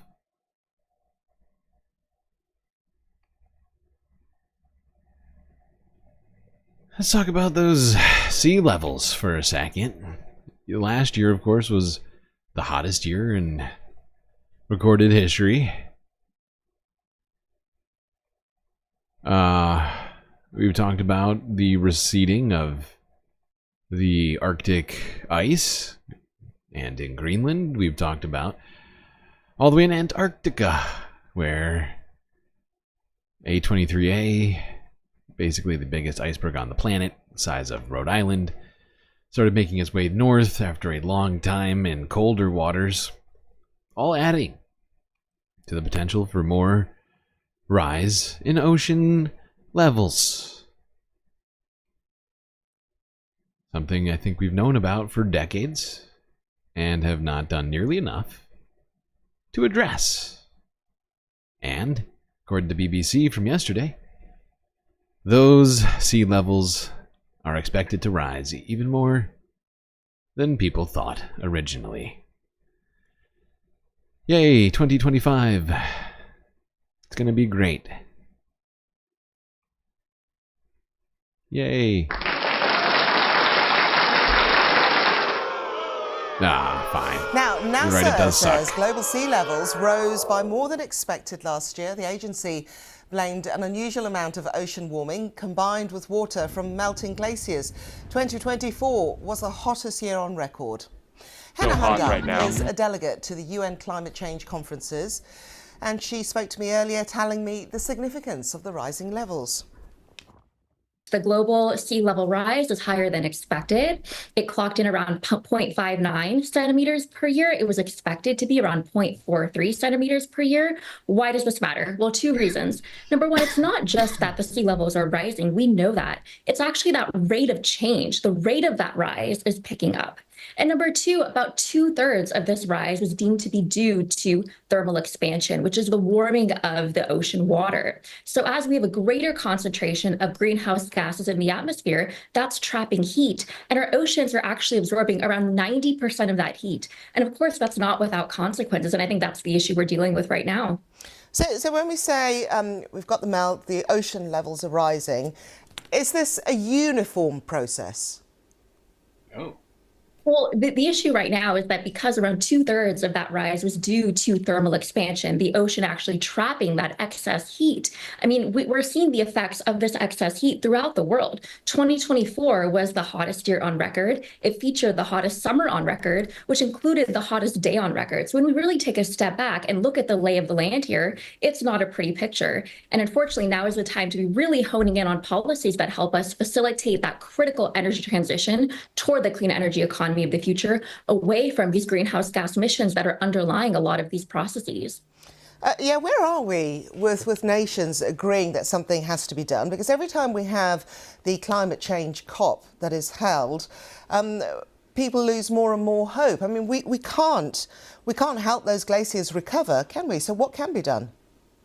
It's very important to think about, 2/3 of that global sea level rise was due to thermal expansion, 1/3 though, due to the melting of glaciers and ice sheets. So we have so much to think about in terms of how do we actually get a handle on this situation. And you're absolutely right. We need multinational collaboration on this issue. And unfortunately, at this very moment here in the United States, we had President Trump take the U.S. out of the Paris Agreement, just like he did during his first term in office. The U.S. missed the recent meeting of the International Intergovernmental Panel on Climate Change, which is the global authority on climate change and whose reports really underpin all global climate policy. Yeah, and we've been talking about this every single day practically for the last 13 months since this stream started. And the data just keeps getting worse somehow. And it's because we were not doing anything to slow this, and we are reaching certain tipping points that once they do tip, human ability to reverse it is quite diminished. And that's why we keep talking about it. Because it is that important right now. It is that immediate of a concern. The hockey stick era, as we've talked about it being deemed, is this moment in time where the rate of change is no longer consistent, is no longer on a linear curve, but has now switched to an exponential curve, or is, switching to that exponential curve, essentially. And that's a bad place to be, right? Is why we needed to have serious change by 2030, and we're 6 years away from it, but 4 years of Trump. And we have so much to do in this moment, and instead of having, we still had a fight against Biden. He approved a shit ton of new oil and gas drilling in his presidency in the first 2 years, but the fight against Trump and the people he's put in, Howard Lutnick, a guy who doesn't believe in climate change, you got all these guys in there who just genuinely want to enrich oil companies and keep things like they were, undo all the work and effort that's gone into it. You believe we have passed the tipping point? Well, there's multiple tipping points. There's like a list of like a dozen different tipping points, right, that we haven't crossed. We've talked about this. We kind of like, I don't know when, it was months ago now probably, but might have been, Jesus Christ, it was probably the fall of last year. I think we were talking about this a lot, like tipping points.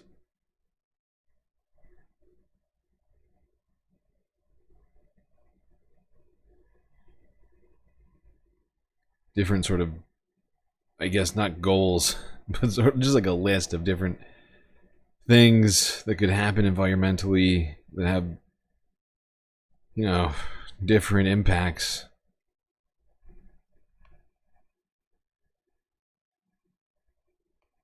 But we are definitely crossing the threshold on things. I mean, there's currently a debate as to whether or not we've already crossed the 1.5 degree Celsius threshold that we've been trying to avoid for a long time.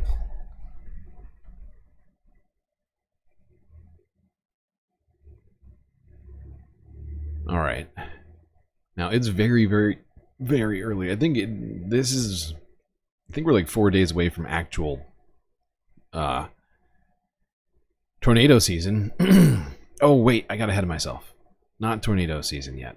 Let's quickly go to let's go to LA. LA first? No. Sonoma, Bay Area, NBC yesterday. The West Coast got hit by something of quite a storm, really. From most of Southern California hit by storms here. Right now at 11 o'clock, a big thud and drama at home while she was watching TV. Bunches of debris falling down. A large tree crashing onto this North Bay home, trapping a woman inside. Tonight, the aftermath of all our recent rain and wind. We begin with NBC Bay Area's Emma Goss in Rohnert Park, where one woman is telling her harrowing story. As you can see, the house has been red tagged and the woman who lived here is in shock. She told me over the phone that the tree came crashing through her kitchen ceiling with debris falling on her head. She was briefly trapped inside, but managed to slip out through her front door. Friday afternoon, half of this massive eucalyptus tree landed with a thud on this Rohnert Park home. The 73-year-old woman who rents this property said she was watching TV in her living room when it happened. Oh my God. Her next-door neighbor spoke to her once she made it out. With the loud roar of the tree crashing and then the debris falling, she didn't know what was going on. With her front and back door smashed in, she didn't know how to get out. She called her landlord and 911, then got herself out the front door with assistance from Rohnert Park Public Safety. We had to kind of guide them through around the bushes, but we were able to get them out and around the tree. It was definitely suffered significant damage, so it was red tagged as not inhabitable. Tonight, she's staying at a nearby motel and is being assisted by the Red Cross. I'm thankful that she's okay. Less than a mile away on Linden Avenue in Katati, a similar story. Fortunately for these residents, the house is safe to live in. Friday's storm left a trail of destruction, capping off a wet and windy week in the North Bay. A Katati resident described Friday afternoon's winds so strong, a heavy chimney cap flew off a nearby. Look at the size of that tree. Holy shit. That thing looks almost ancient. I mean, look how tall. Wow. Holy fuck.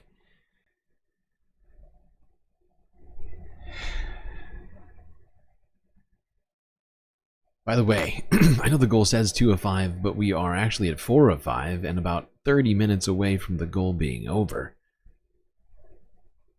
Dangerously close to not completing it. Unless I missed a chat somewhere. Just want to let you all know.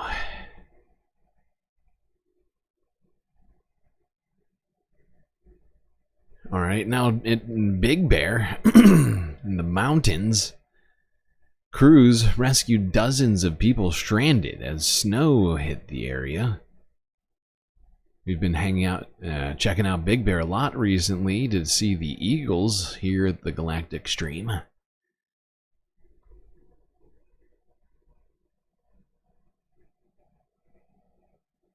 Is NBC4 News at 11. Now at 11, another night of cold temperatures across Southern California, and travel through the mountains is particularly difficult.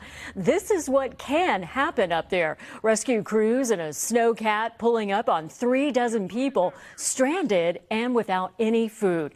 Here's a live look from our cameras across the region, one of the coldest nights of the season, but there is some good news for the weekend. Good evening, I'm Kathy Vara in tonight for Carolyn Johnson. Shana Mendiola will have your weekend forecast coming up in just a few minutes, but first, Robert Kavasek. He is live outside braving the cold temperatures in Universal City. And Robert, it is cold. It's cold to me. I went outside.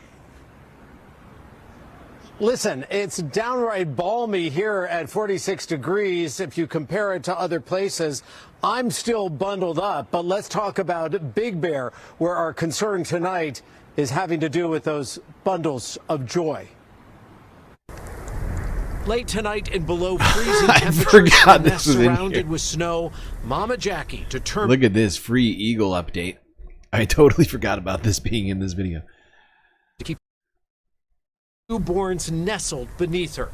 At 9:26 p.m., watch as the bald eagle checks on her eaglets. She hatched 3, but still only 2 are visible. There's a chance for all kinds of things. We don't know and can't really guess. I'm afraid to say that eaglet is still missing. I think it's been confirmed that it is now dead somehow, perhaps attacked by a predator. It's unclear. Sky above Big Bear. But now we're learning about another real-life drama down on the ground. All right, we're on our way to Camp Whittle in Fawnskin near Big Bear. We have 38 people who are snowed in. The San Bernardino County Fire Department posting this video of their race to rescue those stranded by the storm. The bus wasn't able to come up the road to pick them up. And so we decided to get involved, and our crew eventually decided to use our snowcat. We got to go because it's getting dark. If you've ever been up there, you know that the roads get pretty treacherous when there's a lot of snow, and this camp had ended. 300 people had gathered at the YMCA camp. Some walked to clear roads where buses were waiting. The rest rescued groups at a time. Then they were transferred to waiting buses. Up in Fonskin at the time, there was about 1 to 2 feet. And as you can see, in the video, that's tough sledding for people who've got to walk, half a mile in cold, blowy, wintry conditions. Yeah. Quite a winter wonderland over there still. Spring isn't technically here yet. Although I am planning on taking down the winter decorations from the stream, because spring is here, basically. I mean, Holi Festival already happening in India. But certain areas still getting hit by enough snow, people need a little bit of rescuing. Now, this next story we're going to talk about is pretty horrifying.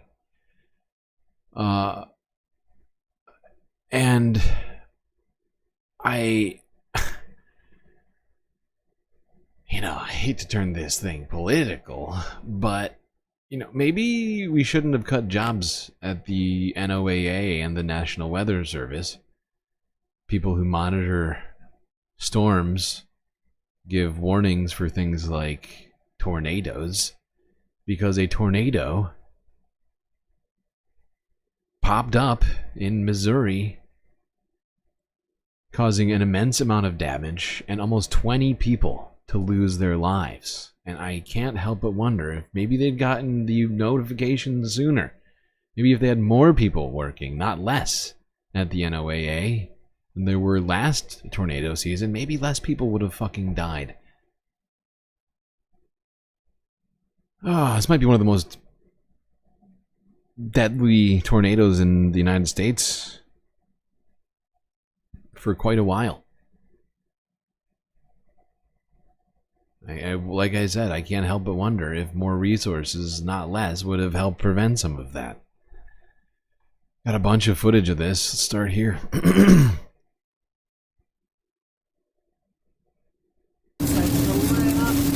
the left? Oh, wow. You see that? Yeah. Just got Launch that off to the left. See that rain, that darkness? Yeah. Do we need to abort this? No, we're good. Okay. We're good.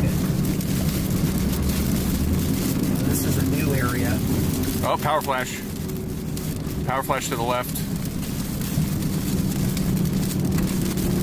Multiple power flashes. Yep, tornadoes ongoing. This is sketchy. Yeah. What do you think? I try to flip around if I can. How? Where? I know. Keep going. Jesus Christ. This is wild. How can they see anything?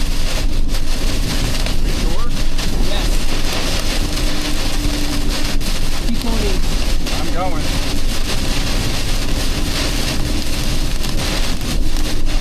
White lane. Yep. Are you sure this is RFD on? Yes, this is RFD.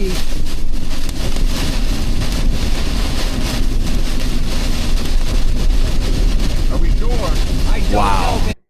Dude, the rain and wind. Unbelievable. These guys are driving like 75 miles an hour through it. That is so incredibly dangerous.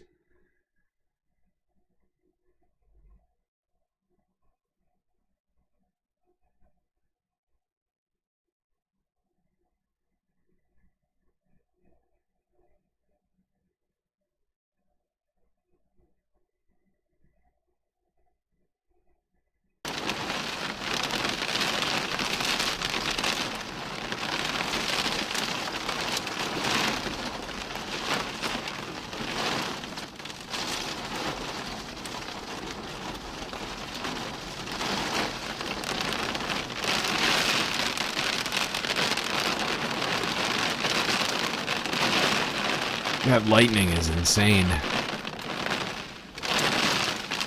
It's lighting up the whole sky.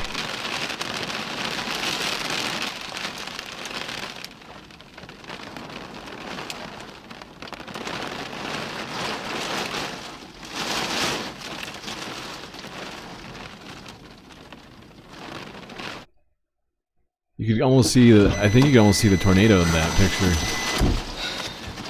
It was the shed, not the house. All right, I'm gonna get out and see if they're okay.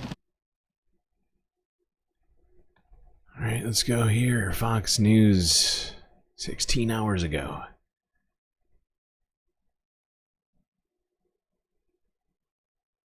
This is the latest video we're getting on this Saturday morning, courtesy of Chicago and Midwest storm chasers. Take a look. As you can see, someone pointing at a tornado cell. Just tragic news we're learning of this Saturday. At least 3 people are dead in Missouri following a widespread and dangerous severe weather outbreak Friday evening after numerous tornadoes were spotted traveling through the state, causing significant damage. And that's what you're seeing on the screen right now is one of those tornadoes that was spotted early this Saturday morning. As I change your shot on the screen, the Missouri State Highway Patrol, they reported 3 deaths of a man and woman in the Bakersfield area of Ozark County. They now changed that to 2 deaths. They say, quote, severe storms caused significant damage in Rolla, Missouri. Buildings are destroyed. Power outages continue to affect the community. Stay safe and allow first responders and utility workers to do their critical work. They say hashtag Rolla strong,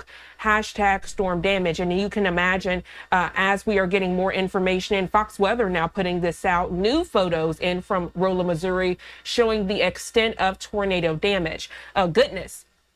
The entire front of this shopping plaza there, you can see windows completely gone and debris just scattered across the parking lot. It further shows what people are going to be waking up to on this Saturday morning. Now giving you more video that has been shared with us here on Live Now from Fox. We know about 140 miles to the east in Butler County, another fatality was confirmed to Fox Weather by Robbie Myers, the director of the Butler County Emergency Management.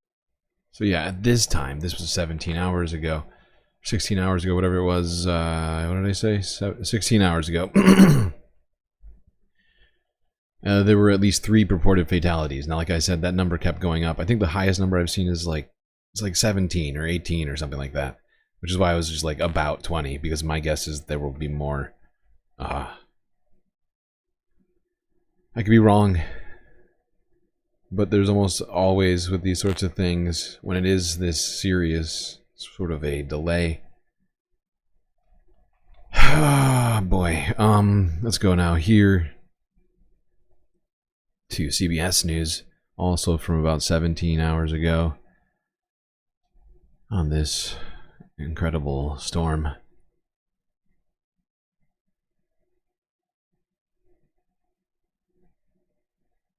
Violent storms that threaten tens of millions of Americans this weekend, already wreaking havoc in parts of the Midwest. Missouri saw the worst of it overnight. At least 5 people were killed. The National Weather Service says at least 5 tornadoes touched down, including one in St. Louis. This morning, tens of thousands of people in Missouri are without power, and St. Louis County is in a state of emergency. And the threat is not over yet. More severe weather is in the forecast today across the Mississippi Valley and Deep South. Jason Allen is in St. Louis. Jason, tell us more. Michelle, good morning. It's a much cooler morning here in St. Louis this morning, a little bit breezy. You mentioned the power outages. You can see, though, behind me, the power is on here in downtown area, and at least where we are, no extensive damage. But this was a violent storm system as it rolled through, and as you mentioned, in some communities around the city, it proved to be deadly.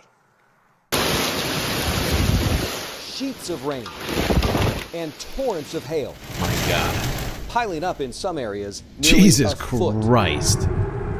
The city of St. Louis feeling the full force of a massive storm system stretching from Canada to Texas. Hours earlier, the punishing winds toppled trucks and gutted buildings in Franklin County. Fact is, these tornado seasons keep getting worse and worse and worse every year as the climate continues to get, warmer and warmer. More fuel for these storms to happen around this time. We got cold and warm air moving around between different areas on the earth, and stuff like this becomes the normal every year now. It's just, and the fact is with that in mind, why the fuck did Donald Trump shut down and cut jobs cut funding to places like the, National Park Service or the NOAA and NWS. Any of these people that are here to provide us with important information, important monitoring, right? Important help during these. It's just doing all the wrong things right now, and everybody's fucked. Okay, no, I'm gonna be more optimistic than that. All right, it's fine. Everything's fine. About 50 miles west of St. Louis. Currently, there's a couple of different building collapses in the area. We're going through assessing the buildings, making sure that they're all clear, that all the occupants are out of the building. We've had a couple of injuries that have been transported. We are in downtown St. Louis. As the storm is in extremely intense rain, you cannot see the arches anymore. There is hail falling, and the tornado sirens are now sounding again across the city. The severe weather was so dangerous, it forced the staff at our St. Louis affiliate, KMOV, to take shelter while... Whoa, what you doing here? What's going on? While still broadcasting. Wow, big hook echo on this. Let me tell you what he said a few minutes ago. This happened when we were evacuating to the first level, okay? And I'm going to highlight on radar exactly where it is. Tornado imminent in this area. The storm system caused mayhem throughout the country's midsection Friday. 3 people were killed in car crashes caused by a dust storm in the Texas Panhandle. And the high winds fanned nearly 150 fires across Oklahoma. One homeowner in Oklahoma City lost the house where she had raised 2 children and 4 foster children. Every Friday night, we sat down and had movie night on the couch. Kids reading to me every night for 30 minutes on the couch. We had lots of great memories. Yeah. While the recovery has... A couple of the stories today have reminded me that I need more resources. I need like a team of people to cover all the things that I cover or try to cover. Because I completely missed the fires in Oklahoma. I completely missed the dust storm in Texas. And there's another thing we're going to talk about later that I somehow missed that happened. And it's I try my very best. I really do. Try and get everything I can here and go through all of my sources. But I must have 100 plus different subscriptions to different news outlets, leftist sort of creators and everything in between there to go through for these streams. And there's if I miss something, the news cycle is so heavy with information right now, I will just completely miss it and I'll be like, wait, what, that happened? What? Okay.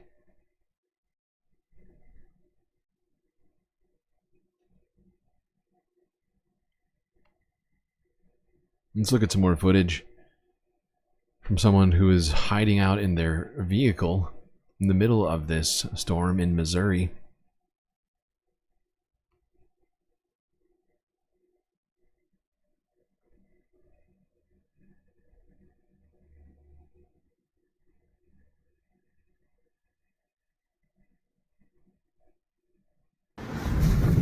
Oh my God. Whoa. Is this coming?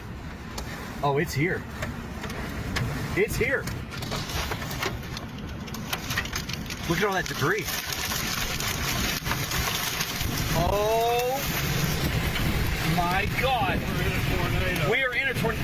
Jesus Christ. They are stationary right now. But everything else is moving. Holy fuck. Oh my God. Whoa. Is this coming? Wild. It was so smoky yesterday the sunlight couldn't get through midday. Are you in the area? Are you near or in Oklahoma?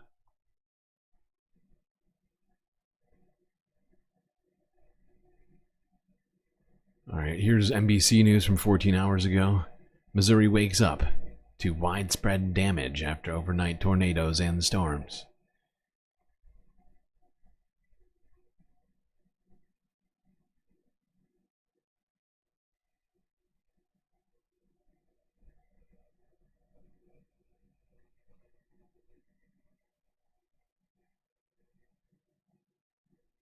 Top of the roof is completely gone here, and I want to take you closer to this gas station because it has just been completely ripped through, torn through. We were driving through the back, and the back is just torn out as well. There's windows in this parking lot are just completely blown out. I mean, the damage inside, you can almost see, if we can just stop for a moment and zoom in, it's, you know, the ceiling, parts of the ceiling are hanging down. And, you know, it looks like maybe some people who might own this gas station, I'm sure it's completely devastating to lose a business like this. Wow. All of the carports just collapsed onto all of the cars. We were grateful to be underneath it with the storm, God. and then, well, now it's on top of our car. Yeah. Maybe you don't want to be that underneath the roof. Jesus Christ. All of them just collapsed on an entire line of cars. Wild. I feel like I'm taking crazy pills. Okay. Thanks for watching. Stay Thank updated you, about Lester. breaking news and top stories on the NBC News You did a app, great or job, follow Lester. us on social Really good media. job. Really, really good job. Let's see some drone footage captured in Rolla, Missouri.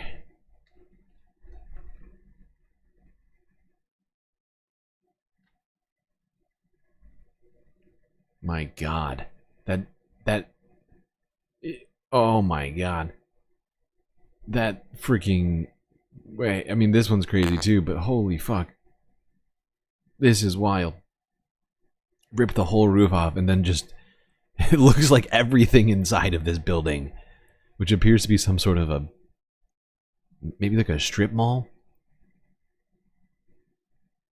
It actually looked like it lifted the roof up and then dropped it back down. On here, everything inside of these stores just tossed up simultaneously. Holy shit. This building is done. This is going to be a fucked up year, I can already tell. Last year's storm season, I mean, we covered storm season, fire season, tornado season. All of it last year. It already feels like we're going to have a fucking crazy year. I've been saying it for like, basically since 2025 started, I feel like. But it feels like it's being confirmed right now. Because this is literally, like I said, I think it's like 4 days away from actual tornado season. We're already seeing things like this. EF4, EF5, whatever this was. Freaking crazy. Hey. Guess I have to strap myself in for this. I think we're just gonna stream 24 hours a day every day. That's gonna be. I'm gonna have to. I'm just not gonna be allowed to sleep anymore. Just gonna pump myself full of caffeine and no dose or whatever. Illegal. Jesus. Look at the inside of those places. Okay.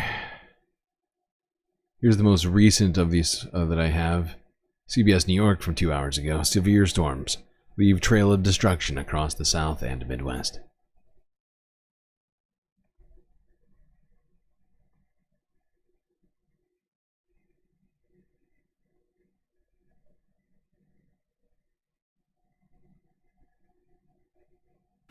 Now to First Alert weather. As we reported at the top of the hour, severe weather has been battering states in the South and Midwest.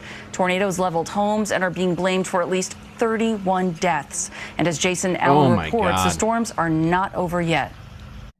I didn't even get to listen to this one yet. 31. Oh my God, I just feel like I just had some sort of a schism happen in my brain. Sort of fissure just popped up. 30 fucking 1 people died in this storm. Oh my God.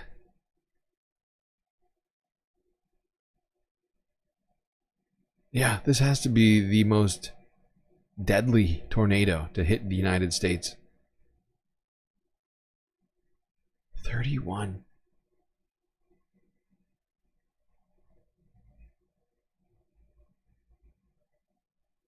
Violent tornadoes spawned from an enormous storm system touched down in at least 7 states Friday night into Saturday. Oh my God. Near St. Louis, Missouri, the storms arrived in the dark, illuminated by lightning strikes. I had glass flying everywhere into my face and my arms and everything. Dan Longstrom took cover inside the cab of his tractor trailer in this community west of St. Louis. His truck slammed by another truck, pushed over by the high winds. He watched as the twister blew apart a nearby gas station and restaurant. And there was tons of people up in the store that were just running around crying and screaming, and it was pretty scary. Families in a nearby neighborhood ran for their basements. Joy Asdu and her children came back upstairs to find the entire second floor of their home gone. I thought that we were going to die. My kids were crying. I was just trying to cover their heads. And could you, when you're down in the basement? We couldn't see anything. We didn't know what was happening. The fast-moving storm caused blizzard conditions near Flagstaff, Arizona, resulting in this deadly 18-vehicle pileup. When the storm reached West Texas, it kicked up dust, leading to a deadly multi-vehicle crash. Winds sparked and then supercharged. You don't think this is a normal? No, it's not a normal number. That's what I'm saying. Like, this is the most deadly tornado to hit the United States in quite a while. I don't know exactly how long. I don't have the figures in front of me, but this is an unusually deadly occurrence. And like I said, you cut the funding to the NWS, the early warning systems. You know, not you. Donald Trump did it, and I can only surmise that that had something to do with it. I could be wrong. But you got these people watching a huge area already as it is. Some said it was underfunded already. And yet we defunded even more, cut jobs, probationary workers, you know, people who just got promoted, things like that. I can't draw a direct line to it. I don't have enough information right now, but I'm certainly putting it down as one of the potential reasons for why this was so fucking deadly. Why people died. Why so many people? Because like Missouri, generally they know about tornadoes, right? People in this region, Tornado Valley, they know about tornadoes and what to do when tornadoes come. So long as they get the information ahead of time, generally speaking, they all know. It's better to be alive than not. Go to the basement. Go to somewhere it's insulated and safe. Get away from windows. Get away, you know, like all the things. Oh, God.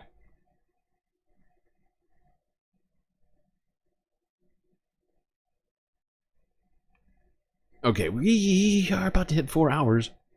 I was going to talk about another situation regarding another storm, but I guess we'll start off the third half with that. I don't want to go over.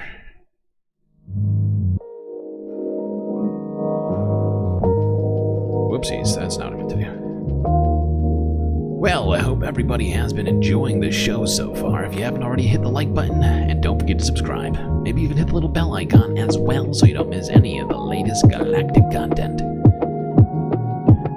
While you're doing all that, do also consider, strongly, greatly consider, contributing to the Galactic News Network. If you enjoy the show, show your support. So many great ways for you to do just that, of course. YouTube, Super Chat, Super Stickers, memberships. We're only 3 minutes and 55 seconds away from the goal being over, so do one of those things. Maybe send money on Cash App or PayPal, as well as we count that too. Gotta make sure we get all the Galactic content tonight. Otherwise, this stream might just abruptly come to an end. There are other great ways, like I said, Cash App and PayPal, you can contribute there. Twitch, bits and subscriptions.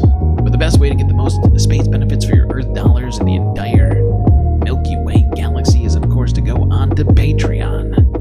Only $3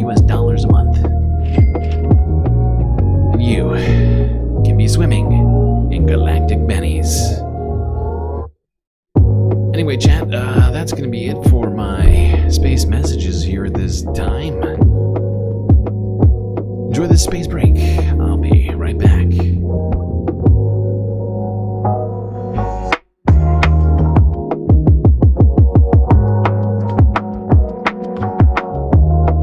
By the way, you know what? I'll also take Twitch donations and Patreon subs right now. That's right. I'm getting crazy with it. I want us to complete this goal.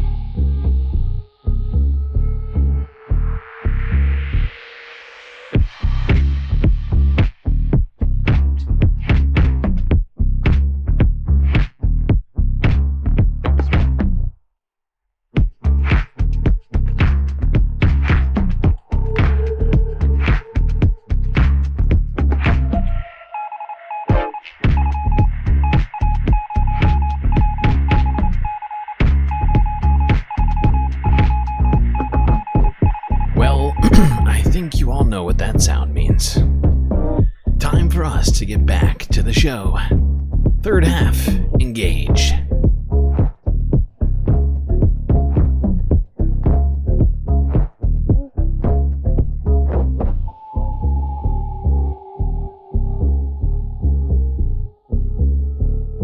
I'm muted? I don't think I'm muted.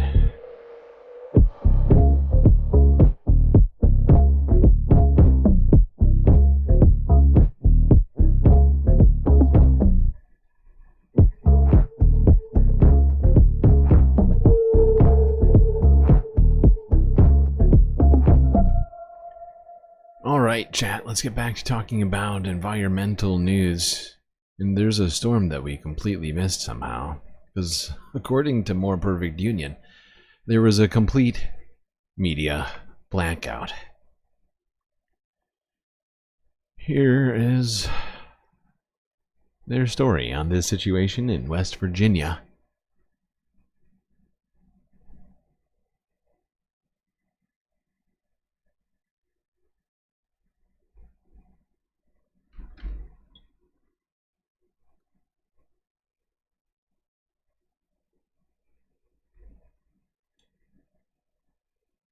Driving up and down these roads is so sad, you know, to see the magnitude of how many people lost everything. The needs are astronomical. There's people that's literally sleeping in their yards. What's your typical day-to-day been like? Chaos times 1,000. You know, I don't mean to get emotional and stuff, man, but I've seen a lot here. And it's just, you know, it's just sad. A few weeks ago, my phone started blowing up. West Virginia, my home state, was underwater. Friends were sending me videos of total devastation. But when I turned on the national news, nothing. You absolutely have to beg people to pay attention.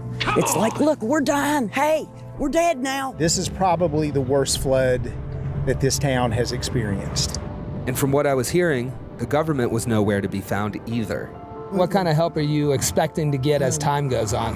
Well, I don't expect to get anything from the government because they're never here. They never help. Like, I've never got any help. If we want something done, you got to do it by yourself. FEMA's turned out to be a disaster. I think. Seventh emotional support character. I'll roll it from here. All right. I recommend that FEMA go away. So I came down here to the southern coalfields, one of the poorest parts of the country, to see for myself.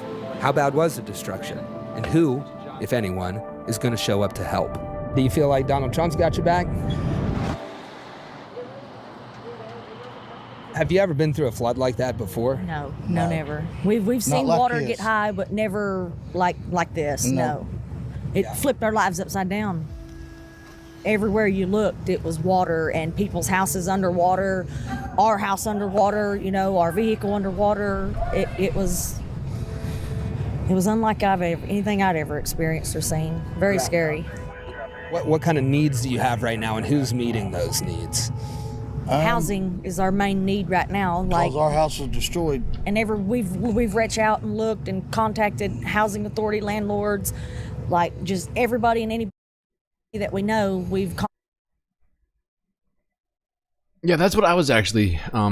This is just a response to this comment, but that's kind of what I was thinking, right?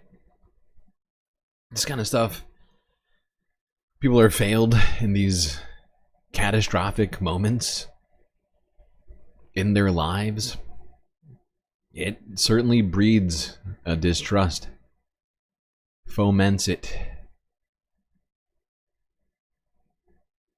Contacted in, they either don't rent, they was affected by the same flood, or they don't have anything open. So we're still staying at the Breeding Church of God shelter, trying to find, a home to take our family to, and it's been a real obstacle. In the days and weeks after a crisis like this, everyone looks to how the state will respond. West Virginia Governor Morrisey has claimed that the state's response was aggressive and proactive. And by the time we arrived on the scene, 2 weeks after the flooding, Morrisey was saying this. As of this morning, we do not have any outstanding need requests that we're not already working on to address. As of this morning, we do not have any outstanding need requests we're not already working on to address. How's that land with you?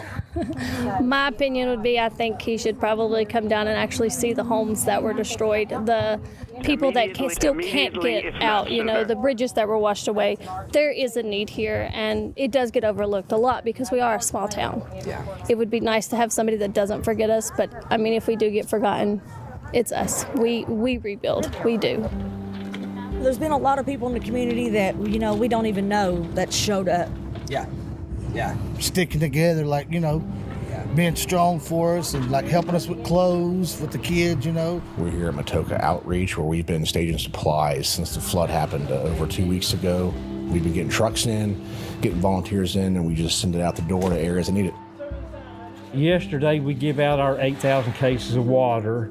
We've been doing, on average, 200 food bags a day. Enjoy, gentlemen. Thank you. Thank you all for what you're doing. Thank you. I fired the grills up, told my wife to go get the kids, and food bank across the street got flooded. They gave us the key, and we cooked everything they had in 2 days. As of right now, I think we're at just over 23,000 food meals is what we've done so far. Jesus. When something bad happens, you come together. That's the West Virginia way. And we take care of our own. It's sad is that there's someone jokingly said, you sound like West Virginia FEMA. I'm a guy in a U-Haul, dude. If I'm West Virginia FEMA, that paints the picture of how abysmal the response has been. I just got a call today from someone begging me to come fix their road. I got a call a few days ago, people asking me to come, please help me get out of my house as my wife has dialysis and we need to get her to a hospital, but our road's gone. Some of these people are up in their 70s, and it's heart-wrenching to see, they're not going to be able to,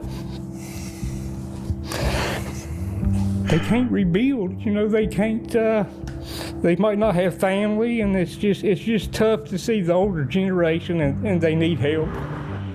When disasters like this hit, do you assume that help is on the way, or is the assumption that you're going to have to do a lot of this on your own? And I'm talking about, the state government, the federal government. A little bit of both, hoping and having faith in God that there's help on the way, but on the other hand, there's the stress of, knowing that we could easily fall through the cracks and not get any help. So. Jesus. If you spend enough time with West Virginians, especially in the poorest parts. It is horrifying that this went completely untalked about. I feel like I somehow failed West Virginia. Unintentionally. Because of how little coverage this got. It went right by me. But this happened apparently, I think about a month ago. I'm trying to look it up right now. The exact date that this happened. It was during Donald Trump's presidency. But he hasn't said a single thing about it. I haven't heard a single thing about it until now.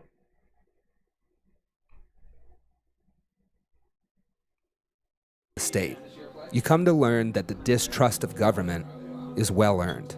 Our timber has been taken, our coal has been taken, and the infrastructure has not been built up from the money that has been taken out of here. And I've always been told my whole life that West Virginia was the richest state with the resources, but with the poorest people. Historically, this has been at or near the top of the most impoverished places in the country. My very first church was in a town called Kermit. Just over 300 people live in Kermit. Over a 3-year period, over 12 million opiate-based painkillers were shipped into that pharmacy in that community. Look at the situation that we're in. Look at the homeless. Look at the drug addicts walking the road. Look at the nastiness. You know what you're standing in right now? This is sewer. Everything you can think of. That right there, that's all sewer. It comes out, that's sewer. Look, see the blue stuff? Yeah. That's toilet paper and shit. Right there. This was Flint before Flint. Bad water since the 80s. This is 2025, so we're going forward, but we're still stuck in the past. Neither side, Democrat or Republican, has ever come through for the people here.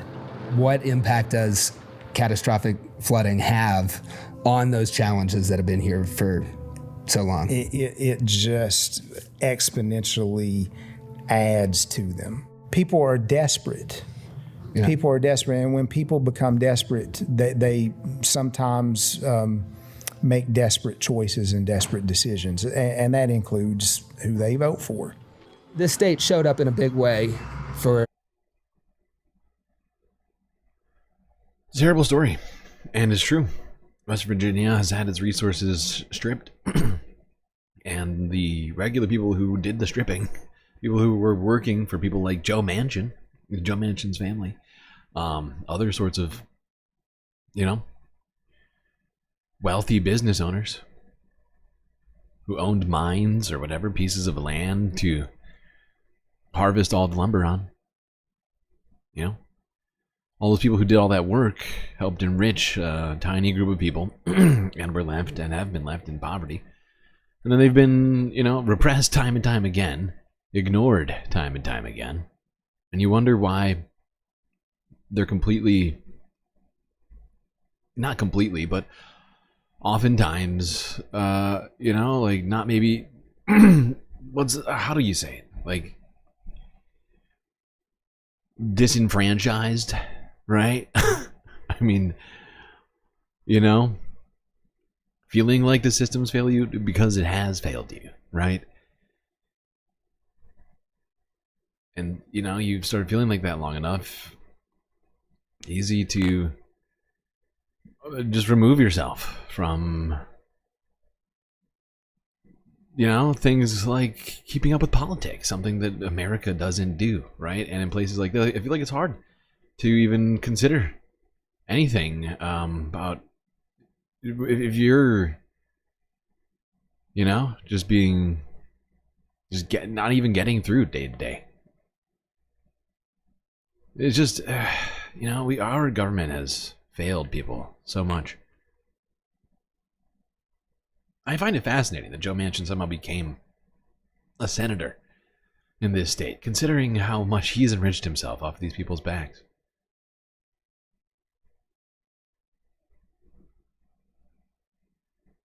There's got to be a way to get people to trust government. And there is. It's for government to do what it's intended to do. But it's not doing it. And right now we're going in the opposite direction.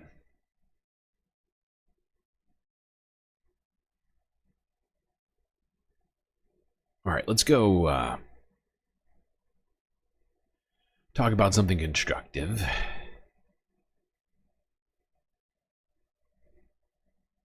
That is happening in Peru, all the way down South America way.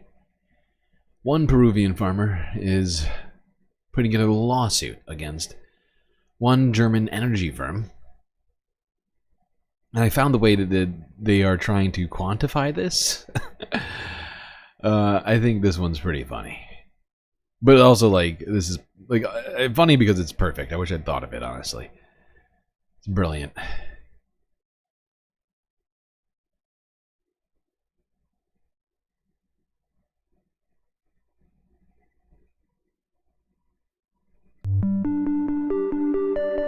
As global temperatures rise, stunning glaciers in the high mountains of northern Peru are melting. While the government is rushing to set up infrastructure to fend off flooding, one farmer in the city of Huaraz is taking the matter to court.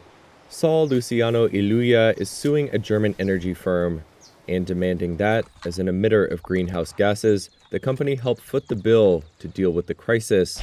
The landmark global case will test the legal culpability of corporations over their role in the rise of extreme weather around the world. Peru's latest glacier inventory in 2023 showed the country had lost over half its glaciers in the last 60 years due to climate change. As a farmer and mountain guide, Iluya has witnessed some of that loss firsthand. The glacial melt is really visible. Every year you visit, the glacier retreats even more, and it worries us and saddens us that we're losing our glaciers. Glacial meltwater is swelling surrounding bodies of water to threatening levels, like Lake Palcacocha, which grew in volume from 1974 to 2016. These are consequences of climate change, the rise of temperatures that affects us in different ways.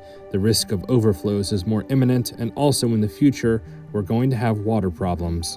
A dam and drainage pipes have been installed to lower Palcacocha's water levels, but some government officials say more flood mitigation infrastructure is needed to protect Huaraz. Iluya thinks some of the cost should be borne by the companies he alleges are responsible for accelerating the glacial melt in the first place. That's why he's suing the German energy firm RWE. I have denounced the German company, the most polluting company in Europe, and we have set a precedent with this lawsuit so subsequent trials can also be carried out following trials. It is evident that the company has polluted and it should take responsibility for its emissions.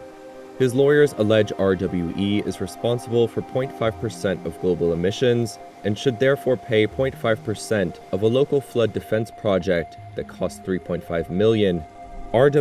See, I think this is just brilliant, right? And maybe you don't see what I'm saying here, but if you go down the line, if you try and quantify what percentage of emissions have been caused by this or that producer, right? You just go down the line one by one by one by one, BP, Shell, Exxon, Mobil, right? You know, and everybody else. You start adding up their percentages and you say, okay, you owe this percent of this project and this project and this project and this project, right? And I think this is absolutely the way to go. Oh my God. Because cumulatively, if you sue all of the oil and gas producers and other, you know, big contributors to climate change out here, methane, drillers, frackers, all these people, eventually it'll add up to close to 100%. He says the complaint is unfounded and that a single emitter cannot be held responsible for global warming. The case is due to start on March 17th at a court in Germany. Because I figure, you know, like he said, it sets a precedent, right? So, you know, eventually, you know, one lawsuit and all the producers have to pay up, right? Now, sure, I'd rather we live in a world where we didn't even have to do this. But, you know, till then, this seems like a decent plan.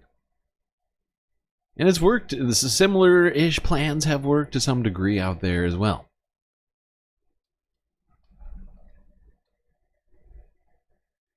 But, like, I just really like the exacting nature of this one. I don't know, there's something about it. I was like, okay, so you're going to start off with one for 0.5%. And then you're gonna figure out how much all the other guys have contributed as well. Now,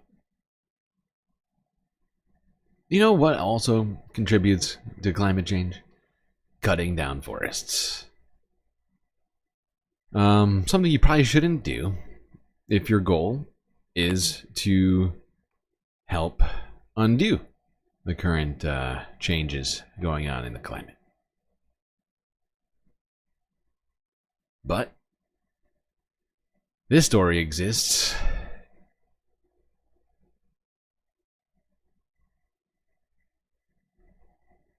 Now, as Brazil prepares to host tens of thousands of climate summit delegates later this year, there is visible evidence that the building work is causing deforestation. Tens of thousands of acres of protected forests of the Amazon have been deforested to make way for a new 4-lane highway. As our South America correspondent Ione Wells now reports.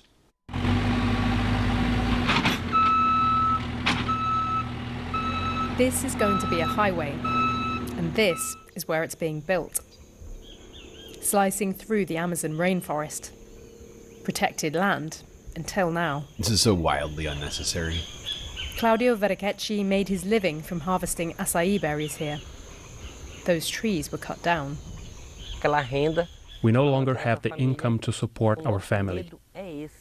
Our fear is someone will come here and say, we're going to need this area to build a gas station, to build a warehouse that will be used by trucks, and then we will have to leave here. We were born and raised here in this community. Then, where are we going to go? The government here have made a big deal about this COP summit being in the Amazon, about the need to protect the Amazon, but preparations for the summit have already cut down some of the last... This is so freaking idiotic. Seriously, Lula da Silva is so much better than this. I agree, Jerry. What the fuck is this? Why? What is this, dude? What are we looking at? Why? For the next COP summit, there should be 0 footprint. There should be a negative footprint. It should be like, you know, what? I don't know how, but the next COP summit shouldn't add to the carbon footprint, but in fact somehow take away. Like maybe the next COP summit will be located inside of some sort of, what do you call them? We don't talk about them because they're bullshit. They're ineffective. But the one of those carbon filters, right? I don't know. I'm just thinking out loud. But the fact is they build this highway and they're building a massive structure to go along with it. Where is that picture of it? Look at it. Why are they doing this? They're building this all out. I mean, it's so unnecessary. They could have just used one of these many look, there's buildings in Brazil, as it turns out. They could have had it here, somewhere in here or here, this area.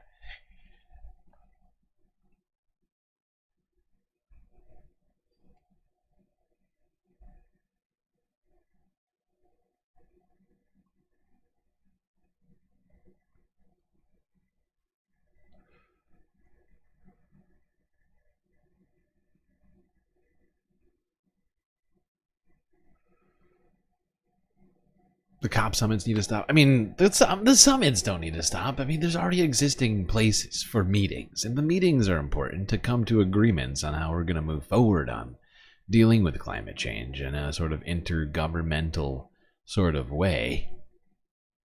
It's basically all we got right now. It's basically all we got in terms of a global effort to solving any of this. And sure, is it insufficient right now? Does there need to be more sort of barriers to breaking the promises of these COP summits? Does there need to be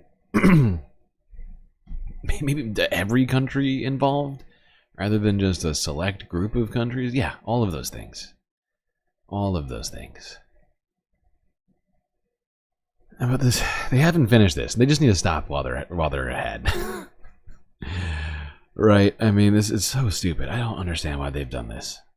It's the most backwards thinking I've ever seen. Okay. Here we go. Let's get to some space news. We got some space news. And we're bringing it to you now. If you didn't see it yesterday, SpaceX launched a new rocket intended to bring back the NASA astronauts, bring up more astronauts to the ISS.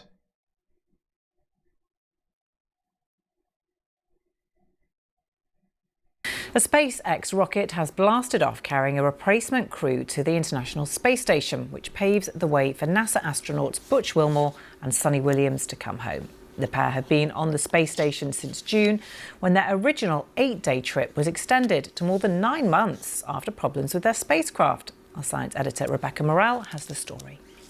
5, 4, 3, 2, 1.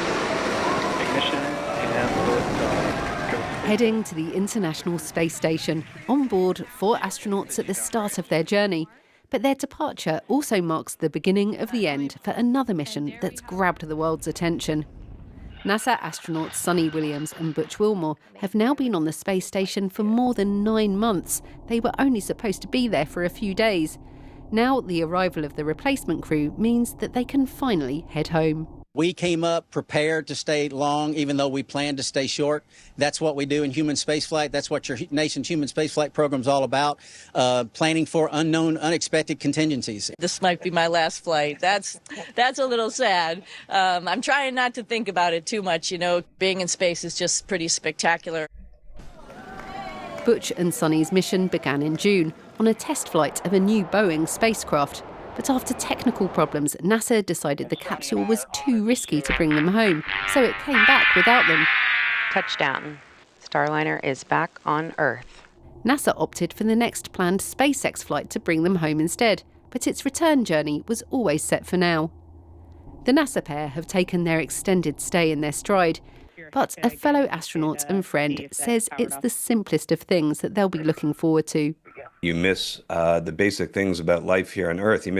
I know I had an email from Suni just the other day where she talked about missing sitting on the porch in her house in Maine with the dogs and smelling the fresh air, feeling the sun on your face. I mean, all those things are things you long for, and that's normal. I mean, I had the same kind of feeling when I came back from my long duration mission. It won't be long for the pair now. A last look at these spectacular views, and after a few days of handing over to the replacement crew, Butch and Suni can start their journey back to Earth. Rebecca Morrell, BBC News. And it looks like that's going to be starting immediately, if not sooner. Immediately, if not sooner. Because the the SpaceX capsule has now managed to make it to the space station. This was from 2 hours ago. During the stream, this all happened.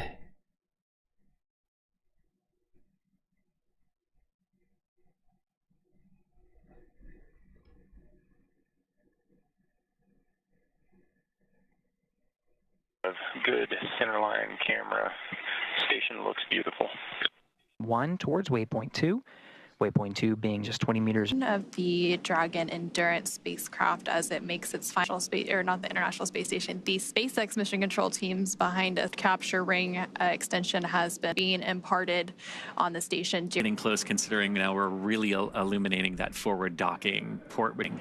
That typically comes out about 2 meters away from the International Space. Standing by for initial contact of Dragon to the International Space Station.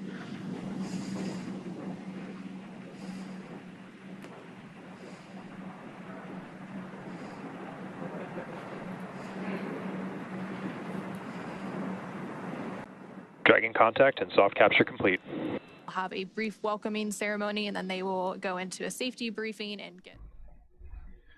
All right, let's go straight to this one. This is also from the Associated Press from an hour ago. NASA's stuck astronauts welcome their replacements to the space station after 9 long months.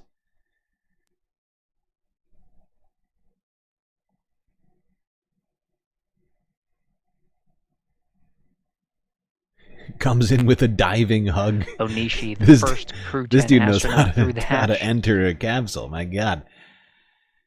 Followed by Peskov. That was quite a spectacular entrance right there.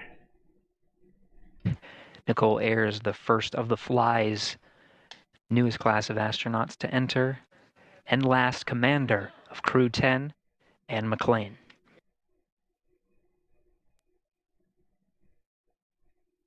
Look at that. Well, that's gonna be... Crew 10 has had a great journey up here, about 28 hours to get back up to the space station, and I cannot tell you the immense joy of our crew when we looked out the window and we saw the space station. I feel like... I don't know, I could be wrong, but Butch Wilmore looked like he's like, all right, shut the fuck up, I need to get out of here. I think it comes back, though. I think it's return flight. Cuba is once again without power. I think it waits. It is the fourth time the island's electricity Excuse grid me, ma'am. has crashed in 5 months. Excuse me, ma'am. Flashlights and phone torches. I am docking right now. It's incredibly rude. How rude! What was I saying? I forget what I was saying now. That's very annoying. Oh, but I think it doesn't actually return immediately. If I'm not mistaken, I think it waits for it to be aligned with a specific spot on the Earth. So I don't know.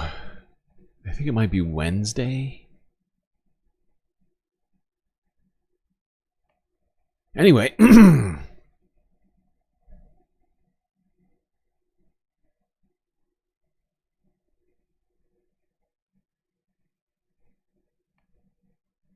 Let's go on now to Cuba, where a massive power outage has left millions of people in the dark.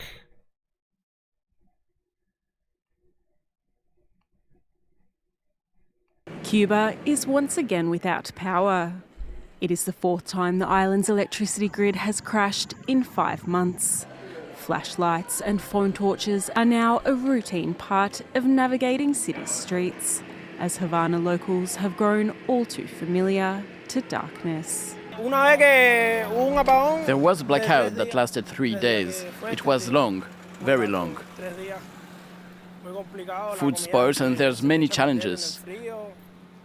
Also, the connection and communication is terrible. Cuba's 9.7 million people are currently living through the country's worst economic crisis in 3 decades. On top of widespread food and medicine shortages, many citizens face daily outages of 4 or 5 hours, caused primarily by a lack of fuel and ageing infrastructure. The island has 8 thermal power plants built in the 1980s and 90s that are prone to regular breakdowns and regularly require maintenance. Officials have often blamed the 6-decade-long US trade embargo for driving up energy costs, but critics suggest the communist government has failed to invest in the sector.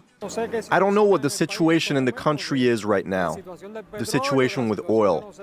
It seems to me that there are many things missing here that have nothing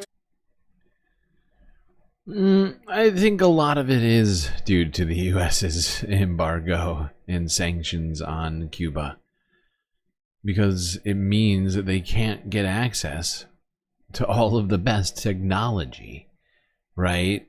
Many countries just can't sell to Cuba because the United States has done this, and most people basically just accept what the United States says about Cuba. You know, I mean, sure, maybe they haven't invested as well as they should have. I'm not here to say that maybe some better decisions couldn't have been made.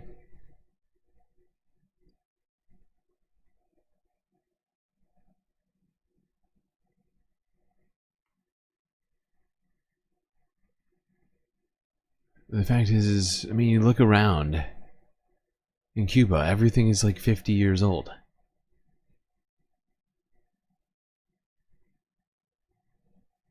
Older in some cases. All right. Now let's go across the ocean. Let's see what The Economist thinks is the reason for why St. Patrick's Day went global. That's right. I'm gonna go to Ireland, try and figure out what the heck happened here. What is this St. Patrick's Day all about exactly?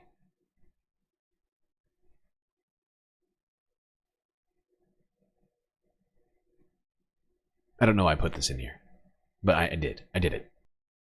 St. Patrick's Day is one of the most globally celebrated saints' days. Across the world, there are green festivities on March 17th, as far and wide as Japan, Argentina, and Russia. St. Patrick's Day is widely celebrated for a number of reasons, the most significant being Irish mass migration. There are approximately 70 million people on Earth with Irish blood. emigration has been part of Irish history since at least the Middle Ages. But it peaked during the Irish famine of the 1840s. A quarter of the population left, seeking new lives, mostly in America, the United Kingdom, Canada, and Australia. Surprisingly, St. Patrick's Day, as we've come to know it, was invented in America. In 1762, Irish soldiers marched through New York City, beginning the traditional St. Patrick's Day parade. Today, parades are held in many different countries, with revelers downing 13 million pints of Guinness. But there's another secret to the success of St. Patrick's Day: Irish pubs. It's estimated there are 8,500 Irish pubs around the world, from Nepal to Dubai and even Mongolia.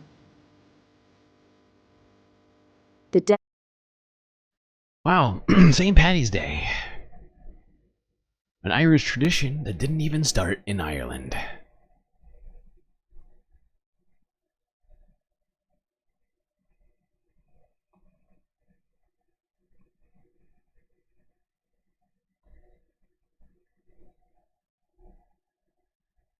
Alright. I just figured I'd throw that in here. It's the weekend.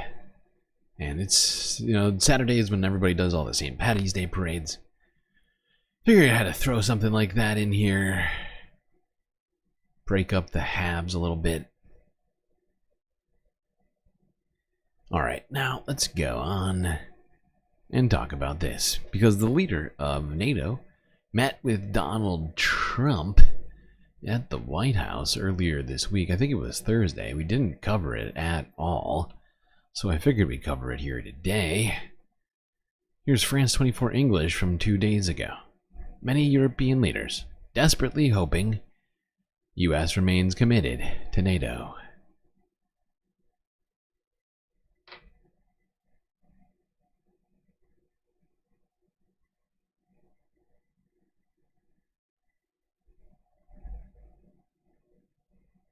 President Donald Trump has reiterated his desire to annex the autonomous region of Greenland from Denmark. Immediately, Trump said if today not he sooner. thinks it will happen, adding that the US needs Greenland for international security. While his comments are sure to have rubbed up NATO Secretary General Mark Rutte the wrong way, he was sat right beside him, the two sides holding talks at a time when Europe's security is on the line with the US's growing collision with Russia. While Trump has been speaking on Putin's latest comments, the US leader said the Russian president made a very promising statement. Well, let's break down the meeting now with David Townley. He's part of the University of Portsmouth's professional military education team. David, thank you so much for joining us on the program. Great to have you. I first of all just want to get your assessment on that moment during the meeting when Trump insisted that a US annexation of Greenland would happen. He said that with Rutte sat right next to him. I mean, it doesn't get more awkward than that. No, you could see Rutte was very definitely squirming in his seat and trying his best to be pinned down on any position on it. I think he quite deftly pushed it away and said that this was for a discussion outside this particular discussion. But what we'll see, I think, is this is a topic that will continue to appear in the American narrative, certainly for at least for the next few months until this conflict is over. Well, Rutte has earned this reputation of being the Trump whisperer. He's had that reputation for a few years now, but this was always going to be a mammoth task for him. The greatest whisperer meeting of all time. Trump. He's walking a very tightrope. He has to stand up for alliance members while also keeping Trump on side. Talk to us about the tightrope that Rutte had to walk today. Well, I mean, this is a pivotal moment in NATO and European security. What we will find, I think, from Rutte is he's using his good relationship that he had with Trump initially during Trump's first administration when he was Prime Minister of the Netherlands. What we'll see, I think, is more likely to an attempt for NATO to stay relevant, but also in particular for the United States to stay within the NATO family. Now, whether that is as an active member as it has been in the past, or whether the United States will step back, we get to see really clearly what comes out of these discussions. Certainly what will be discussed are NATO member contributions in terms of defense spending, which have been increased since the invasion of Ukraine in 2022. But what I think we'll see as well is a determined effort to ensure that the United States stays within that family. Rutte said that that Trump is responsible for reinvigorating NATO, and I think that that's probably a fair assessment. However, a reinvigoration period.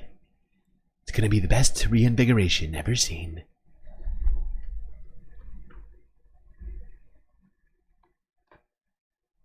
There we go, a little discussion of Secretary General Rutte and Donald Trump earlier this week.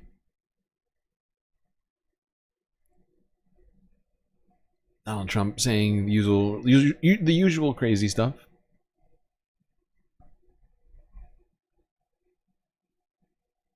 All right, let's go to the UK, see what Stama had to say. Recently, he held a little, what I think is being dubbed the Coalition of the Willing. It was like an online meeting. It was like a, you call it? It's like a Zoom call. Let's go here. Guardian News from 18 hours ago.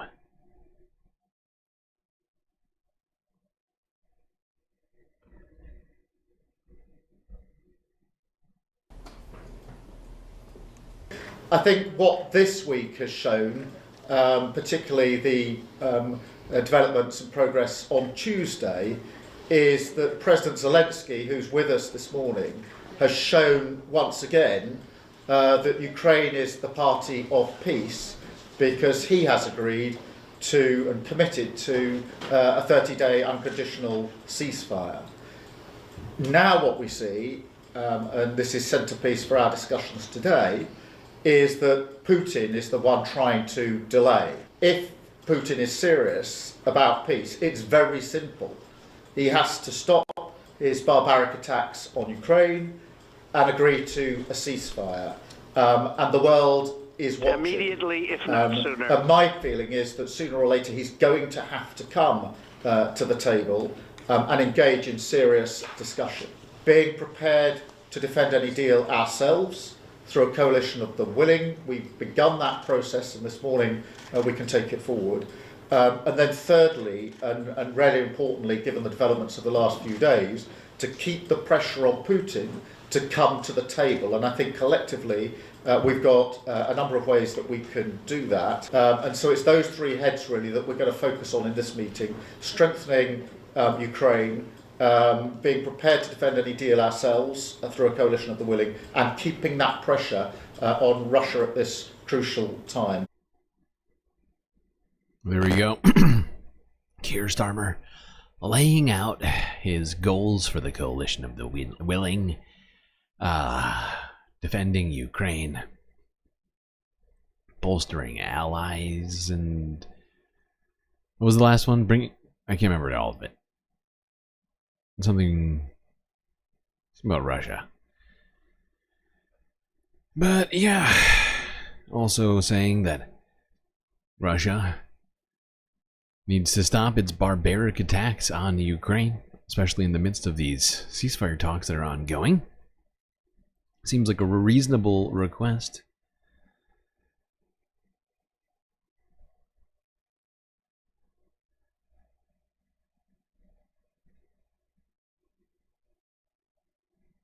Let's go to here, France 24 English from 15 hours ago.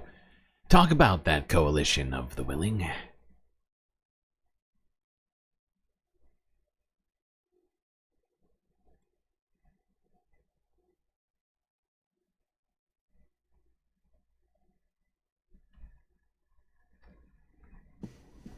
From on Ukraine, we have our international affairs editor here on set with us, Philip Turl. Philip, who is taking part in this virtual meeting for Ukraine. What is the point of these discussions that took place in London? Well, we've seen, Catalina, a general stepping up, I think, of the pressure on Vladimir Putin, the Russian president, as a result of these meetings. The first one on March the 2nd, another meeting today taking place by television, by visual methods, not by leaders being presence in person in London. There'll be another meeting due to take place this Thursday of military chiefs. So what we're seeing is that this so-called coalition of the willing is trying to put pressure on the Russian President Vladimir Putin to come to the table to sign this ceasefire deal that's already been agreed between the United States and Ukraine. What we've seen in London is a gradual stepping up also of the number of countries taking part. We've had, of course, France, Emmanuel Macron, the French President, the British Prime Minister, Sir Keir Starmer, the Italian Prime Minister, Giorgia Meloni, President Zelensky of Ukraine has been there. There have also been representatives from the European Union, a total of 30 different leaders from Australia, from New Zealand, also Canada taking part in all of this, showing that there is an alternative force to that of the United States, which many believe is basically going the way that Moscow wants and not in the interests of Europe and also the interests of Ukraine. That is basically what's been happening today. The language coming out from Sir Keir Starmer, pretty strong language towards the Russian president, saying that he was basically dithering and delaying the setting up of this ceasefire deal, and that he needs to come to the table as quickly as possible to work that out and stop the death and destruction that's going on in Ukraine, and that basically all of the countries involved in this coalition of the willing now agree that the ball is fairly and squarely in Russia's court. So I think the pressure on the Kremlin, the fact that there is this coalition of the willing that is ready to intervene, showing the United States also, as you correctly said, who are not present at these talks today, that they are willing to come in to operate some kind of peacekeeping force in Ukraine once the ceasefire deal is agreed. Yeah.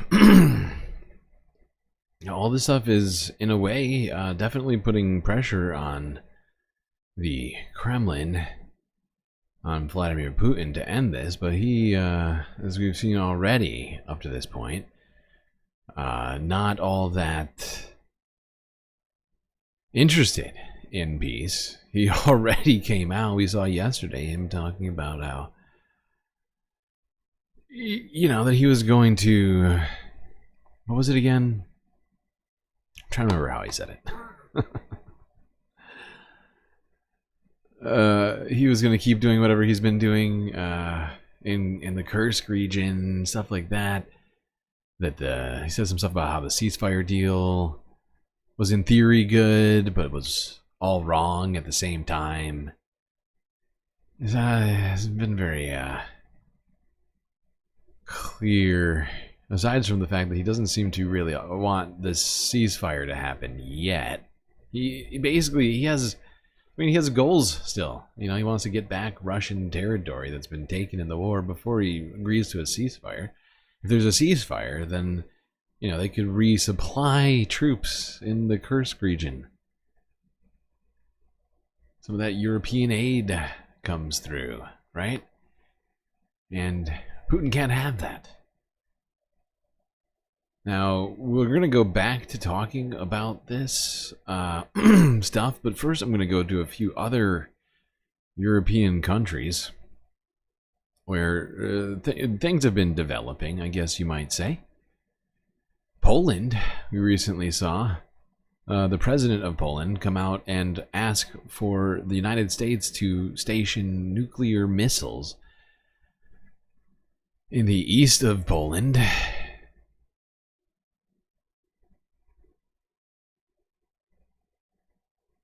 Now, for Poland, Ukraine's neighbour, there is a very real fear that Russia might attack them, and in response, defence spending has just been dramatically ramped up. Now, the country's president, Andrzej Duda, has told the BBC he wants US nuclear weapons on Polish territory as a deterrent.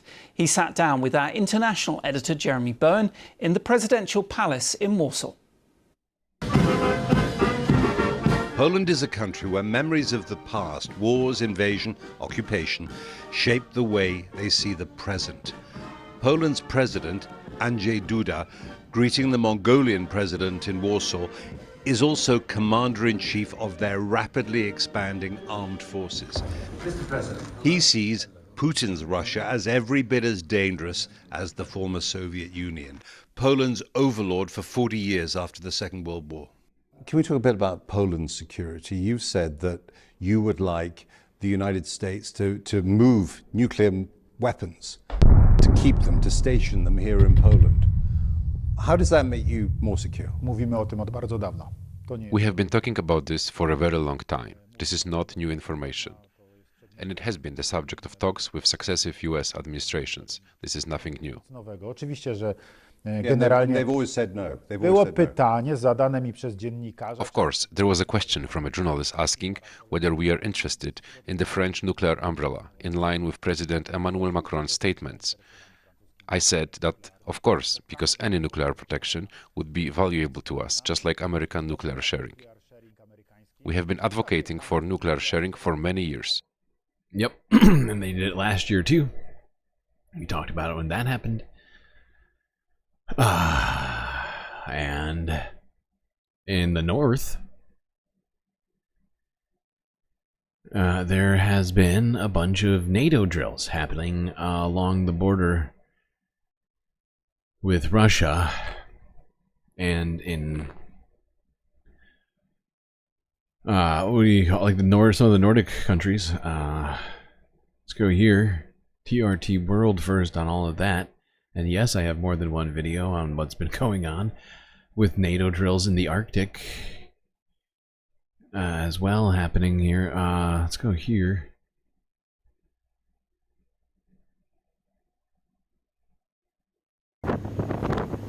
Norway's coastal rangers practice boarding a hostile vessel. According to the country's Prime Minister, Norway now faces its most serious security situation since World War II.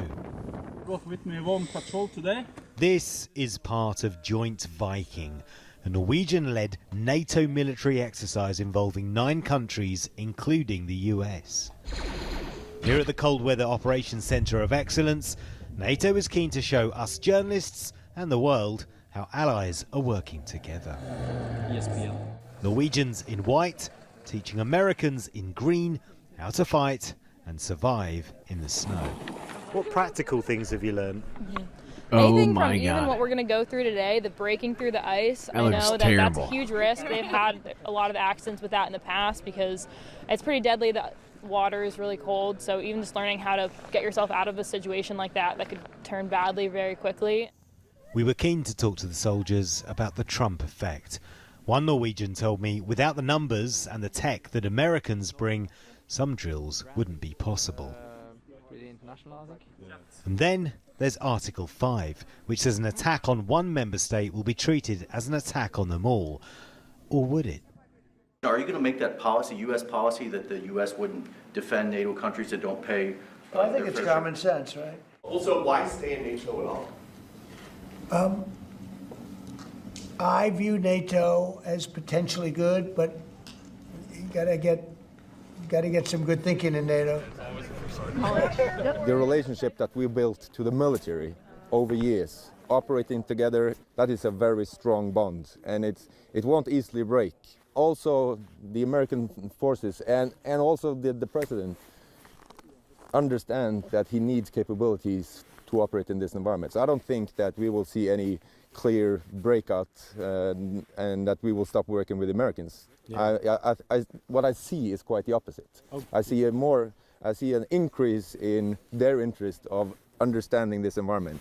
We need to not only to know about Article 5, who says that, well, it's a collective defense. We also need to pay attention to Article 3, which says you have to take care of yourself first. Oh boy. All this stuff gives me weird vibes. You know, gives me pause and concern. You know, all the military drills that keep happening, increase in defense spending, all of this stuff. Sure, there's some existing ceasefires going on right now. How's all that going? Israel's, killing Palestinians still killing people in Lebanon, doing strikes in Syria, even though they have a long-standing deal with Syria.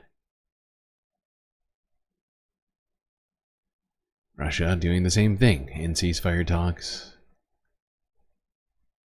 And attacking Ukraine.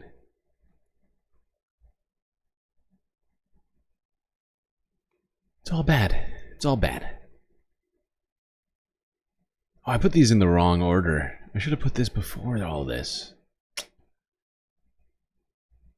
It's fine. I'll go to that after this. It's fine. Whatever. Let's go here.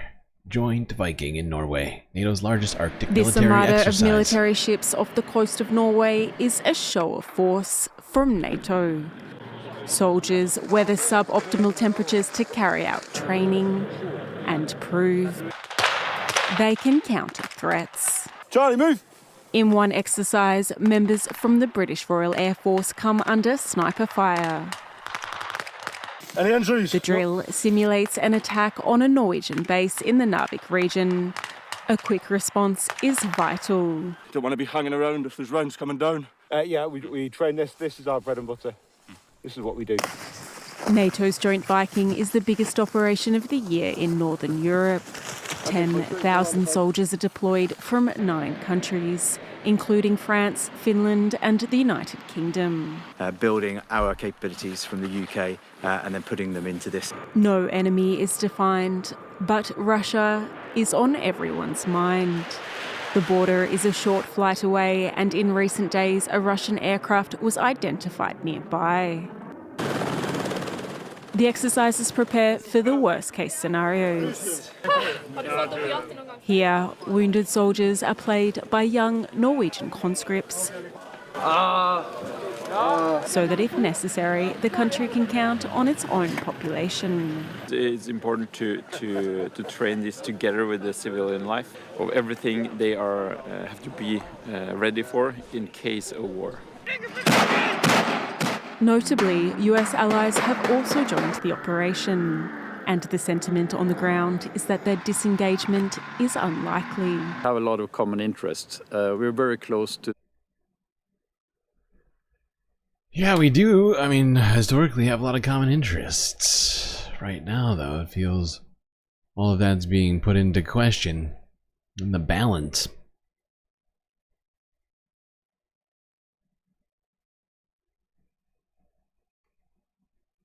Now, let's talk about some of the effects of war. Something which made news earlier this week. I think we talked about it maybe last weekend. I can't remember. Let's talk about the relics of war. And no, I'm not talking about medals or bayonets. I'm talking about bombs. Unexploded ordnance, if you will. Still found across Europe to this day. And we saw one that was found by the Paris metro line. I think it was last week.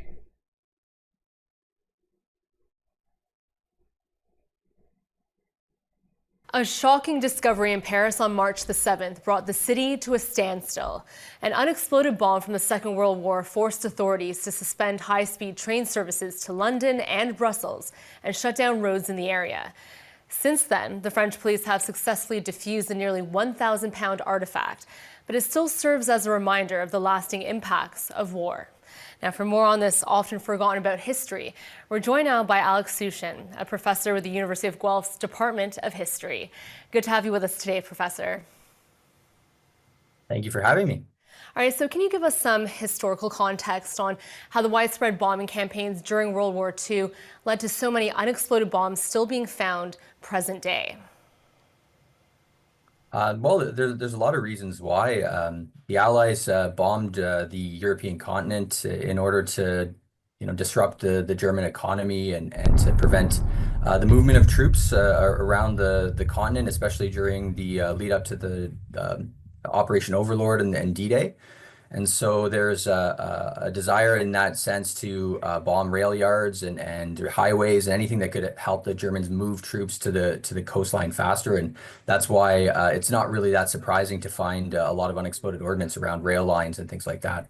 So what do we know then about the discovery in Paris that we mentioned off the top? And what do you think its presence reveals about the war's impact on the city? Well, I mean, it's quite surprising the scale of the cancellations. They found the bomb about 500 kilograms, about a meter underneath a main rail line. And so obviously that requires a pretty extensive response for closing down travel and other things like that until it was disposed of. And so it's quite a reminder about these long-term legacies, and especially considering that about 10 to 20% of all ordnance created during the two world wars didn't detonate or failed to detonate. And we're talking about billions of rounds of ammunition, billions of rounds of artillery shells that were produced. So the scale is just, it's quite significant and a long-term legacy for sure. So is it fair to say this was a really big issue, these forgotten war items in the immediate aftermath of World War II? And how did different countries then approach the challenge of disposing of them? So not only do bombs kill people when they're dropped, sometimes they kill people later too, and can last decades. Sort of waiting around to cause us problems in the future. Oh shit. Why did I do that? Go back. Oh my god.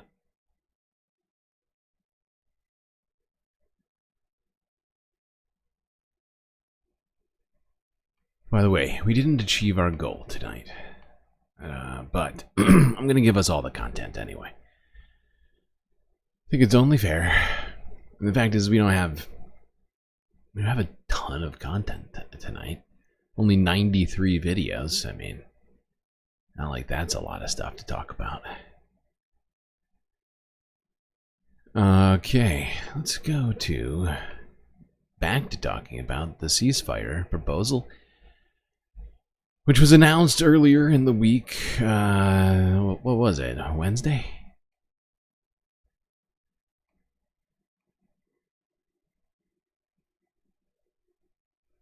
But in the wake of that announcement, Putin came out, said some stuff, and after that, Zelensky accused Vladimir Putin of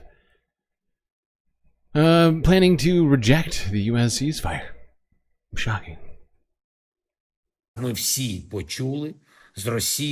all just heard very predictable and highly manipulative words from Russia in response to the idea of a ceasefire. Putin is essentially preparing to reject it at this moment. Of course, Putin is afraid to tell President Trump directly that he wants to continue this war, that he wants to kill Ukrainians. That's why in Moscow they are surrounding the idea of a ceasefire with such preconditions that nothing will come of it.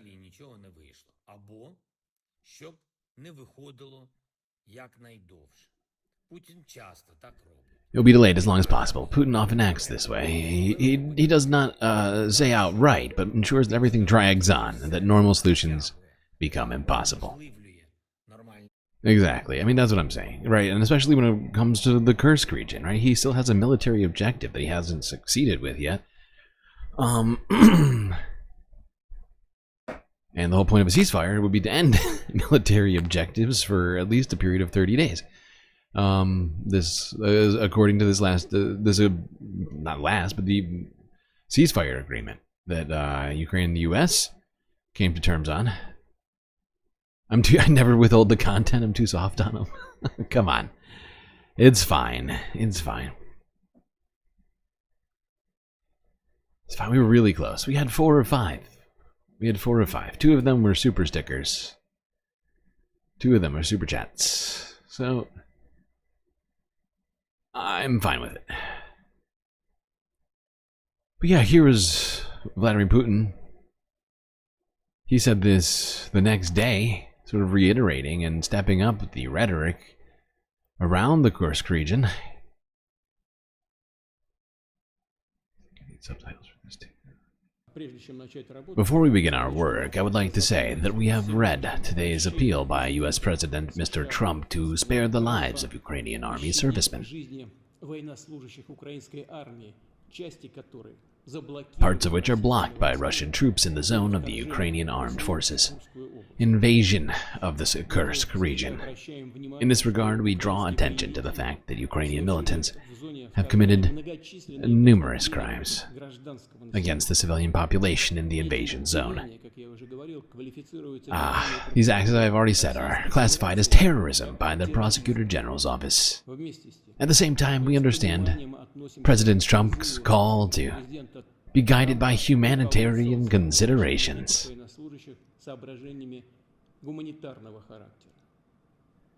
In this regard, I would like to emphasize that if they lay down their arms and surrender, they will be guaranteed life and decent treatment in accordance with the norms of international law. I do love all of that. So in the middle of ceasefire talks, when he's supposed to be literally, like, they're going on right now, right? He's supposed to be agreeing to all of this stuff. He's basically saying, actually, no, we don't even need to have the talks. We're not done in Kursk. We can have a ceasefire when... Or he didn't even say we can have a ceasefire, but he was just saying basically these troops can have their lives if they surrender. They're terrorists. But he will respect international law. A guy who's wanted on charges of violating international and humanitarian law. It's a promise you can take to the bank. I don't want reality.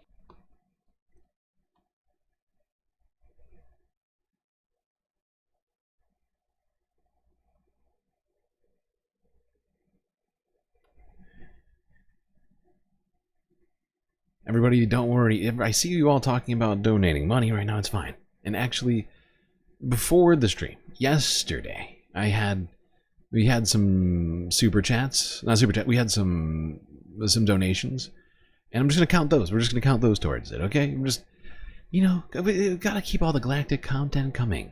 If I don't give you all the Galactic content, in a way, it would be a crime against the galaxy, and I can't do that. Can't do that. Illegal. Can't do that. Plus, it's the weekend. It's the weekend.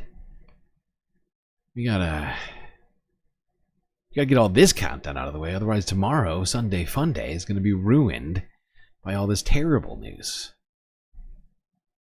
which is a lot harder to keep value-taining.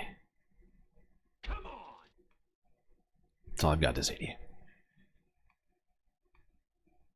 Well, Zelensky has some stuff to say. That being, he wanted to reaffirm his commitment to the ceasefire proposal that's been agreed to by both parties, between US and Ukraine. Today has been all about diplomacy. A lot of negotiations that can bring peace closer.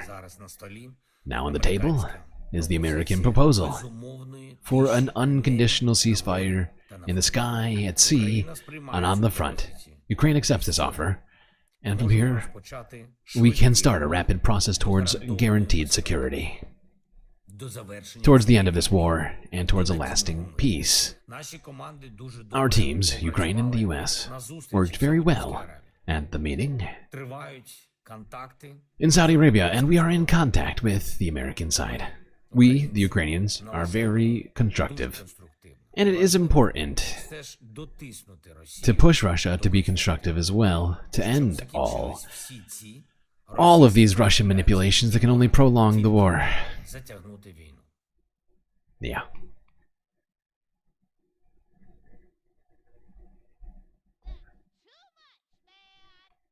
Now, this was a fascinating break from everything that has been said up to this point.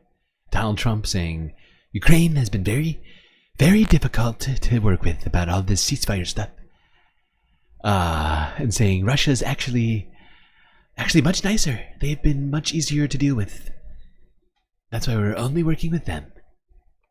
To now, from around this time yesterday, I think this was in Saudi Arabia, Marco Rubio making claims that Russia will have to make concessions in the negotiations with Ukraine. Wow. Fascinating. Should be exciting to see Vladimir Putin give concessions. Can't wait for that. Mr. Secretary, there was a report that was required at the State Department as one of the first executive orders asking for countries to be identified that had insufficient vetting.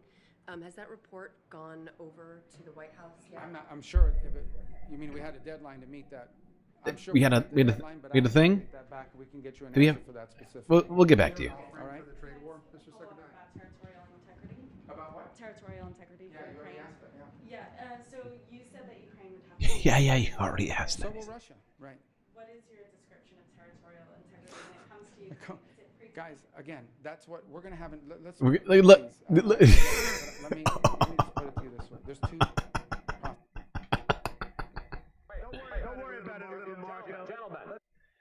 Oh boy, little Marco is really starting to collapse, I think. He's like imploding.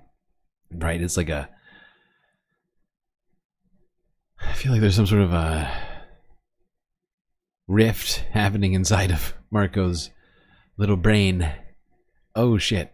Volume super low from all the subtitles. God damn you.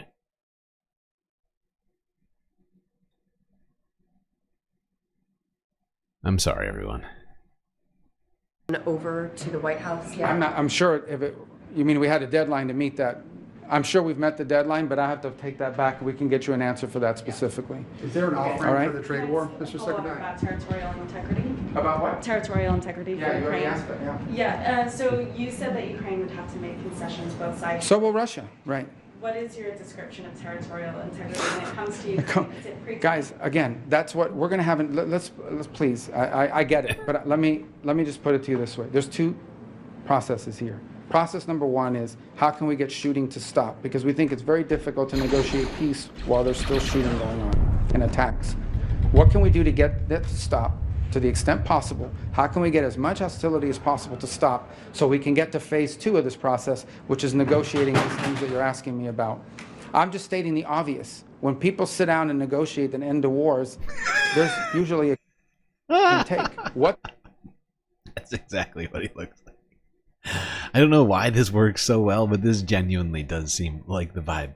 Marco Rubio, the boy, telling the girls they can't come into the boys' club, but having no actual reason for why. Look, it's look. Have you heard about cooties before? Give and take depends on the parties that are at the table. We're not going to predetermine anything, but that's what's going to take to end the war. If there's an off-ramp on the trade, it's not about an off-ramp on the trade. There's not a trade war. This is the United States is resetting its trade relations globally, okay, and resetting relations globally to a level of equilibrium, to a level of reciprocity. And then once that's reset, we can then engage in the process of bilateral talks with Japan, with the UK, with France, with Germany, with the EU, whoever, to figure out, okay, how do we reset our trade relations so that it's fair? Because right now it's not fair. It's not fair the World Trade Organization is being mean to the United States. Really, Marco? I think you know better than that. You've been listening to the boss too much, haven't you? Oh boy. Poor Marco. Little Marco. Working his little legs off. Running around all the countries, trying to explain to people, actually, my plans are fine. And he's right, my plans are great. Great job, little Marco. Great job.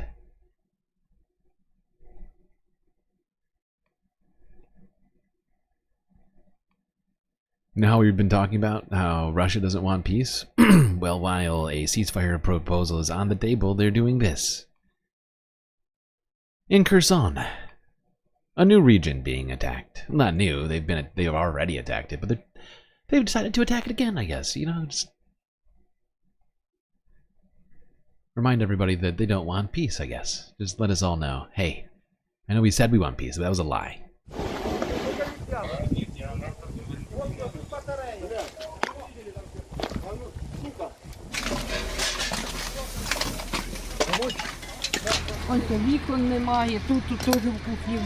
I looked into the house, there are no windows in the kitchen, there is nothing. Where were you? Show me.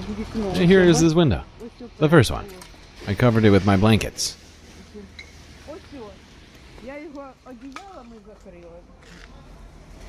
And it fell on me, of course, but later, but first, the door flew out. My god, it fell on me.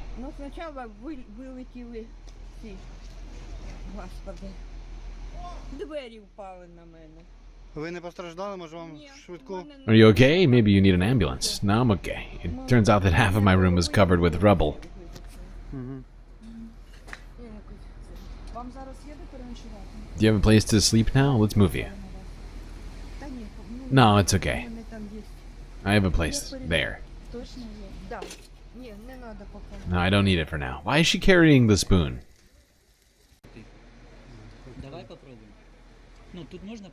I think she might be in shock. I'm not gonna lie. I don't know how recently this happened, but I think she might be in shock. You got a woman talking about, actually, I don't need anywhere to go. I'm gonna sleep on the rubble while holding a spoon. I want to wait a minute, get a second answer on that question later when she sort of comes to terms with what the fuck is going on. Jesus Christ. No, I see chat also is wondering why the spoon. There's no answer. I don't have an answer for this. I'm shocked, I think. No other explanation for it. Maybe she'll defend herself with the spoon. How many explosions did you hear? Oh. There were 2 or 3 explosions, and then a good one. That's what blew up here. It was a wave.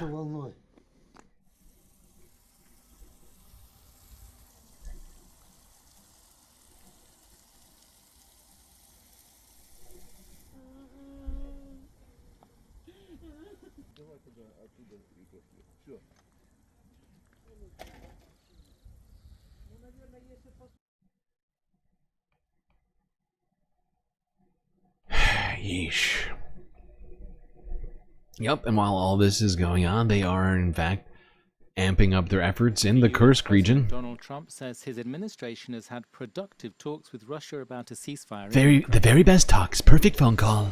I feel that Russia is going to make a deal with us, I hope. We've spoken with President Putin. We've spoken with a lot of people. And Ukraine is waiting. Trump envoy Steve Witkoff met Russian President Vladimir Putin late Thursday to lay out a U.S. plan for a 30-day ceasefire. The Ukrainian President Volodymyr Zelensky says Kyiv has accepted the U.S. proposal. There's been a lot of diplomacy, a lot of negotiations that can bring peace closer. Now on the table is the American proposal of unconditional silence in the sky, at sea, and on the front. Ukraine accepts this proposal. The Russian President Vladimir Putin said on Thursday that he had serious questions about the proposal and that events in Russia's western region of Kursk would influence the next moves towards a ceasefire. On Friday, he addressed Trump's call for the lives of Ukrainian troops surrounded by Russian forces in Kursk to be spared. For the effective implementation of the U.S. President's call, there has to be a corresponding order from the military political leadership of Ukraine to its military units to lay down their arms and surrender as necessary. Zelensky accuses Putin of trying to sabotage diplomacy and says there is no threat. No kidding, because there's a huge difference between a surrender and a ceasefire. I think most people understand that. But yeah, since when does a ceasefire also, like a temporary ceasefire, include just an entire group of soldiers surrendering? Never heard of that one. That's a new one. Oh, it never occurred to me. Interesting. It's just crazy enough to work. Yeah. Okay. Now let's go here NATO's chief secretary General, whatever his name is, whatever the job is called, Root, has been making the rounds, not just in North America, but also back in the European region of Serbia recently, Bosnia, excuse me. Bosnia-Herzegovina, there's been some stuff going on over here. It's been quite troubling. Especially with everything else going on in Kosovo and in Serbia as well, which is why I just got it mixed up, because we're going to talk about Serbia as well tonight. But yeah, I missed this story. It's something has been brewing in some of the different sort of regions inside Bosnia. And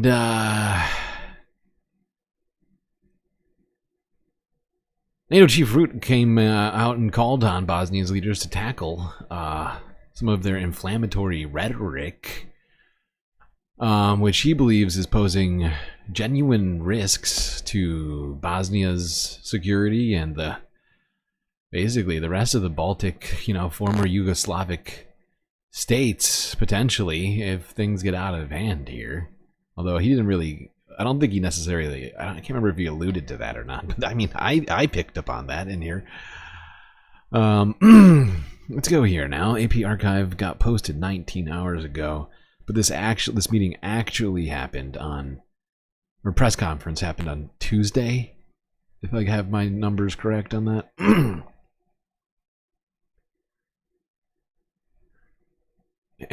Go web go.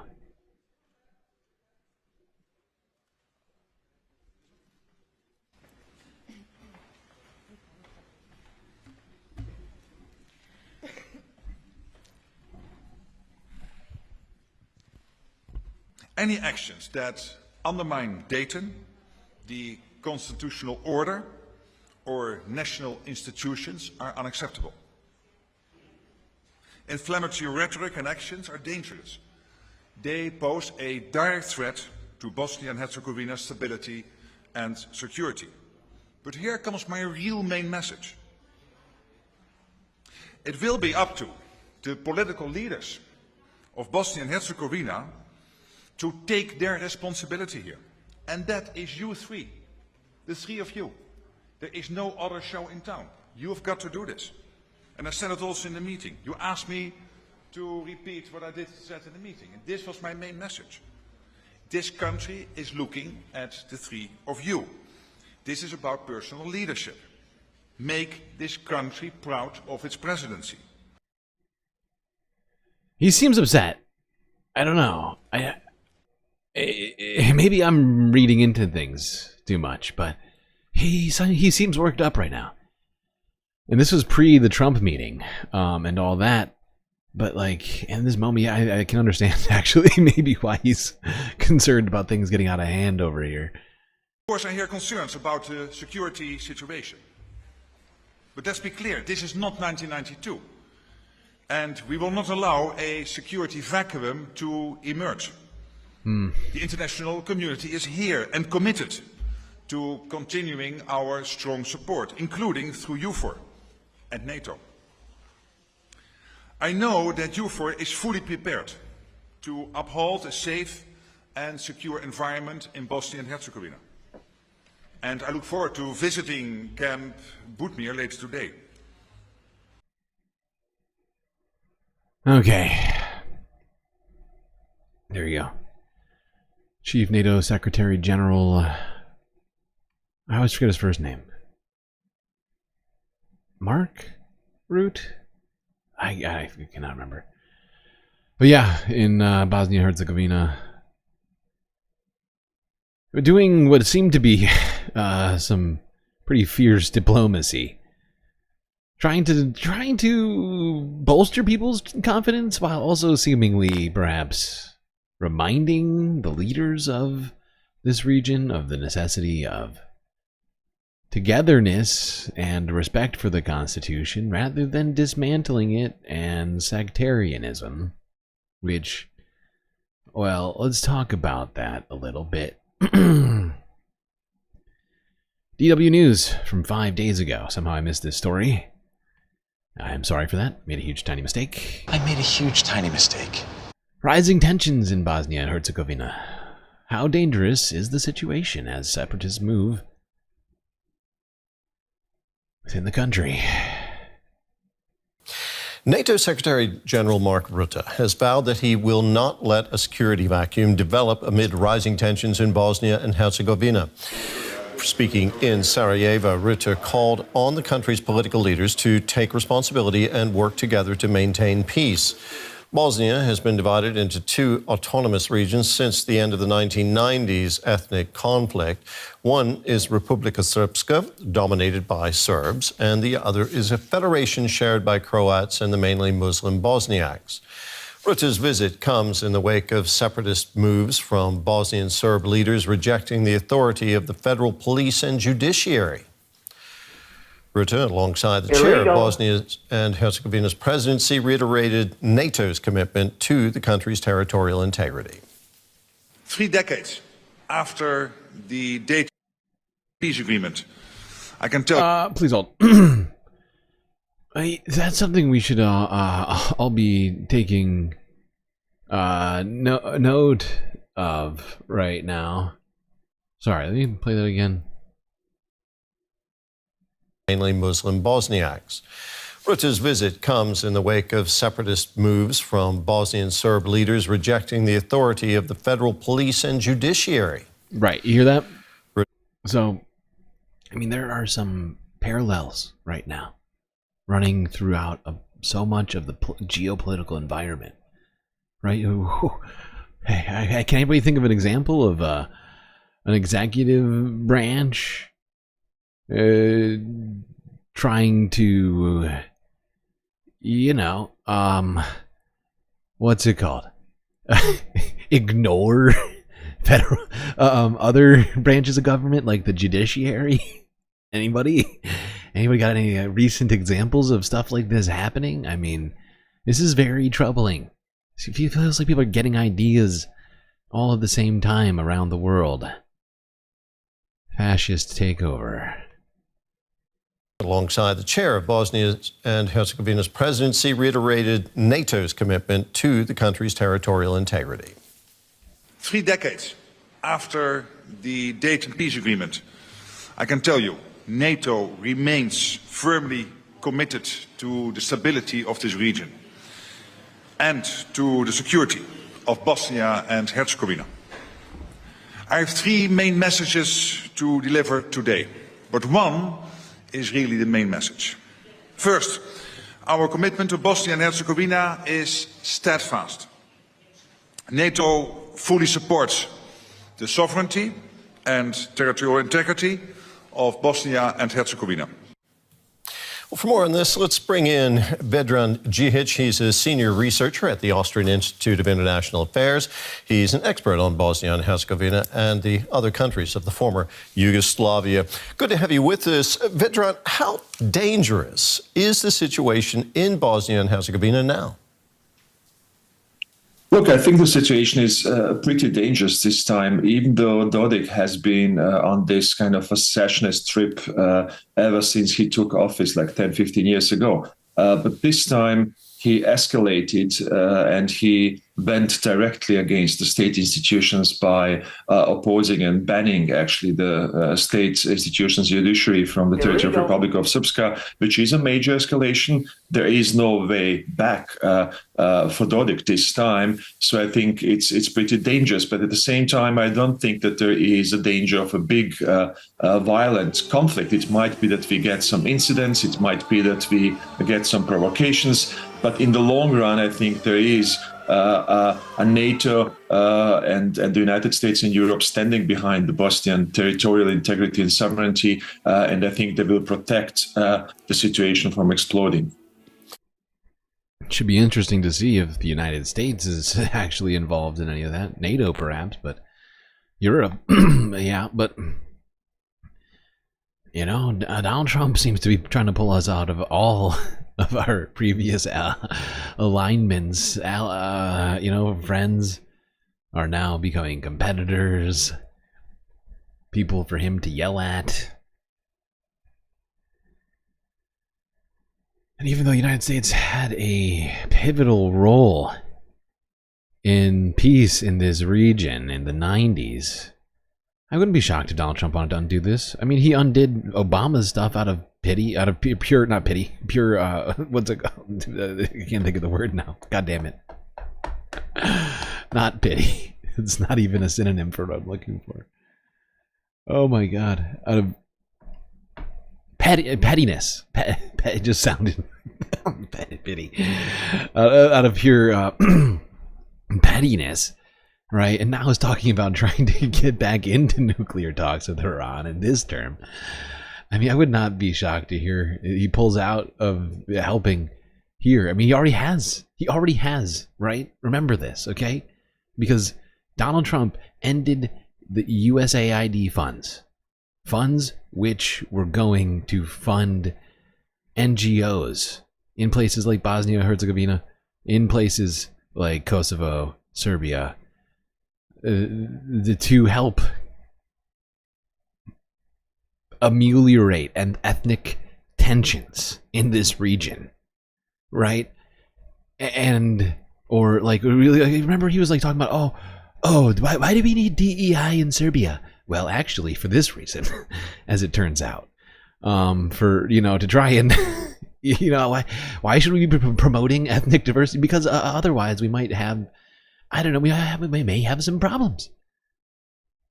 And I'm not saying it's all a result of that. I'm just saying the U.S. pulling out is symbolic of a wider thing.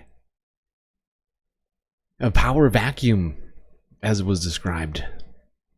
Apt description in this moment. Okay. People are guessing what words in chat. We got there, okay, we got there. Petty was the word. God damn it. All right. Speaking of systemic discrimination in ethnicities in Bosnia and Herzegovina, let's go here to TRT World from 19 hours ago. Islamophobia in Bosnia. Muslims in Bosnia and Herzegovina facing systemic discrimination. No kidding. Would you jump up?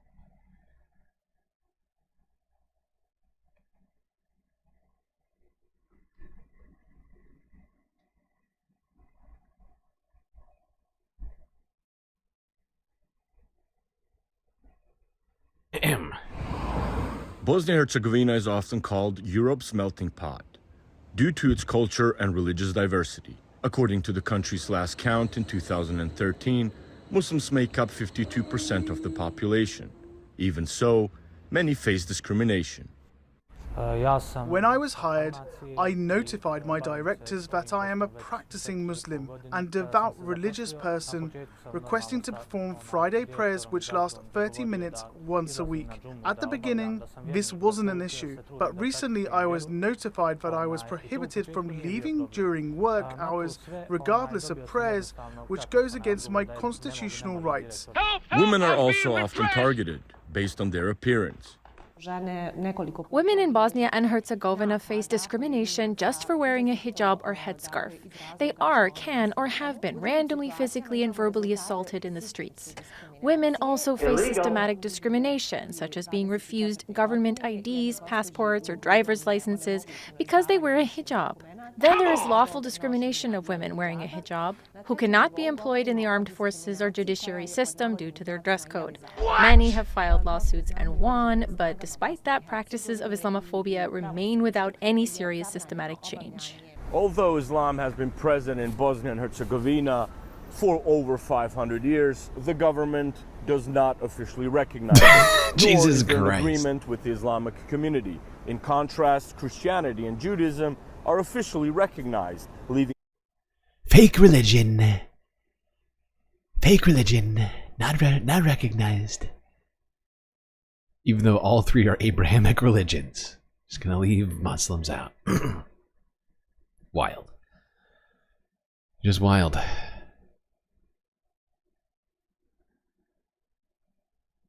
Now, this situation may be complicated further by what's been going on in Serbia.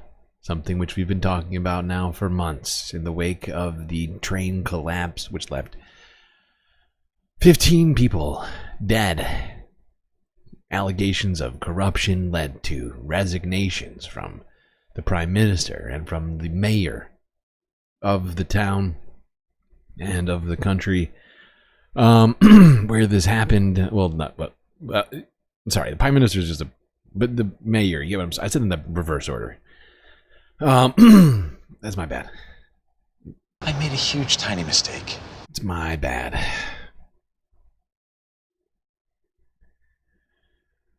In the wake of that, protests have broken out against corruption, led by students, but now being joined by a broader swath of the community. And cities like Belgrade are on edge as protesters converge on the capital. Here's France 24 from 19 hours ago. We got a few videos on all these protests that are going on. I think as we speak, they're still going on, technically.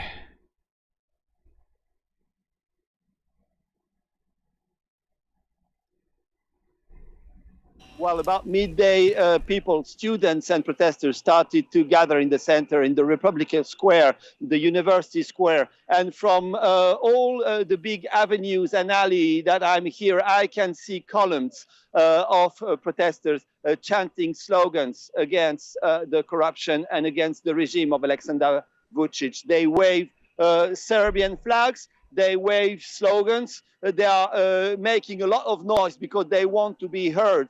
And this is, they say, just the start of a protest that will last at least till very late tonight. They will gather a little bit later in front of the parliament, which is a little bit a risky move because next to them, right next to them, will be a camp of pro-Vučić supporters and just a police line and some tractors and fences between them. A lot of big atmosphere, a lot of energy. People want some change. They do hope that this can be the end of this regime that has been lasting for 13 years now. So protests for and against Vučić, a very tense atmosphere. Where is this all headed, Laurent? Well, you know, on one hand, you have tens of thousands of protesters against corruption. Probably there will be more than 100,000 today in Belgrade. While on the other hand, in the pro-Vučić camp, you have just several hundreds people who claim to represent a sort of silent majority. But this silent majority is nowhere to be seen.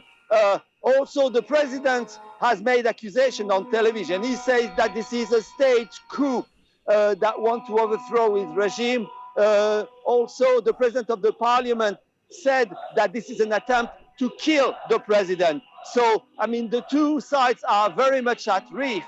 And there was very early this morning a first incident, unfortunately. A car allegedly driven by a pro-Vučić supporter just drove in the crowd and made 3 casualties. We hope, I mean, everyone here hope that there will be no more violence. Bikers who are supporting the protesters said that they will make a security line between the anti-corruption protesters and the pro-Vučić supporters. Everyone hopes that this will be enough to avoid confrontation. All right. So. By the way, Vučić, Alexander Vučić is the current leader, president of Serbia. Horrifying to think somebody drove a fucking car into this crowd. I have more on these. They're all from France 24 English. I just realized. How did that happen? Is France the only one covering this story right now?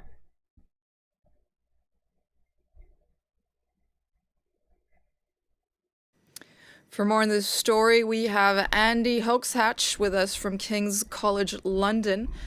Andy, it seems that protests in Serbia have been largely peaceful so far. However, foreign observers are increasingly concerned about violence against demonstrators in today's massive rally. What outcome should we expect from these demonstrations? Well, the demonstrators really want to point out essentially to the international community that have prompted the Vučić leadership for the last 13 years about the corruption and lack of rule of law in Serbia. And very much we could see these tensions rising. Now, of course, Vučić with his supporters want to do counter-protest today and kind of blame the protest as some sort of prop from the West. But that would be the wrong approach to look at it, because essentially what the protesters want, they want a just society that is based on the rule of law and free of corruption. Help! I'm being repressed! Vučić has rejected proposals to form a transitional government that would schedule an election in 6 months. He has said he will step down only if they kill me. Those were his words. Wow. What, if any, consequences will the autocratic president face following these demonstrations? That's pretty inflammatory right there. Well, Vučić really step wants down to only if they kill me. That is... Wow, that's too much. That's too much, man! That's too much, buddy. Settle down. Strength, and that is kind of his approach. And if we look at the way that he is sort of portraying himself, is very much like the Putin style of democracy in Russia, and he's sort of trying to blame the protesters sort of being some orange revolution. However, the transitional government which the protests have laid down would be essentially the best way forward, because it has been in power for the last 13 years, and we can see that his power is very much being prompted and kept through a network of corrupted officials, as well as support from places like China and Russia and so on. So that would be sort of an outcome. But if the protests keep continuing and putting pressure as they are, something we haven't seen in Russia, in Serbia for a really long time. And that. Yeah, his audio is terrible. I'm just noticing it right now. When I was listening to it earlier, I did not remember it being quite that bad. As you can see, these crowds are enormous. More than 100,000 people attending these protests in Belgrade. Pretty wild. Yes, solidarity indeed. Serbians are sick of being repressed by their government. Alexander Vučić refusing to step down and saying they'll have to kill him. I mean, what a dick. Alright. Let's go here. France 24 English. Again. Last video on Serbia before we move along. Might take a break after this. We're going to have to, actually. Yeah, okay. Let's go here. Wrap up the Serbia talk for tonight. For more on this story, we have our correspondent Laurent Hoy in Belgrade for us. In the middle of these major protests, Laurent, tell us what's happening in the ground. That name has more vowels than it does consonants. Actually, there is more and more people around the parliament. And also there is, I don't know if you can see the building behind me, but there is a very strong presence of police in anti-riot gear as protesters are coming in very huge flows. Also, in all the motorways that lead to capital Belgrade, there are very huge traffic jams of people from inner Serbia who want to come to participate to the protest. It's a real collapse. My God. As there is no traffic at all in the center of the... Look at the Serbian solidarity happening in the streets over the repression and the corruption. My God, it almost looks like South Korea, a little less organized than South Korea, but my God, certainly fighting for crowd size. Jesus. Omega Star celebrating 2 whole space months. It's beautiful. Truly city. fantastic. For the moment, the protests are peaceful, but you can feel the tensions. There is a lot of hearsay about the possible use of violence by the regime and by the police. There is also this camp of pro-governmental students and supporters, which is very close to the parliament. And for the moment, they have been kept calm because they are being separated from the protesters by a double line of tractors and a double line of metal fence and anti-riot police. But here could be the major spot of tension should this arise. You're mentioning tension. There have been concerns about violence against demonstrators today. You say you've observed some incidents in the ground. Tell us more. Well, yeah, actually this morning a car ran into a crowd wanting three protesters. The driver was swiftly arrested, but we don't know much about the whereabouts of the victims, and we don't know much about what the police actually did after they arrested this driver. Also, there... Yeah, interesting. Seems like Serbia's government's taking these real seriously. Me too, Omega, says Donald James, also celebrating 2 galactic months, which is the most months you can have. In like 2 weeks, you can have 3 months. It's not me saying that, it's just YouTube. That's how long we've had memberships. Since the beginning of this year. I think we got them like, was it either the 31st or like the 1st? It was either the 31st of December or the 1st of January that we got Galactic memberships. A beautiful way to start the year. We need to get those Galactic membies up. Gotta get those numbers up so we can get more sweet space emotes. Right now we got, what is it, 18, 3, 4, 5, 6, 7, 8, 9, 10, 11, 12, 13, 14, 15, 16, 17. We have 17. But we need a lot more membies. A lot of gifted membies fell off in the last week or so, putting us back further away from that 18th emote. Makes me very sad. Very, very sad. But it's fine. I'll be fine. Just take a quick break, and everything's gonna be okay.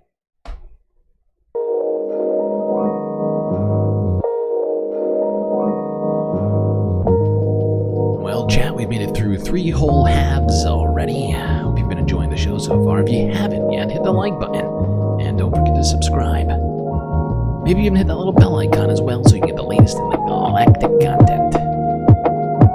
While you're doing all that, do also consider contributing to the Galactic News Network, as you are our only hope. Our only hope of staying on the air, spacecasting into the abyss. So many great ways for you to show your support, show your love for the Galactic News Network. YouTube, Super Chats, Super Stickers, memberships. We got Twitch, where we have bits and even more Galactic emotes available over there. What else we got? We got Cash App and PayPal if you'd like to avoid giving YouTube or Twitch a cut of that dough. And make sure I've got money to eat in between my once-a-month payments from YouTube. But the best way to get the most space benefits for your Earth dollars is to become a patron on Patreon, where they say you can get access to more benefits than the rest of the entire Milky Way galaxy. So get on there, check out all the sweet benefits available to patrons. Choki showing her love for GNN. I appreciate you. Sub, GSL fam. Sub with you, Choki. Sub with you. How you doing? Hopefully good.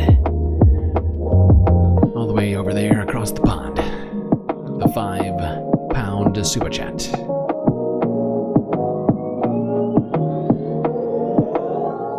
I appreciate you.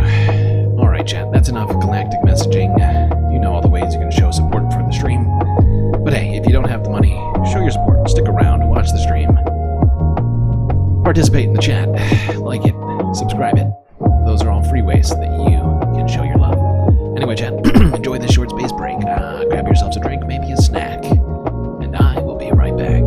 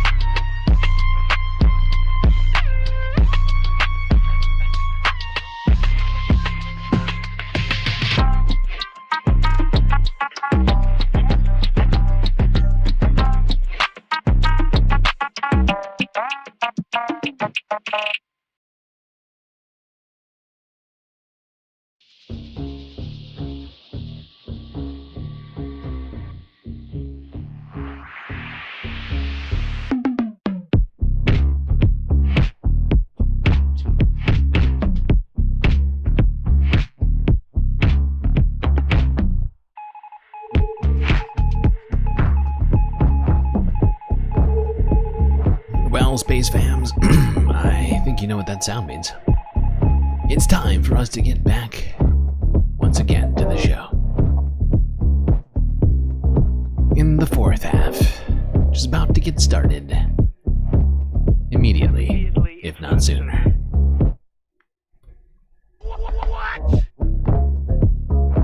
That's right. We're done talking about the Balkans.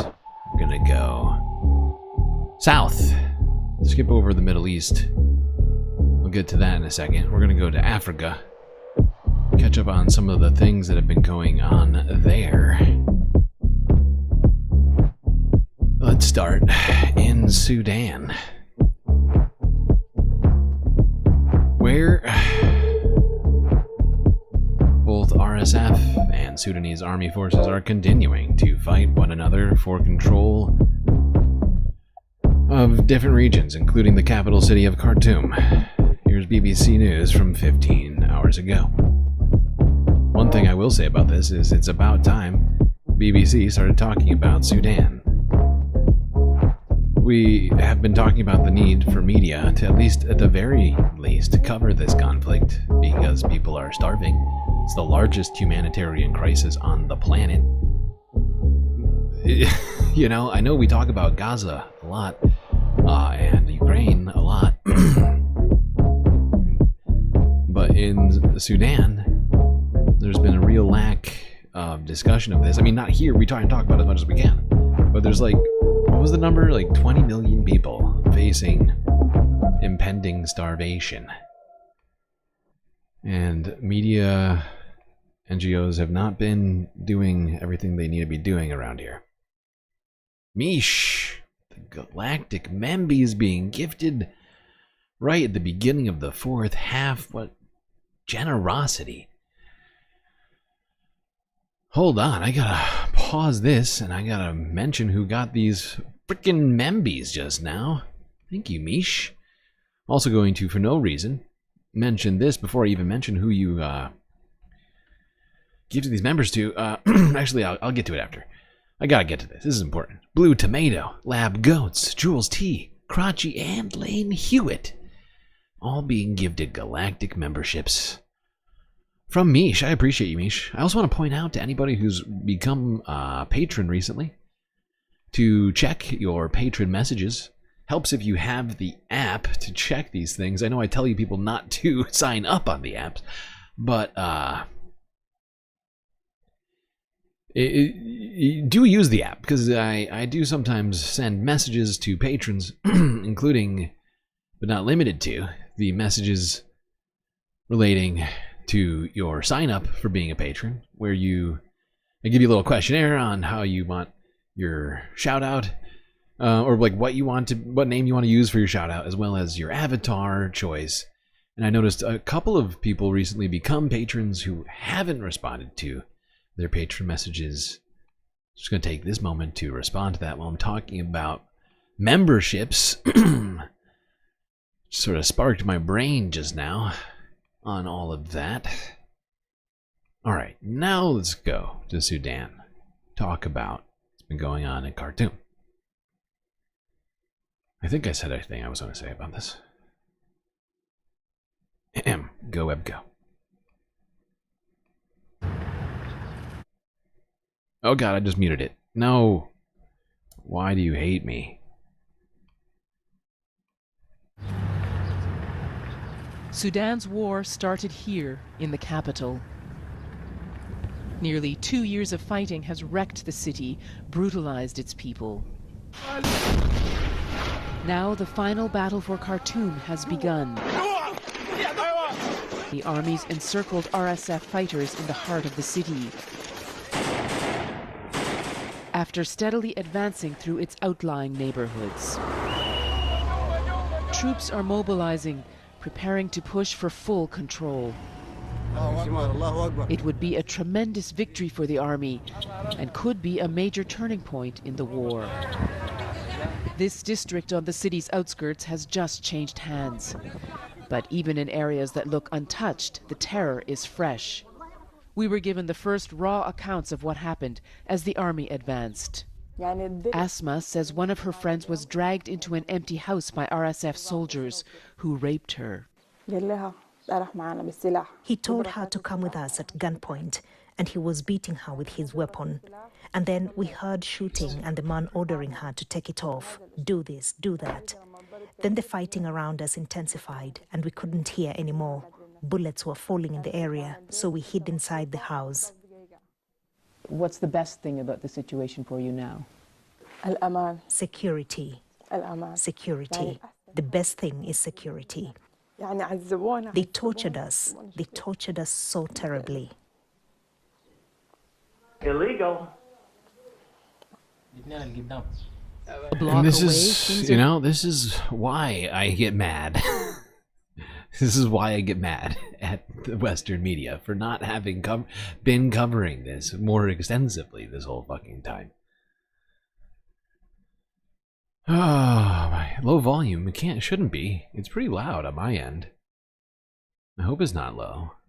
You can turn up your end slightly if it is low to you.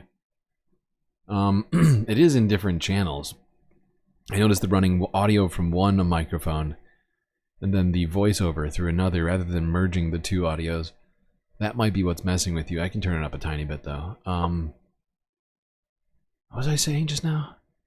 I was saying something else. Oh, right. I mean, like, stories like that are just like, you know, there is horrifying war crimes happening here.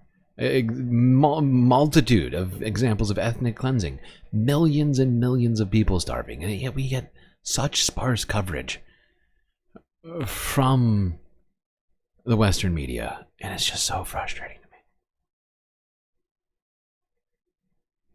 Beginning to feel a bit brighter. Whoa. Whoopsies. A block away, things are beginning to feel a bit brighter after very dark days. Muzammil can smile now, but just weeks ago he was sitting here with his brother and neighbor when fleeing RSF fighters ordered them into the house, shot them in the back as they entered, killing both of them. A bullet went through Muzammil's leg. Our friend died instantly. Then the men wanted to enter the house, and my mother tried to hold the door shut, pushing and pushing. They spotted a phone on the ground, grabbed it, and left. I went and called the father of my friend so he could come and do first aid, but we couldn't rescue him. My brother died the next morning. It's not only the foot soldiers who are on the run. Senior members of the RSF leadership made this affluent Khartoum suburb their home and one of their bases. The neighborhood is empty and looted. including the house of the RSF's deputy commander. Oh no, what's happening? In the wreckage, the debris of wealth and power. The RSF elite had embedded itself into Khartoum's establishment before they turned on each other. There are other empty houses. Hold on, sorry, I'm having a technical problem here right now. Oh, and it's happening all over the place now. Maybe I might have to quit. Might have to quit this program because it doesn't appear to be responding at all. Wait! Oh, it fixed itself. Thank you. Thank God. That was annoying the hell out of me. Oh, but now it won't let me click this? I gotta reload this. Please hold. Sorry, chat. Having technical difficulties.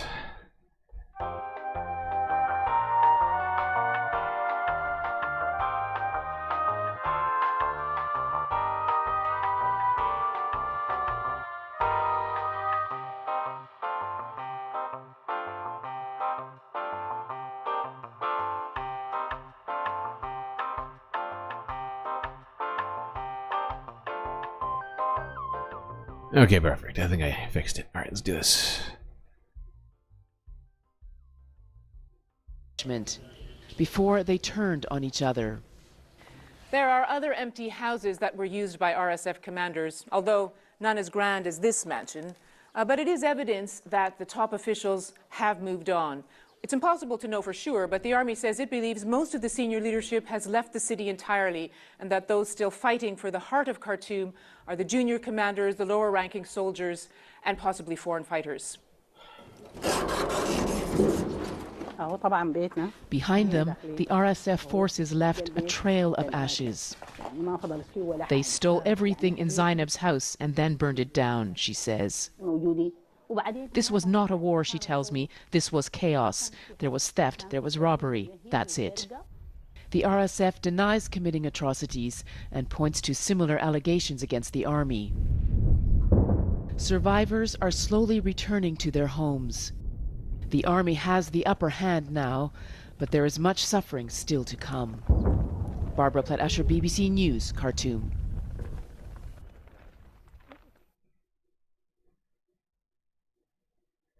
Okay, chat. Well, that's all we got on Sudan for now. Nice to see BBC paying attention a little bit. And, you know, something that needs to be done in Sudan. At the very least, more aid needs to be getting into the country. It's been improving slightly since we first started talking about it, but not nearly enough. Still a lot of people in refugee camps needing aid. Why is she in the pool? I think we all know why she was in the pool. They wanted to get that shot. Come on. Come on! It's a great shot. Empty pool, blown out windows. It's for the production value, dude.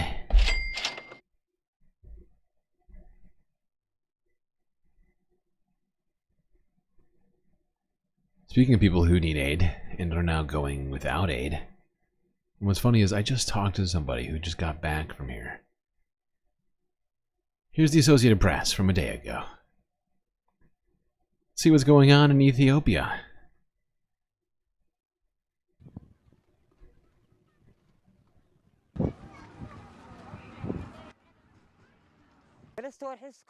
They informed us that assistance will be halted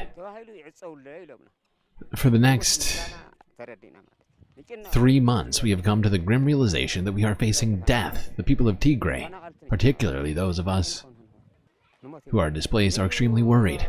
What will happen to us? We are afraid for our lives. Those who are strong may manage to work, but the rest of us will suffer in silence. How can we survive without support? How can we live without food? Going without nourishment for even 1 day is difficult, much less 90. Consequently, we fear that we are destined for death. But when you talk about the US aid, if it is cut for the next time, already 1.4 million or 1.2 million individuals put at risk. IDPs is living in both camps and host communities. This is the impact.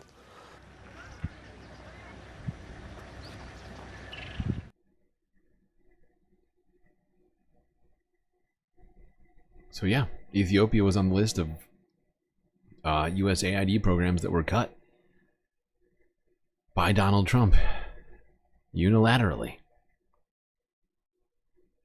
Donald Trump has often been critical of South Africa's government. Terrible things are happening in South Africa. In the middle of a thing here. Very rude. How rude. What was I saying just now? Ethiopia, one of the countries on the list of USAID cuts, which will now almost definitely cause some number of people to go without food for who knows exactly how long. And it's not going to come from the UK, because Keir Starmer just got done cutting aid in the UK too. Well, not in the UK, but the UK's developmental aid program to increase defense spending. It was like 2 weeks ago we talked about that. So I guess it'll have to be from someone else. Not two of the biggest ever colonial powers. No, we're too busy giving billionaires money. Sorry. That's too much, man! It's going to be too much. Now let's go to South Africa. Thank you, France 24. From 15 hours ago. Guess what? We are going after everyone. When I was talking about isolationism, nationalism, leading into this administration, I honestly didn't quite think it would go this far or this fast. But guess what? If you didn't hear, Washington has given the envoy of South Africa 3 days, 72 hours to leave the United States. Immediately, if not sooner. It's exactly what it sounds like. We're kicking a diplomat out of the country. Donald Trump has often been critical of South Africa's government. Terrible things are happening in South Africa. Terrible things. All the white The people South are losing their African land. ambassador's comments in an online seminar accusing Donald Trump of leading a supremacist insurgency escalated tensions. Secretary of State Marco Rubio said the envoy was a, quote, race-baiting politician. The supremacist assault on incumbency, we see it as a response, not simply to a supremacist instinct, but to very clear data that shows great demographic shifts in the USA, in which the voting electorate in the USA is projected to become 48% white. The ambassador explained how South Africa's envoys are working to counter the U.S. administration's policies. We're engaging the lawmakers and we're putting in deposits so that when fear subsides of the White House, we have planted the alternative view. Ibrahim Rasool said that tensions already existed during the Biden presidency.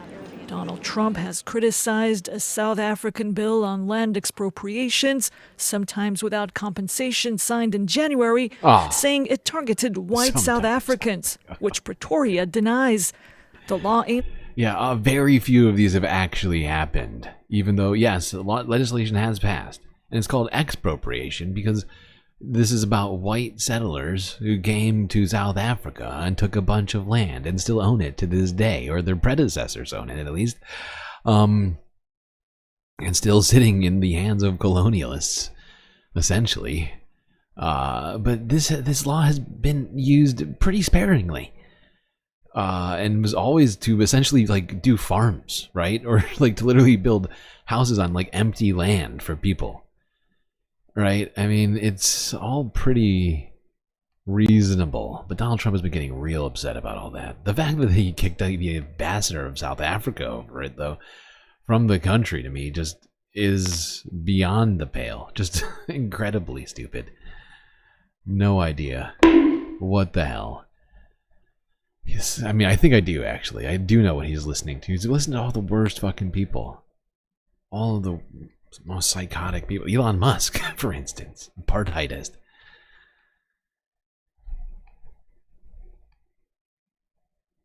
Literally, South African apartheidist, isn't it? That's actually the biggest. Now that I think about it, that's probably the number one explanation for this. It's Elon Musk. Well, first of all, some of the things that I say will be incorrect. It's very true. It's so true. Some of the things Elon Musk says will be incorrect. That's a fact. Write that down. All right, let's go and leave Africa. Go to the Middle East. Talk about what's been going on here. Hamas and Qatari delegates had negotiations over working on a ceasefire, this second ceasefire proposal, essentially, to continue the peace. Very, very, very, very fragile peace. But the United States, I think for the first time, rejecting one of these deals. If I'm not mistaken, every single time that there has been a rejection of a deal, it's been either from Israel or Hamas, and it's been mostly Israel. It's been like 90% Israel. There's been times where Hamas has come back with counter negotiations. But most of the rejections of ceasefires have been with Israel. And none, if I'm not mistaken, have come from the United States. But as of 21 hours ago, BBC News, the U.S. rejected a quote-unquote impractical Hamas demand or demands. That's I phrased that wrong. Whatever. U.S. rejected impractical, according to U.S. State Department officials, demands from Hamas regarding these truce talks. I wonder what it could be. Negotiations over the next stage of the Gaza ceasefire have broken down. That's according to Hamas officials. They say there are significant gaps over key parts of the deal, while the US has accused the group of making entirely impractical demands. Our correspondent Emir Nada has more from Jerusalem. The BBC has seen a statement from Hamas that says that there were major gaps in the negotiations that were taking place in Qatar. These were negotiations led by the US. The US presidential envoy Steve Witkoff had put forward a proposal to extend the first original phase of the ceasefire, which expired at the beginning of March. He proposed to extend that to mid-April. It would allow for hostages to be released and Palestinian prisoners to be released in exchange, but it would delay the discussions around a permanent end to the war in Gaza, and that appears to be the main sticking point, according to the Hamas side. The Hamas side is saying that they want the next stage to lead towards a complete withdrawal of Israeli troops from key sites in Gaza, while we understand that the Israeli side is resisting withdrawal from key sites such as the border, the Gaza. For fuck's sake. Egypt border, they wish to remain there. We understand. Now, despite originally agreeing to negotiations for a full end to the war taking place, going forward into the second stage of the ceasefire, Israel is resisting that, and it appears to be putting pressure on Hamas via halting aid and electricity to... Oh my God. Yeah, there's BBC suggesting that somehow halting the ability of people in Palestine to eat and drink international crime is somehow a tactic. He doesn't even get into the fact that it's a fucking war crime to do such a thing, and it's not a legitimate tactic, but they talk about it almost like it is a legitimate tactic, and it's really gross. Super gross. But it's not shocking at all that this is devolving into this now. Now that you have people like Elise Stefanik, Marco Rubio, You know, Steve Witkoff, Donald Trump, who wants to put a hotel in here, are the ones in charge of this. It's incredibly troubling. There's not a lot of actual clarity on what the U.S. wants out of Hamas, aside from just ceasing to exist and leaving Palestine, and along with all the other civilians that live there. But of course, Israel's also invaded the West Bank. Tanks, bulldozers, for the first time in 20 years. Meanwhile, Israeli settlers are terrorizing Palestinians. Here's footage that came out earlier, a couple hours ago, on Middle East Eye. Israeli settler blocking an ambulance. Intentionally blocking a Palestinian ambulance in the West Bank.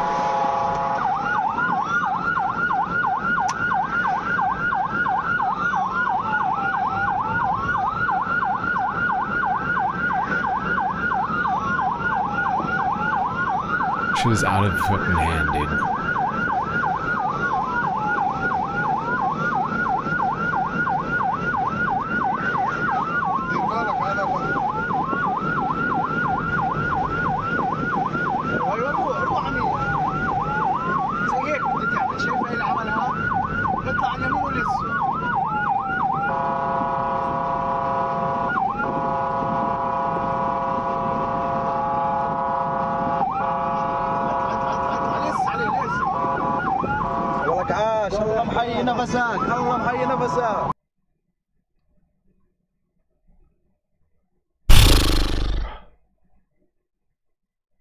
As you can see there, it was hard to figure out, but it looks like a onlooker basically blocked for the other blocked the other car for the ambulance to let them get around.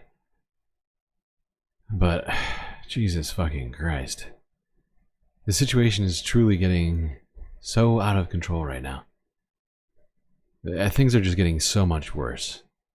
So much worse. And the fact is, the United States has decided that we should get involved in stepping things back up. Donald Trump launching multiple strikes in the region, in Iraq, in Yemen. Start here. This is Forbes breaking news from 17 hours ago. U.S. CENTCOM releases footage of precision airstrike. Precision airstrike. Nice.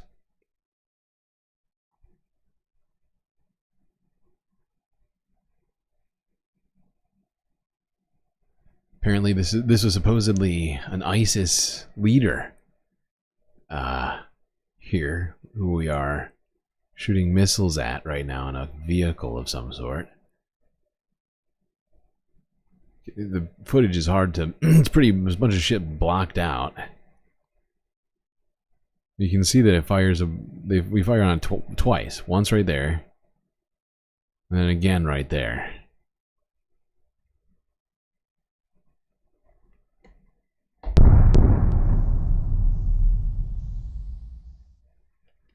But, like I said, not just Iraq.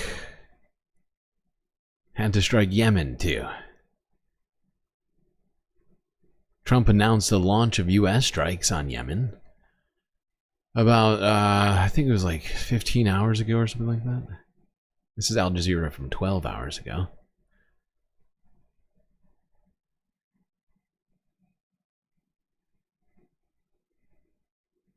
By the way, CENTCOM is just We have central breaking command, news if I'm not coming mistaken. out of the US. President Donald Trump says he's ordered the military to launch what he calls a decisive and powerful operation against the Immediately, if not Houthis in sooner. Yemen. US media report the military is carrying out large-scale strikes against dozens of targets, including the capital Sana'a. Last week, the Houthis vowed to resume operations against ships in the Red Sea if Israel did not lift the blockade of the Gaza Strip. Well, let's speak to Patty Culhane, who is in Washington, D.C. for us. Patty, what more can you tell us about this? Well, I'm going to tell you exactly what Donald Trump said on social media, but first I think it's important to explain why you're hearing all of that behind me. This is a protest outside of the Immigration and Customs Enforcement. They are protesting for the release of Mahmoud Khalil. He was a Columbia student who was integral in the protests over the Gaza war. He has had, in an absolutely unprecedented move, he's a permanently resident green card holder. Okay, we're not going to get back into Mahmoud Khalil right now. But, yeah, that was the initial report from Al Jazeera on breaking news. The United States decided to attack Yemen, Houthis in Yemen, supposedly. Here's global news now. I guess it's 8 hours ago. At least 19 people killed, according to Guardian News here.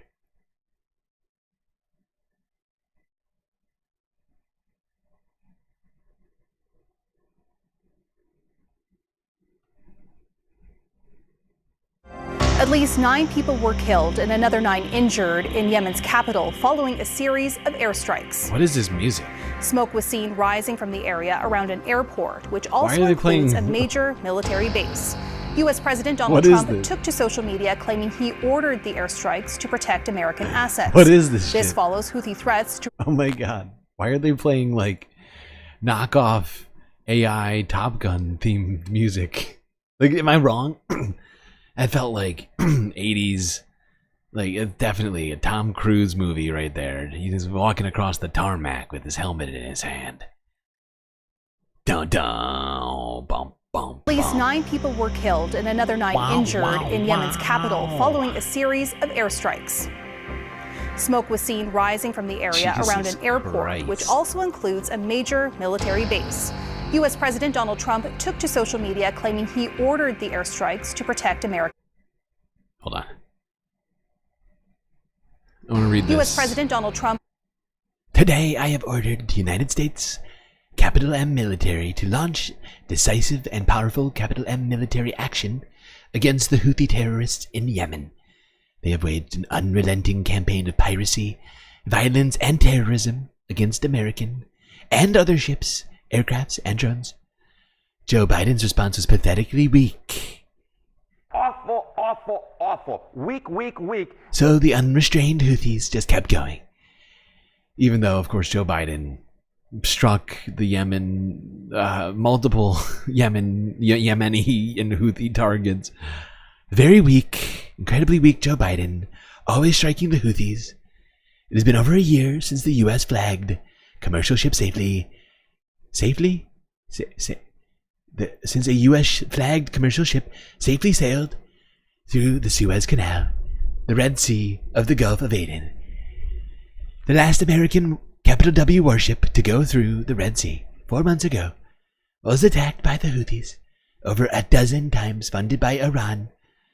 The Houthis thugs have fired missiles at U.S. aircraft and targeted our troops, capital T troops, and capital A allies. These relentless assaults have cost the U.S. and the capital W world, capital E economy, many all caps billions of dollars, while at the same time putting innocent lives at risk. The Houthi attack on American vessels will not be tolerated. We will use overwhelming lethal force until we have achieved our objective. The Houthis have choked off shipping in one of the most important waterways, capital W waterways of the capital W world, grinding vast swaths of capital G global capital C commerce to a halt, and attaching the core principle of capital F freedom. Gotta have capital F freedom. Capital N navigation, upon which international trade and commerce. I can't keep saying he does not give a shit about like grammar died. Like 2016, grammar died. Ordered the airstrikes Our to brave protect warfighters American are right now assets. carrying out This follows aerial Houthi attacks. threats to resume attacks on Israeli vessels over Gaza's blockade. The Houthis vowed retaliation and continued support for Gaza.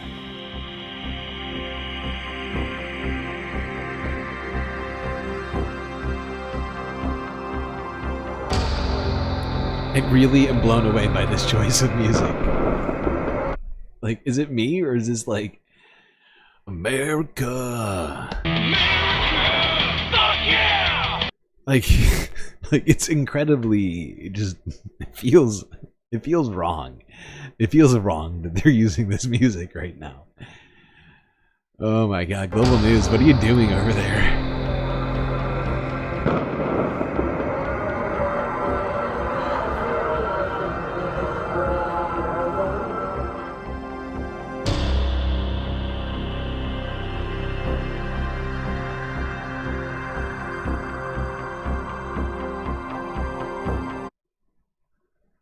It almost feels upbeat. It's like, yeah, we're gonna do it. We're gonna take the Houthis down. Top Gun montage. Tom Cruise is in this one.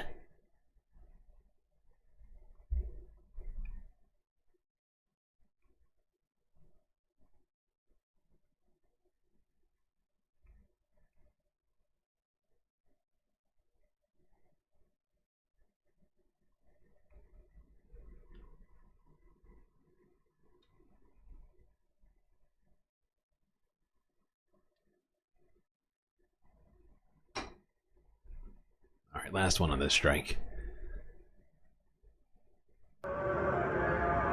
Smoke billows in the night sky above Yemen's capital, Sana'a. As strikes launched by the US hit dozens of targets across the country. Donald Trump was playing golf at his Florida estate when he announced the attacks on his Truth Social platform. He wrote that time was up for what he called Houthi terrorists, whose attacks must stop. He said if they didn't, hell would rain down upon them like nothing they'd seen before. He's referring to more than 100 attacks on cargo vessels carried out by the group in an act of solidarity with Palestine since the war on Gaza began. But since the ceasefire between Israel and Hamas was agreed, which was before Trump's inauguration, there have been none. The Houthi leadership says Trump's claims about a threat to international navigation in the Bab al-Mandab Strait are false and intended to mislead international public opinion. Some US voices have expressed concern that President Trump's actions may not get the intended result. For a president who came in wanting to avoid war and wanting to be a man of peace, he's going about it the wrong way. You can protect or you can avoid trouble in the Red Sea through diplomacy. There are many paths that can be used before you resort to war. They say it's a major departure from the previous US administration's approach. When you read the press releases from Central Command during the Biden administration, they were clearly lawyered to say this was a limited strike in response to a direct attack on U.S. people. It was basically to avoid triggering a debate within the Democratic Party on the War Powers Act and whether there should be a vote on actually, having a resolution of war against the Houthis. I think that President Trump isn't as concerned about that. And so in his remarks, and it's always, you may not want to take them literally, but he said that he was targeting Houthi leaders, for example. That hasn't happened before. Yemen's health ministry says several people have been killed or injured. In a statement, the Houthis condemned the targeting of civilians. Yeah, I too condemn the killing of civilians. We should all condemn the killing of civilians. That seems like a good rule to live by. It's science. Okay, now, something we talked about yesterday, and I think one other day this week, because it was a week-ending report yesterday. I think we talked about this earlier in the week. But we were told that Donald Trump had sent a letter to Iran. That it was supposedly encouraging. I almost called him Ayatollah Khomeini to engage in peace talks and things with the United States. Now, unfortunately, this is an AP archive video without translations from earlier. When did this come out? 19 hours ago. This was Iranian television.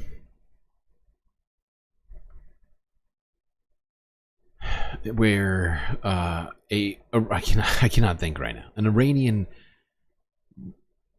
diplomat, like speaker, essentially, came out to make a number of statements to the media, and during these statements, denied having received any letter from Donald Trump.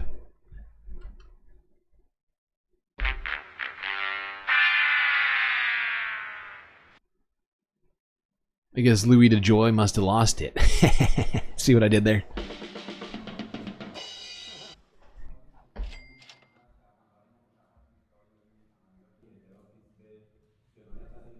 Privatize the postal service. این اتهام کاملا مضحک و مردود هست و فکر می‌کنیم که انگشت اتهام دراز کردن. I'm sorry, but there's really, I mean, I guess I'll just leave him going, but he's going to speak in Arabic this whole time. But yeah, I mean, we were told that Donald Trump was going to get the Nobel Peace Prize. But not getting the letter to Iran, that's not going to help. You're going to want that letter to be delivered, buddy.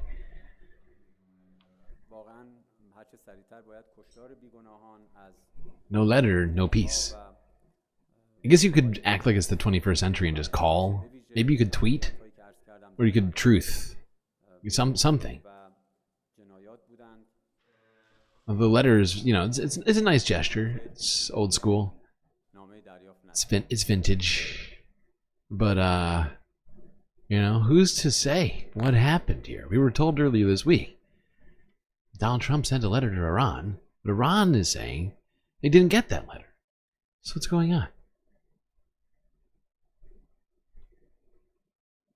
What is going on there? It's very confusing.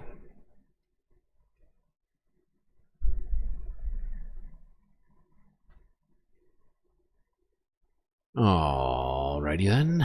Let's move along. Go to TRT World from 19 hours ago. Move to South Asia, Bangladesh, where a place we go to a lot to talk about what's been going on there. Of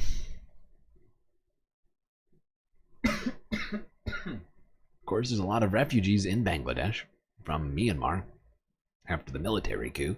Amidst all the ethnic cleansing of Rohingya Muslims from the territory, many of them have gone to neighboring Bangladesh, where the UN chief recently visited, as the plight of those refugees remains very dire.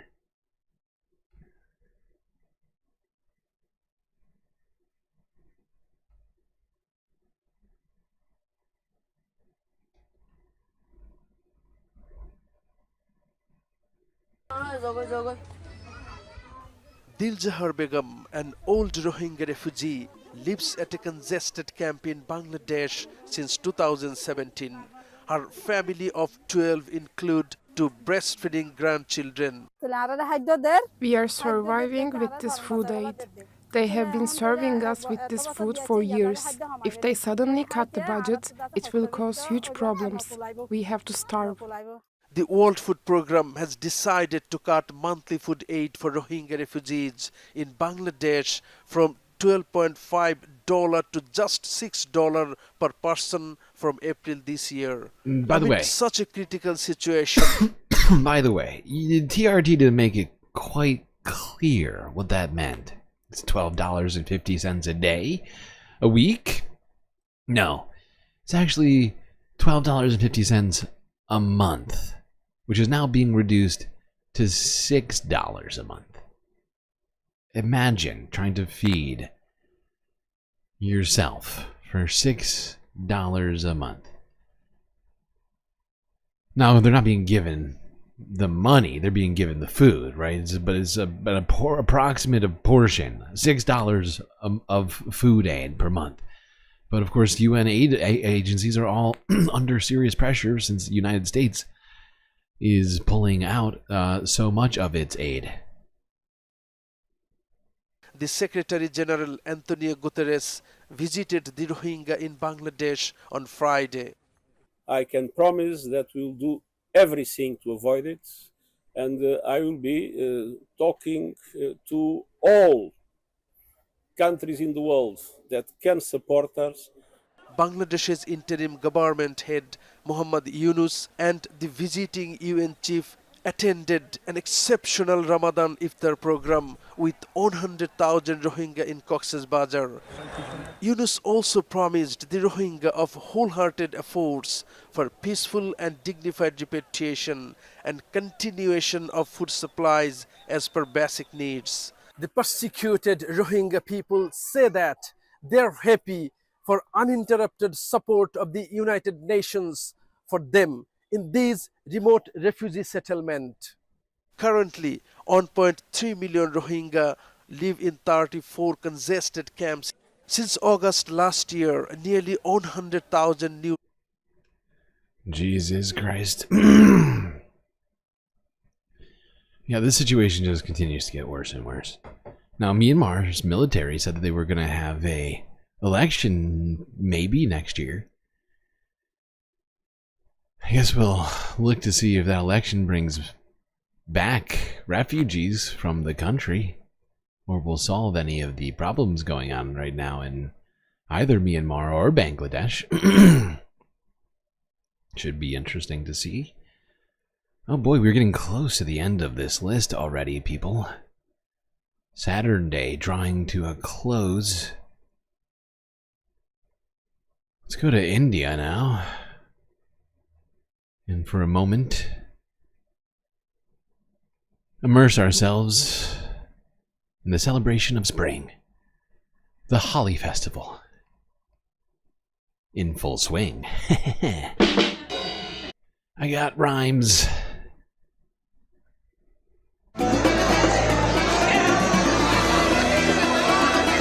This vibrant festival is celebrated by millions of Hindu devotees across India.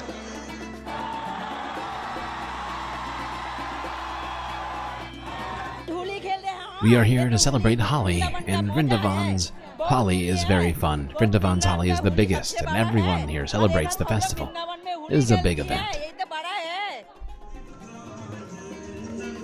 Holi, or the Festival of Colors, is an annual event that marks the start of spring. The 2025 event officially fell on March 14th, but many celebrations started days earlier. Like every year, we are here at the Gopinath Temple to celebrate Holi with the widows. We hope every day of their year is filled with happiness and love, and their life is filled with such colors of love.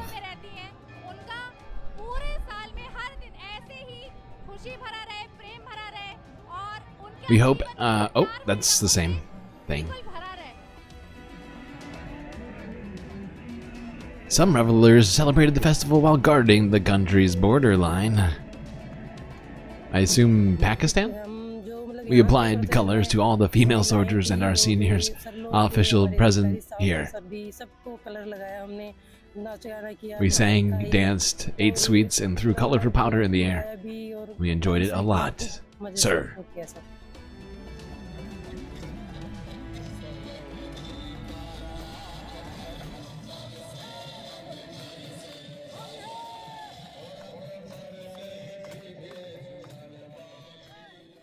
Alright, we got one more video on Holi here today.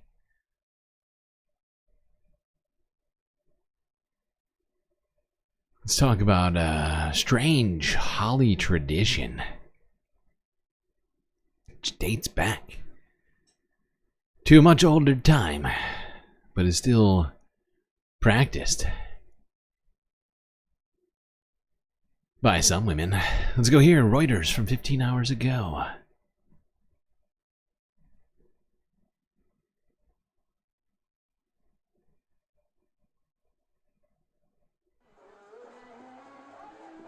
Thousands gather to celebrate Haranga, an age-old Holi tradition where women tear men's clothes off. I mean, this woman is dangerous, ladies and gentlemen. That's right. Might sound crazy, but it's real. My God, look how colorful everything is.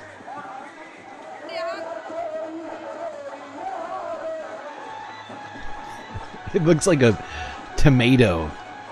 Like the world's largest tomato got dropped down on here.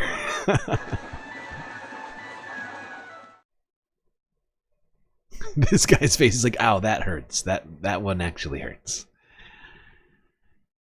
All right. Oh, God. Penultimate story of the evening. Here it is. Already. Only 7 hours into the stream. Shorter than yesterday, but, you know.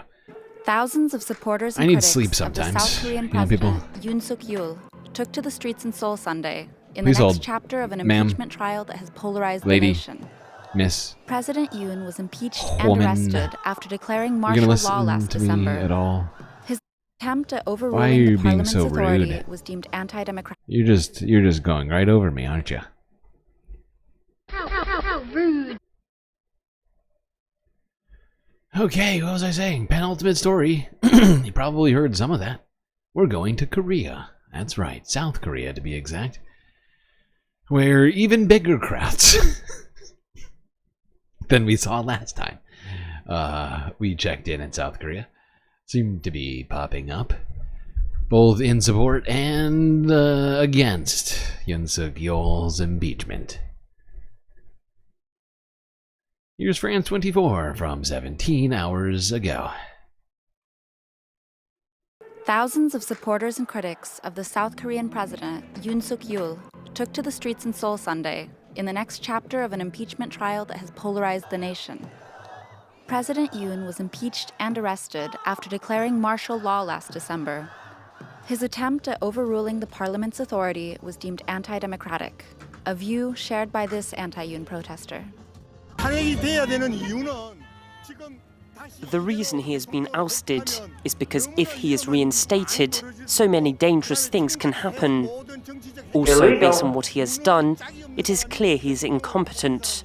I believe even those who have voted for him are regretting their choices.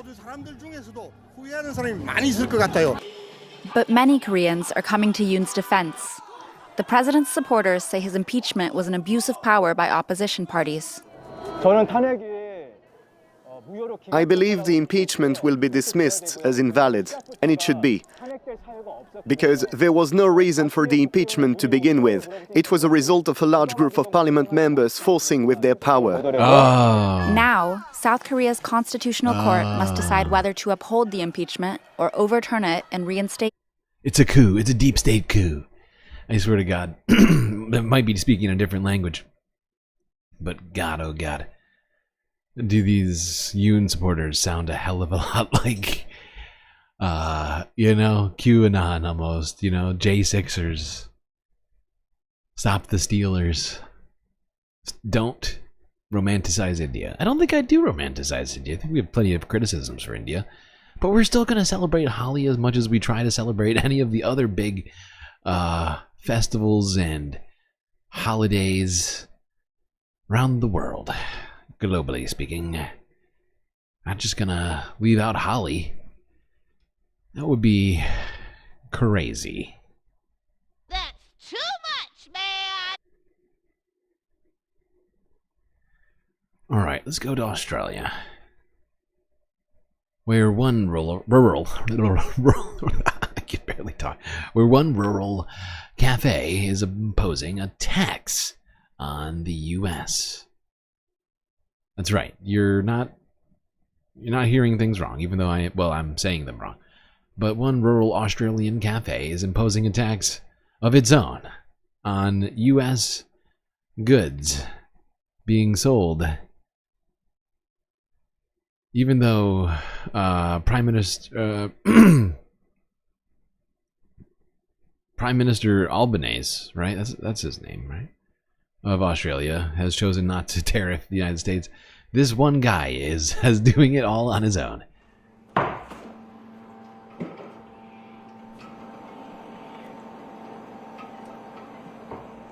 We just felt we needed to do something, might be small, to try and help the people of Ukraine.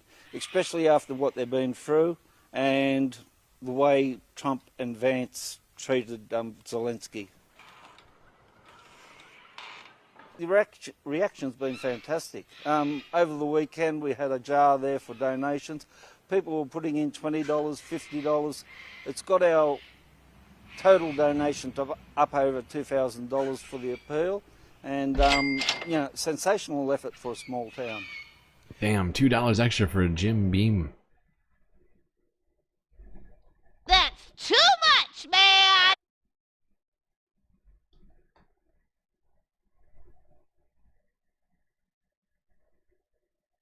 I don't think I've seen this one yet. I really want to see this. Did you see what came up? It was a majority report vid. I'm very tempted to click it. Not gonna do it. Not gonna do it. Wouldn't be prudent at this juncture. Not gonna do it.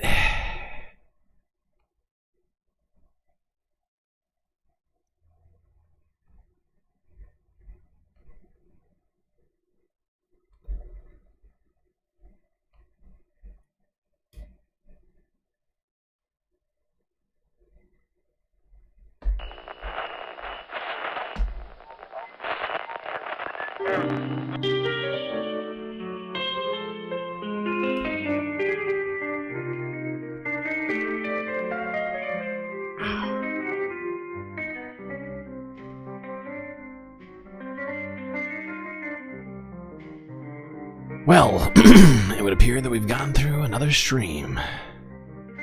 It was quite long and also difficult, but thankfully we had each other to get through it. That's gonna be it for me tonight. Till I see you next, you stay classy, Galactic Stream Nation.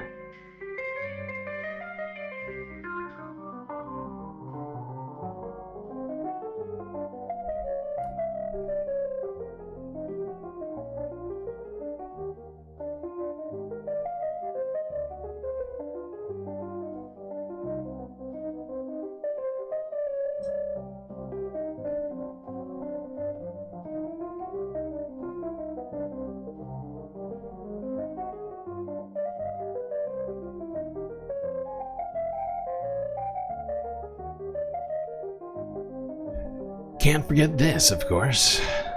These are your galactic patrons. Gabby, Gothdocs, Aaron W, Schmegley, BB, Medi, Afroponics, Narwhal by Nature, Interplanet Janet, Godcat, Robotcat, Disco Wolf, Callie Brady, Decipher, Geodragon, The Anti-Corporatist, Obsessive Audio, Moanoip, Nadia, Choki, Scouts, Tracy Eva, Mrs. Jen, Omegastar, Sasha G, Pitchforks Dragon, Vincent Morales, Donald James X. But wait, there is more. Evan from Portland, Impeccable Living, McGoggles, and Lovely Pariah. Reminder to anybody who has recently become a patron to respond to your Galactic Patron questionnaire. But that's right, all these people here have helped produce a show which your eyes and ears just got done enjoying. You can too, for just a few US dollars a month on Patreon.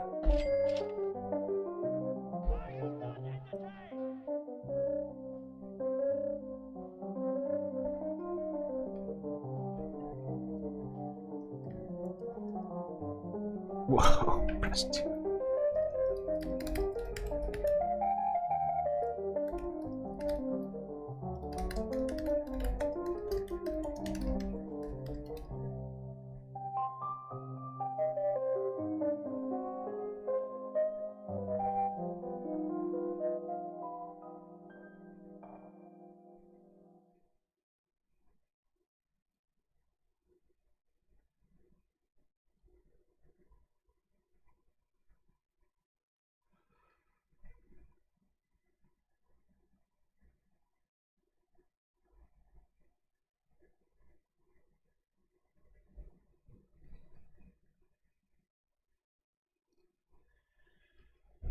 Super secret late night after hours galactic chill stream engaging in 3, 2, 1.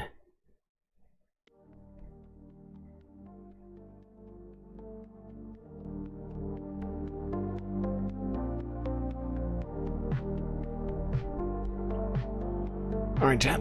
I will be right back. Need to hit the Galactic head.